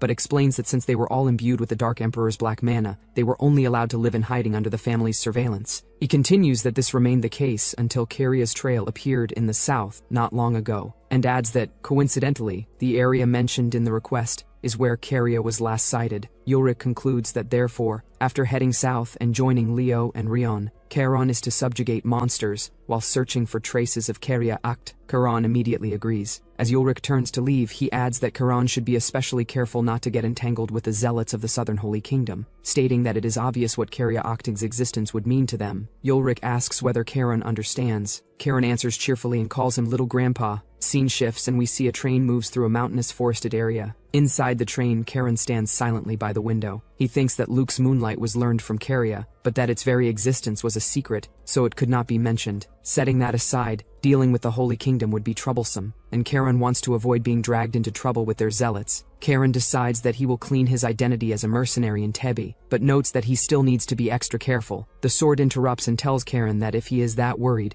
he should try using the jewel he received yesterday. Charon reacts and asks the sword to stop reading his thoughts on its own. Charon remembers the gift bestowed by the family head. Charon looks at the item in his hand and questions whether it is just a jewel. The sword scolds Charon for being dense, and tells him to pour mana into the jewel while imagining the armor he wants. Charon asks why armor is needed all of a sudden, but the sword impatiently tells him to just do as instructed. Charon gives in, saying he will do it and asking why the sword is panicking. As mana flows, Charon questions what is so special about it. The mana suddenly spreads through the corridor, and Charon reacts in shock. He stares at his body in disbelief as armor forms around him. The sword explains that it is Cabana, Rael's armor, and adds that Yahello must truly treasure Charon. Charon looks down at himself in confusion. The sword continues that Cabana is the culmination of ancient technology, and explains that it is an armor that can freely change its shape. Charon responds positively, calling it great, but then asks why this one cannot talk like the sword does. The sword answers that of course it cannot, saying only it can do that because it is special. The train continues moving forward as Charon responds flatly that he understands.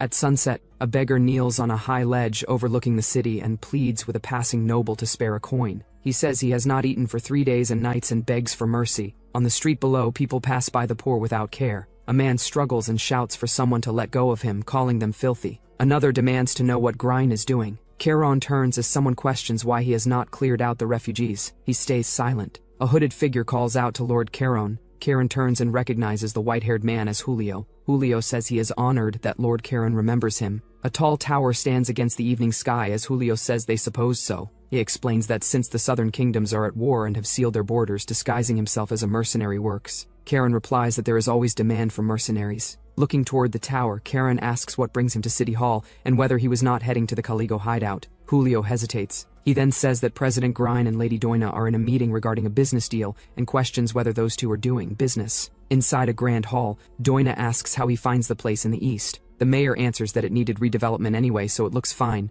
Kaon enters and remarks that it is rare for the mayor and a back alley boss to be discussing business, and wonders if it is not some shady business. Mayor smiles and greets young Charon, saying it has been a long time. He quickly adds that of course the business is legitimate. Charon stands with his arms crossed as Mayor explains that refugees are constantly pouring in because of the war, and that they need a lot to accommodate them. Not just jobs but housing as well. Doina adds that it is the same for Caligo. Even if they are refugees, they still have to feed them. She says that everything is strictly through legal business. Charon admits that he did not really plan to question it and does not even care, unless it is information about the southern kingdoms. Doina understands and says that is why he needs a mercenary ID, then asks why he is trying to cross the southern border when they are at war. Charon stays silent for a moment. The mayor gestures for him to speak freely and says Doina has already set up a soundproof barrier. Doina remarks that it is nothing much. Charon explains that he is on his way to deal with monsters in the south. Doina asks if that is all. Charon then says he needs information about an 8-star knight who operated in Kies Kingdom, and that the knight probably used a pseudonym. Doina replies that an 8-star knight would have been talked about, but that alone will not be enough to find him.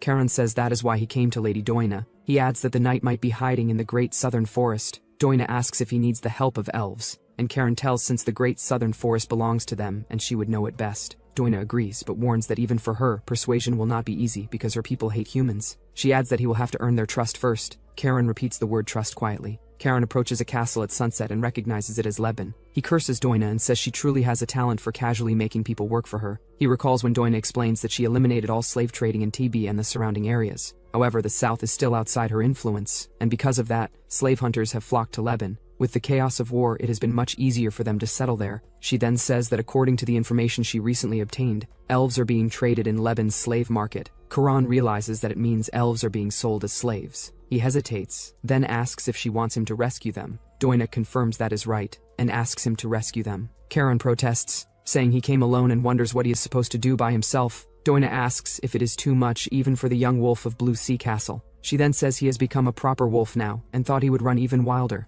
Karen remains silent. Karen says that if she gives him a subspace pouch, he might consider it. She asks if he knows how much money and time that would take. Then Karen adds that if not, she can just give him World Tree Dew. Doina remains silent for a moment, then tells him he still has no conscience, and says he should be satisfied with an interspatial pouch. Karen smiles and immediately accepts. Well, in present he approaches the city and thinks that he maybe should have asked for World Tree Dew too. At the gate, a guard stops him and orders him to show identification. Karen reacts in confusion. The guard notices he is a mercenary. Karen answers that it is obvious. The guard then asks where he is headed. Karen replies that he is going to the Keys Kingdom. The guard warns that he is heading to a hellish place. After a pause, the guard allows him to pass. He adds that the rider should not cause trouble unless he wants to see him again. Karen answers casually in agreement and enters the city. Inside, people move through the streets. Someone groans in discomfort nearby. In a tavern, several men sit at tables beneath a chandelier, drinking and talking as the night goes on. Karen approaches a bald man sitting alone with a mug and asks if he can sit next to him. The man looks up in confusion. The bald man comments that Karen has strange tastes and says there are plenty of seats. Karen tells him not to get the wrong idea and calls him a cobbler. He says that he simply likes beautiful things. The bald man falls silent, then observes that from appearance, he seems like a noble disguised as a mercenary. He asks if there is a reason he came looking for him.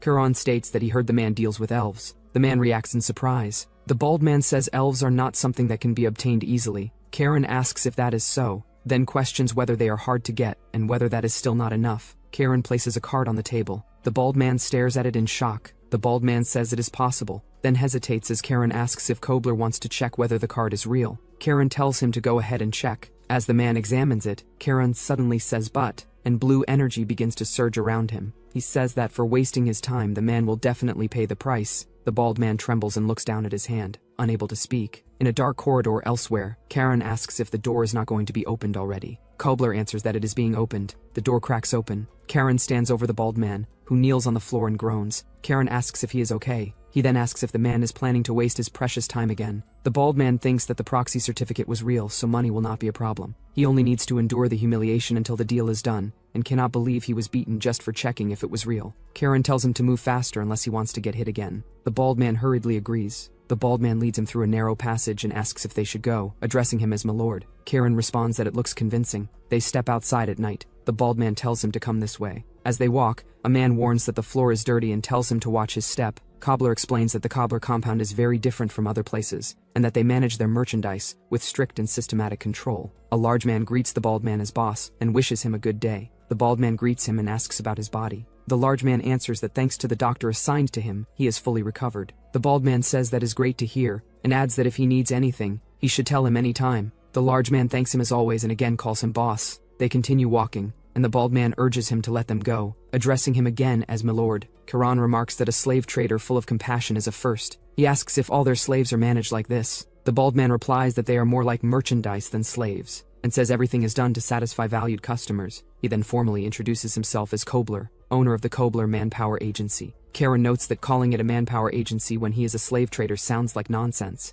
Kobler responds that this is how they survived in Lebanon, and that they pursue quality over quantity. Karen cuts him off and demands to know how they procure the slaves. Kobler hesitates and says it is difficult to explain, calling it a trade secret. Karen raises his fist, and Kobler quickly says he will explain. Kobler states that they take in those who have escaped from other slave traders. He explains that they teach them skills, train them, and then match them with suitable customers. Karen points out that other slave traders would not simply stay still, and that Kobler's subordinates do not seem very strong either. Kobler replies that this is not a problem at all. He says the Lord's soldiers take turns protecting them. Karen repeats the phrase about the Lord's soldiers, and asks how that is possible. Kobler answers that as someone of slave origin, he had no other option. Karen asks if it is through bribes. Kobler admits that they pay the highest tribute. Karen murmurs about the Lord of Reben City. As they walk through the dark forest path, he asks himself what kind of man Kobler really is. A slave trader who educates slaves and finds them jobs, something he has never heard of before. He calls Kobler an interesting fellow. After a while, Kobler announces that they have arrived. Karen looks ahead. Through the trees, a lit building comes into view. Kobler points and says that the structure over there is the auction house. Karen studies it in silence. He then casually mentions that he had actually been looking for a side business. Kobler turns in confusion. Karen proposes investing in Kobler's business. Kobler immediately says it would be an honor if Karen invested, but adds that business must be built on trust. Karen repeats the word trust. He then states that Kobler is duller than he thought and draws his sword. Kobler recoils in shock and lets out a frightened cry. Kobler trembles, sweat running down his face, and Karen asks if Kobler does not even recognize the mercy of being kept alive. Inwardly, Kobler panics, wondering what kind of man Karen is, first offering investment, now threatening to kill him. Karen, still holding the sword, asks if Kobler still lacks trust. Kobler quickly insists that of course he does not. Karen lowers the blade slightly and suggests they proceed. Kobler hurriedly agrees. At the auction house gate, Kobler greets the guards and thanks them for their hard work. One guard calls out his name and tells him this is not a place he is allowed to enter today. Kobler explains that he is escorting a distinguished guest, but the guard refuses, stating that without an invitation there is no entry. Kobler leans closer and says the guest possesses a black card. The guard questions whether it is a proxy payment certificate. The guards ask them to wait a moment as the heavy doors begin to open. One guard mutters that it is shameless to waste someone's precious time so casually. Karen watches silently and thinks that these men are different from Kobler's subordinates. They appear properly trained. Knights of Reben. As tension builds at the doorway, a red-haired man steps forward. The masked man with red hair steps forward and introduces himself as Nur, the one in charge. He asks for forgiveness for the rudeness shown. He extends his gloved hand and asks to verify the card. Karen agrees without hesitation. Nur thanks him politely. A pause follows. However, the mood shifts as the surrounding knights watch closely. Karen's presence turns cold. Blue energy coils faintly around him as he states that they will pay for wasting his time. Kobler stiffens, unable to speak. Inside the grand hall, an announcement echoes that the auction will begin shortly. The chandelier glows above rows of seated guests. Another announcement welcomes esteemed guests and asks them to take their seats. Servants pour wine. Nobles settle into velvet couches. A reminder is issued to the audience. Karen sits back, hood up, gaze steady. He mutters that it is a damn circus. The announcement repeats that the auction will begin shortly. Karen remains silent, eyes sharp beneath the hood. He recalls a memory of his previous life. Outside, the city rests under a deep red sky. Rooftops and distant buildings glow faintly as night settles over. Bodies lie scattered across the blood-soaked ground. In his childhood, Cain stands in the center, barefoot, clothes torn and stained, a chain hanging from his hand and a sword resting near his feet. One wounded man groans. Cain exhales slowly. The man begs for mercy, saying he does not want to die. Cain remains silent. The man shields his head, trembling, repeating that he does not want to die. Cain tilts his head slightly as a noble asks if Cain is trying to tell him what to do. The noble leans forward and remarks that it is not as though Cain does not know the answer. He tells Cain to act as he already knows he should. The spectators chuckle softly. Khan lifts the sword above his head. The wounded man stares up, eyes wide, tears mixing with blood. Without hesitation, Cain kills that man in an instant. Meanwhile, present inside the auction hall, Kobler leans toward Karen and informs him that the auction for the item he seeks is about to begin. Karen lowers his gaze slightly and acknowledges that he understands. On the stage, the host steps forward under the spotlight and announces the next item. He declares that it is a rare item captured from the southern Great Forest. Murmurs spread through the hall as someone repeats the name of the southern Great Forest in surprise. The host raises his hand as someone asks if it could be an elf. The host then reveals that it is an elf captured near the southern Great Forest. From behind the curtain,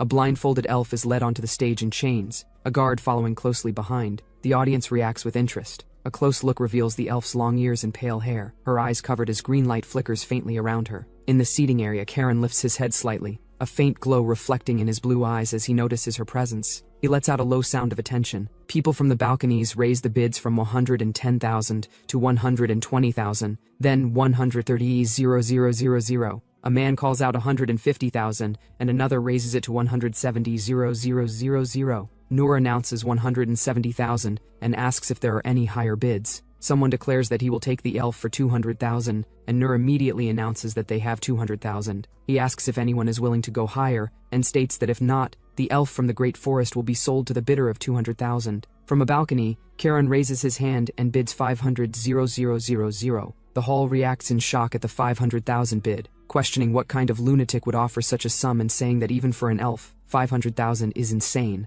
Karen looks down calmly while Nur stiffens in surprise. Nur declares that they have 500,000 and asks if there are any further bids. He then announces that the elf from the Great Forest is sold to the bidder of 500,000 later. Kobler addresses Karen as "Milord" and asks if he truly has 500,000 gold. Karen explains that a proxy payment certificate is only issued if there is at least 500,000 in the account, and calls Kobler an idiot. Kobler hesitates and begins to respond uncertainly. Karen looks at Kobler and tells him to forget it, then asks if slaves bought here can be smuggled out. Kobler shouts in shock and asks what he means. Karen says that judging by his reaction, he is useless. Kobler explains that with the forces a mere slave trader has, there is no way they could possibly do such a thing, and that they would not even dare. Trembling, He begs to be left out of whatever Karen is planning. Karen calls his name and tells him to think carefully about which side he wants to stand on. Kobler hesitates and asks for pardon, then wonders what that means. When someone from outside knocks the door, Karen tells them to come in. Nur enters with the elf and congratulates Karen on his winning bid, remarking that 500,000 gold is impressive. Karen tells him to skip the pleasantries and asks how they will handle the payment. Nur laughs and comments that Karen is as bold as he is generous, adding that cash is best, of course. Karen says he does not want unnecessary suspicion and does not want to be tracked. Nur tells him there is no need to worry. He explains that to ensure no evidence of a slave purchase is found, they will record it as a purchase of jewels worth 500,000 gold. Karen asks if they are laundering the money, and Nur boldly remarks that Karen could call it that. Karen says that is a problem as Nur asks for pardon. Karen states that he would like to pay afterward. He explains that his money is in a personal vault in Tabi, and that he will pay from there. He adds that they will follow him to wherever he wants anyway. Kobler nervously addresses him as my lord, while Nur folds his arms. Nur states that transactions are strictly prepaid, and adds that since Karen's identity has not been verified, it is even more difficult. He apologizes and says they cannot grant the request, adding that the elf cannot be taken until payment is made. Karen responds that it is about trust and says he understands how it is. After a brief silence, he proposes another idea and asks whether, if he reveals who he is, post-payment would be possible. Nur replies that it is not necessarily so. Karen then says that now that he has shown his face, and lowers his mask. Karen tells Nur that he had better not try making excuses, and adds that if he is not in a position to decide, he should bring his superior. Nur responds that he is the one in charge and says that even if Karen shows his face, it would not change anything. Karen suddenly orders him to shut up and go tell his master. He tells them to inform their master that Karen Reston wants to see him. Nur stiffens, then answers that he understands. After that, Karen tells Kobler to release the elf. Kobler reacts in shock and starts to protest, but Karen clicks his tongue. Kobler says he is doing it and moves behind the elf. He removes the restraints from her ankles, and the shackles fall away from her feet. The elf stands silently. Then Karen throws a small bottle and tells the elf to drink, explaining that it will heal her wounds. The elf thanks him and says it is a fine potion. Karen remarks that she is an elf who speaks the human language and admits he thought she might cause trouble once freed, but says she is surprisingly calm. The elf explains that she sensed her mother's presence from him, and faintly the aura of her kin as well. Karen thinks about Rio as he considers it, then asks if it is because of the world tree's dew. He asks how she was captured. She begins to answer, and explains that she was ambushed while subjugating monsters near the southern Great Forest. She adds that the monsters had spread even outside the forest, and that there was a knight among the slave hunters. Karen repeats that there was a knight, and says it was probably the Knights of Lebanon. He reasons that since the southern kingdoms are at war, they would not have spare knights. He asks if she remembers the knight's face. She replies that she did not see it. The elf states that she clearly remembers the knight's mana aura. Karen looks at her and says that is enough. He adds that he came to rescue her at her kin's request and asks her name. She answers that her name is Neria. Karen tells Neria that she is not free yet and instructs her not to act rashly. She responds that she understands. He calls Kobler and tells him they will do a job together. Kobler asks what kind of job it is. Karen declares that they are starting a rebellion here in Lebanon. Kobler repeats that it is a rebellion in Lebanon. Startled, Kobler shouts in shock and says he does not want to die yet, calling him my lord. He then straightens himself, salutes. As Karen asks whether 10,000 will be enough, Kobler tells him to just give the order. Kobler states that he will lead the charge and bring justice to the slave market. Karen questions what he means by justice. Karen says that he simply hates seeing slave traders live comfortably, thinking that it is not entirely impersonal. The door opens, and a man steps in with a faint smile, apologizing for keeping them waiting. He introduces himself as Leandro, the Lord of Lebanon, and calls it a pleasure. Karen stands and introduces himself as Karen Reston, saying the honor is his. Neria watches silently beside them, her gaze fixed on the newly arrived lord as the atmosphere in the room tightens. Karen's gaze hardens, a cold light gathering in his eyes as a sharp surge of mana spreads through the room. The air grows heavy, pressing down on everyone present. Leandro remains standing, chin slightly raised, his expression composed as if testing the weight of that pressure without flinching. Behind them, Kobler stiffens, sweat forming on his brow as he struggles to breathe. He mutters under his breath, questioning what this suffocating atmosphere is. Leandro remarks that he had heard plenty about young Karan's outstanding swordsmanship, but coming all the way there to rescue an elf slave was unexpected. He did not know Karen had such tastes, and comments that, judging by how docile she is, the elf seems to like him quite a bit as well. He says that once the payment is settled, it will be a deal everyone can be satisfied with. Karen responds that this is true if post-payment is allowed. Leandro repeats that Karen wants to pay afterward, and acknowledges that he did say that. He then asks how he could make such a big decision without collateral. Karen questions whether there is no collateral and states that his family name itself is collateral. Leandro pauses and remarks that Karen says amusing things, then suggests they sit down and discuss the details. Karen agrees. A servant approaches and places food and wine on the table as they take their seats. Leandro raises a glass and comments that Karen should have come to the Lord's castle first, adding that with such hospitality he wishes he had. Leandro adds that he never expected the mad hound of Chonghae to have such hobbies and remarks that he did not think Karen had a fondness for elves. Karen responds that the youngest grandson of Duke Yahello buying an elf at a slave market for a huge sum should be quite appealing collateral. Leandro repeats that it is appealing collateral and then thinks that indeed it is. It means he has leverage over someone like Karen. He also says Duke Salmon would be delighted to hear such news. Leandro asks if Karen is worried. Karen asks what he should be worried about. Leandro replies that he could simply tell Duke Yahello about the situation. Karen responds that then each of them would be holding a secret over the other. He will not reveal that Leandro runs a slave market either, and addresses him as Marquis. Leandro says he understands and laughs lightly. He then agrees to concede since it is their first deal. Finally, he says he will assign some of his men to accompany Karen to Tabi, explaining that given the situation around Lebanon, he will need an escort. Leandro introduces Sir Owen and states that he will accompany Karen, adding that Owen is the commander of the Lebanon Knights. Owen says he looks forward to working with him. Karen expresses gratitude for sending the knight commander, and Leandro tells him not to worry about it. Neria watches silently beside them. Outside the castle, a carriage and several horses are prepared in the courtyard. Leandro mentions that he could even arrange a train for Karen if needed. Karen declines and says it will not be necessary because he would like to enjoy the scenery at a relaxed pace. Leandro remarks that Karen is a young man who appreciates refinement, and adds that next time he will prepare another fine elf. Karen replies that he will look forward to it. Leandro wishes them a safe journey, and Karen thanks him. Later, inside the carriage, Karen looks at Neria and asks if the man they just saw is the one who kidnapped her. Neria confirms that it is. Karen says that was what he expected, and remarks that she probably wants to tear him apart, but as for now she must endure a little longer, and Neria wonders if there is no other way. Karen confirms that she is right, and explains that he plans to kill them all at the right moment. Neria says she understands. Karen tells her to get some sleep because the road to Tabi is long. Outside, the carriage continues moving along the forest road while the escorts ride beside it. Later that night, the group sets up camp in the forest, with horses tied nearby and a fire burning at the center, watching the surroundings in silence. Back inside the carriage, Karen asks Neria how her body is feeling. She answers that she is not fully recovered yet, but seems to continue explaining. Karen tells Neria that if she is not fully recovered, she should stay inside the carriage and not come out. Neria says she can at least summon a spirit. Karen replies that she would only get in the way and steps out of the carriage while she watches silently from inside. He looks at a device in his hand and states that the coordinates have been received. Nearby, Sir Owen, standing by the fire, notices Karen approaching. He comments that it seems Karen had quite an enjoyable time with the elf. Karen asks what he means. Sir Owen explains that, considering how beautiful the elf Karen bought is, it is understandable, and adds that he is the one who captured her. Karen asks whether Sir Owen has any alcohol. Sir Owen answers with realization. He says the Marquis gave them some fine liquor. Karen acknowledges it and remarks that fine liquor sounds good, then asks what the other knights are doing. Sir Owen replies that they are checking for monsters or other threats nearby. Karen says that is a shame because it would have been nice to drink together,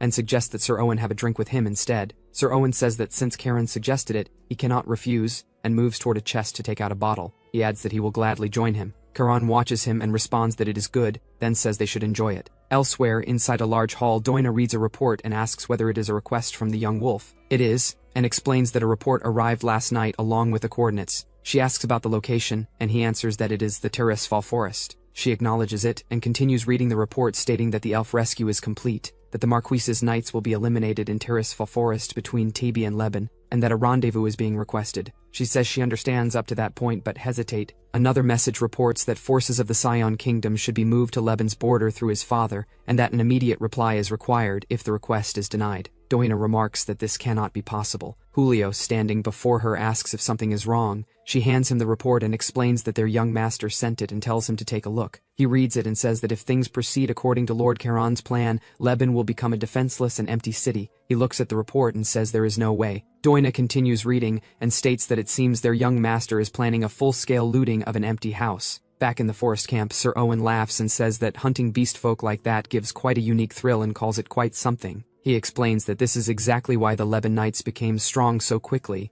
and Karen says that it is about maintaining real combat experience. Sir Owen then says there are financial benefits as well, though it is probably not something that resonates with someone like Lord Karen. Karen asks if that means they target elves or beast folk rather than humans, because they are worth more. Sir Owen confirms it, saying that is correct. Karen then asks how many elves he has hunted. Sir Owen replies that since elves rarely come outside the Great Forest, including the one Karen bought, the total is 4. Karen remarks that Sir Owen's sword looks quite nice. Sir Owen answers that Karen noticed and explains that it was personally bestowed by the Marquis. He explains that the sword was crafted by a master smith from the capital. Karen suggests that he should draw it. Sir Owen agrees and pulls the sword from its sheath. He raises it proudly and remarks that it is truly a fine sword. Karen studies it and asks how long he has been using that sword. Sir Owen replies that it has been about 5 years, and after 5 years it is still in good condition because he has taken good care of it since it was bestowed upon him. He also explains that the higher a person's mana mastery is, the less strain is placed on the blade. Karan acknowledges the explanation and then adds that more importantly,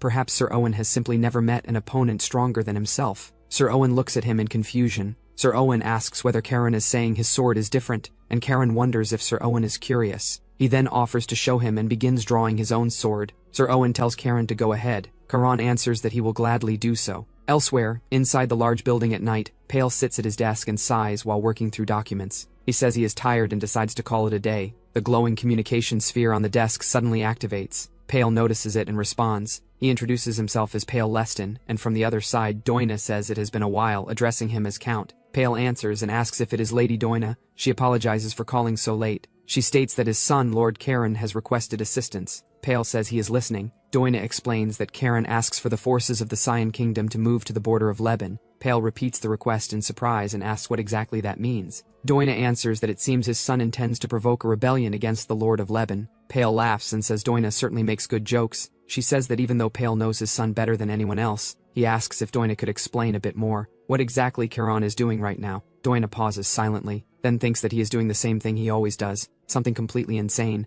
Back in the forest, blood sprays through the air beneath the night sky. Karen stands by the fire with his sword raised, while Sir Owen collapses, his severed head lying on the ground. Neria steps out of the carriage and watches the scene. Karen faces her in silence. He says it is too early to get sentimental, the hunt has only just begun. Later, under the night sky, a man runs through the forest while breathing heavily. He curses in frustration and wonders what the hell is going on, questioning why Karen suddenly attacked them. He realizes they must report this to the Marquis. While trying to move, he collapses to the ground and struggles to reach his weapon, letting out a strained sound. Karen approaches from behind. The man grits his teeth and curses again as Karen drives his blade through him. Blood splashes as the man groans in pain. Karen pulls the weapon free and looks back. Behind him, Neria raises her hand and releases a surge of green magic that spreads through the ground and surrounding trees. He asks Neria if she can manage. Neria says she is a bit tired but that she is fine. Karen replies that that is good. He then tells her to go back to the campsite and rest for now, adding that he will deal with the one who escaped. Neria agrees. She looks in the direction Karen left and thinks that for a human, Karen Reston might actually be a decent person. She then decides to head back to the camp. While walking away, she suddenly stops after sensing something. Prince Rio in a hoodie appears in front of her and notices that she is alone. Neria reacts in surprise. She observes that this is bad timing because she is not fully recovered yet, though he says it will not take long since she has appeared right when she is alone. He asks her where Karen Reston is. Neria remains silent. At that moment, Karen appears in front of the escaped man. The man turns in shock and wonders how Karen managed to get ahead of him. Panicking, he asks if Karen sold his soul to a demon. Karen responds that hearing that from him is ridiculous, and adds that this situation is seriously absurd. The man shouts that otherwise there is no way Karen could have caught up to him so quickly and swings his sword down. Karen looks up at him and calmly asks if that is really so. As the attack comes down, Karen moves and counters. Blue streaks of light flash as their weapons clash. In the next moment, Karen's strike lands across the man's body. The man collapses and falls to the ground in front of Karen. Karen looks down at him quietly. He then activates the communication device and hears Doina saying that support has been sent to the coordinates he transmitted and that he will like it because it is a special gift. Karen replies that hearing that makes him trust it even less. Doina insists that it is true and guarantees it. Karen pauses in silence and asks what kind of gift it is. Back at the campsite, Neria stands beside the horse, while Rio sits near the fire. Rio says he has finally found Karen Reston. Karen looks toward the campsite and repeats that it is a gift. Rio grins and says he is the kind of man who likes being a gift himself. Karen must be thrilled to see his big brother after so long. Karen angrily demands to know why his brother is here, even if it is supposed to be a gift. He asks what happened to the surveillance of the Harang Knights. Rio calmly replies that he secretly ran away. Karen calls him a crazy bastard. Rio says not to worry because he did not come alone. Karen reacts with confusion. Lord Mason greets Karen Reston after a long time and comments that Karen has already reached the level of 6-star. Karen acknowledges him and begins speaking to Lord Mason. He observes that Lord Mason still seems to be going through a lot. Neria stands beside the horse and quietly watches the situation. She looks toward the campsite and says she understands now. She remarks that the Prince of the Aureus Empire and the Archmage of Tibi, who is known for helping her own kind, are sworn siblings. She then asks what kind of person Lady Doina is. Rio answers that she is someone who would do anything for justice, just like Karen. Karan immediately snaps back and angrily insists that they should not get the wrong idea because he does not care about justice at all. Rio chuckles. He then remarks that even if Karen says that, everyone understands by now that Karen is someone who will never hesitate when it comes to justice. Karen shouts at him to shut up. Naria calmly states that she knows. Rio then continues speaking, bringing up what happened to the wise clan of the forest and offering an apology on behalf of His Majesty. Karen questions him, pointing out the contradiction of calling His Majesty a puppet while still apologizing on his behalf. Rio shows brief surprise. He angrily declares that Karen is an insolent brat and demands how he dares insult his father, His Majesty. He angrily asks Lord Mason if he is just going to stand there. Lord Mason lets out a sigh, and later Rio admits that what was said is true, adding that apologizing is still the right thing to do. Karen tells him to do as he wishes, though he still finds the situation strange. Rio suddenly speaks again and says that anyway, he will help with all his strength so that Lady Naria can safely return to the Great Forest. He then adds that everyone involved in this incident will definitely be held accountable. Naria silently listens. After a moment, she quietly expresses her thanks. Rio then asks her to stay in Tebi for the time being until things calm down. He explains that if she uses the scroll he gives her, she can go straight to his older sister. Naria accepts the scroll and thanks him again. Afterward, she says that she will go ahead and wait. A magical light appears as the scroll activates in her hand. Naria smiles and says she hopes they meet again. Blue light surrounds her as the magic activates. Rio and Karen watch as the swirling energy fades. Caro then turns to Rio and asks what comes next, pointing out that Rio did not come here without a plan and asking if he has thought about how he will help. Rio questions what plan Karen is talking about and remarks that he thought Karen had already planned everything. Rio grins and reminds him of the cheerful rebellion of the Duke's grandson and the sixth prince, asking if that was not the idea. Karen reacts with irritation and starts to respond. He suddenly shouts at Rio, accusing him of coming here just to have fun, while Rio quickly claims he was only joking. Nearby, Lord Mason lets out a tired sigh. Meanwhile, Yahello comments that Pale looks terrible. Pale calmly says he is fine, addressing him as the head of the house. Yahello says that he will bring an elixir and tells Pale to stop complaining and take it. He remarks that Pale must have suffered a lot because of Karen. He then asks if the forces of the Kingdom of Sion have been moved.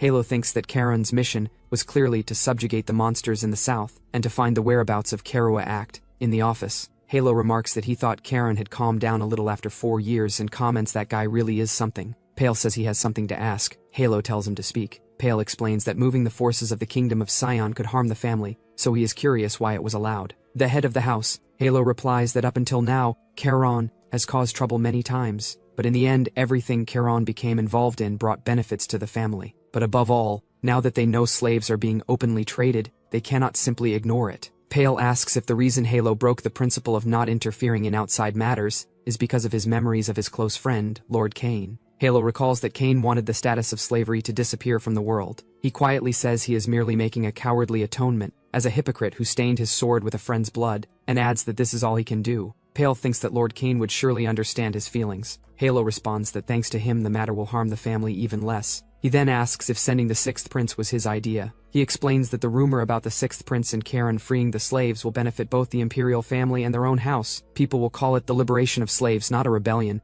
He praises the plan and calls it excellent. Pale answers that he is being flattered and explains that the truly difficult part is what the prince and Karen must do from now on. Yahello confirms that everything has been arranged and says that completing the mission now depends entirely on those two. Meanwhile, inside of Ehis, Karen turns to Rio and suggests that instead of becoming the leader of a rebellion, they will become heroes who freed slaves. Rio laughs and says it is exactly a good plan. He remarks that there is a reason the Grand Duke Yahello entrusted the diplomacy of House Reston to the prince's father. Karen admits he does not like it but says that the presence of the man with them alone gives them justification, calling it a truly clever move. They have no choice but to live up to the expectations placed on them. He then explains that the Margrave has close ties with House Salmon. As long as House Salmon supports him, he will not receive proper punishment. Rio responds by asking what that changes. Karen then proposes that they should make the Margrave take the charge of treason. Rio stares at him and asks if he has gone crazy. Karen calmly says he will not be satisfied with merely stripping his title. Rio realizes the meaning and asks if he plans to frame him with rebellion.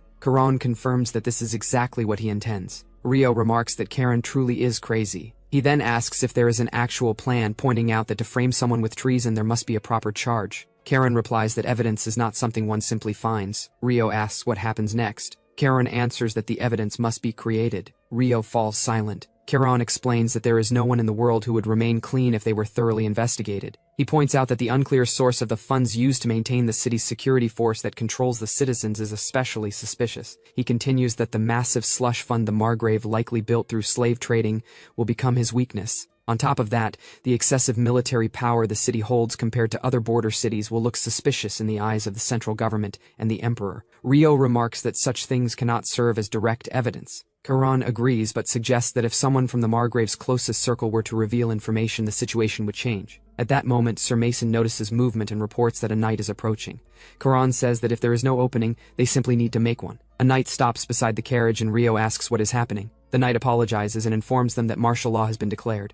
Rio asks for the reason. The knight explains that the kingdom of Sion has moved troops to the border. To prepare for possible schemes, the city's entry and exit are now being strictly restricted. Hearing this, Rio remarks that stopping him over something like that is a waste of his time. The knight begins to protest, saying that this is not what he meant, but another guard angrily calls him an insolent fool. Rio watches quietly from inside the carriage and remarks that it seems the guard knows who he is. The guard immediately panics and apologizes for his rudeness. He nervously confirms that the man inside the carriage is the sixth prince, His Highness Rio. The guard quickly asks them to enter the fortress. Charon calmly comments that Rio can be useful sometimes and refers to him as brother. Rio reacts with irritation. The carriage then passes through the massive fortress gate as the guards open the way. Later, the scene shifts to a secluded building hidden deep in the forest. Charon, in disguise of a knight, asks if that place is the auction house. Rio confirms that it is, explaining that when there is no slave auction taking place, they pretend to deal in jewelry. He then mentions an artifact capable of changing the shape of armor into whatever form the user wants. He says that even his older sister likely could not create something like that and asks if he could borrow it just once later.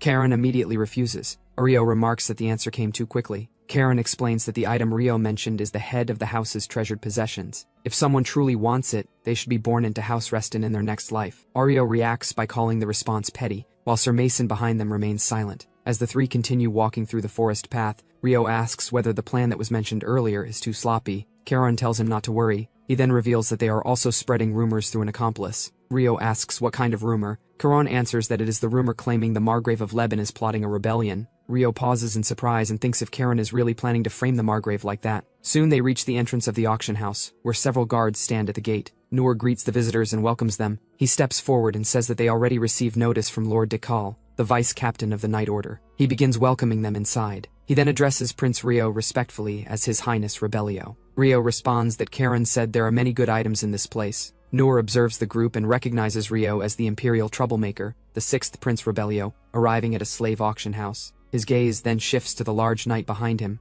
identifying him as the 8-star knight known as the Unbreakable Shield, Sir Mason Paul. He then notices the hooded figure standing beside them and wonders who that person is. Charon slightly lifts his head as Noor speculates that the person might be a knight assigned to guard the prince. He finally gestures toward the entrance and politely says he will guide them inside, asking them to come in. Inside a decorated room of the auction house, host Noor speaks politely to the guests. He remarks that they must have traveled a long way from the capital and asks whether they are hungry. Rio responds that he never said he came from the capital. He explains that he came from Tebi, where he had been on vacation. Noor pauses at the mention of Tebi and says that if that is the case, Rio must have met Lord Charon there. Rio immediately denies it, saying that if he had met Charon, the man would have surely bragged about his elf slave, so there would be no reason for him to hide it. Noor acknowledges the answer quietly. He then remarks that he never expected Lord Charon to introduce such a distinguished person. Rio casually responds by asking what difference that makes. The host, or say Noor, admits that he never thought someone of Rio's status would come to a place like this, since it is not a place that people view kindly. Rio then comments that for someone who trades slaves despite the ban issued by His Majesty, Noor does not seem very bold. He adds that he is not a blabbering idiot like Charon. The hooded knight, Charon beside him, remains silent. Rio calmly says that Noor should not go around telling people that he saw him here. Noor assures Rio that protecting the identities of their customers is the house's pride. He then asks if Rio would like to look at the items they handle. Rio agrees and says they should take a look. As Noor shows them the catalog, Rio notices entries mentioning tiger folk and cat folk and asks whether they also deal in beastmen. Noor confirms that they do, explaining that they respect the various tastes of their customers. Rio closes the catalog in his hand and says this is not what he wants, asking what they should do about it. Noor replies that it would help if His Highness explained his preferences more clearly. Rio asks if they will match it and answers by telling him to bring the ledger. If they are going to report this to the Margrave, they must have recorded it in a ledger, and he orders them to bring it to him. Noor warns that the joke has gone too far and addresses him as Your Highness. Rio calmly asks whether it sounds like a joke. In the next moment, the hooded knight, Charon, suddenly moves. He strikes Noor and knocks him to the ground, pinning him down with force. Rio states that his younger sibling and he are not joking. Noor, shocked and confused while being restrained,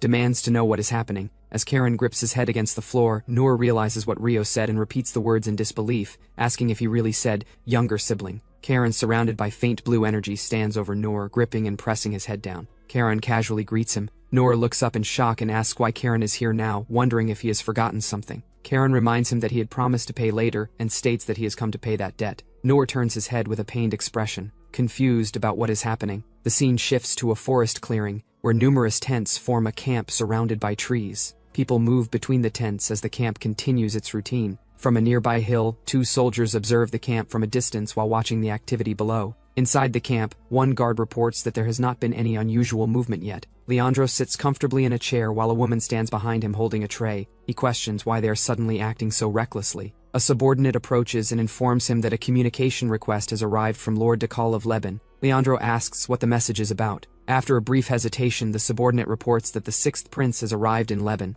Hearing this news, Leandro reacts with clear surprise. He repeats the words in disbelief, questioning whether the 6th prince has really arrived. He recalls that the imperial troublemaker Rio is supposed to be in Leban. At the same time, Karan strikes Noor again, causing him to cry out in pain. Lying on the floor, Noor panics and says that if he hands over the ledger, he will be as good as dead. Karan calmly tells him that he still does not understand the situation. Standing above him with faint blue energy surrounding his body, he warns that even if Noor refuses to hand over the ledger, he will die here anyway. He then orders Noor to hand over the ledger and follow his instructions if he wants to live, or carefully think about whether he wants to die by his hand right there. Noor remains silent, trembling as he struggles to decide. Karen continues with a cold smile, explaining that dying by his hand would come only after he is tortured, until he reveals where the ledger is hidden. He then orders Noor to choose quickly. That's it for now. If you enjoyed the video, don't forget to like, share, and subscribe for more. Let me know your thoughts of this manhwa through comment section.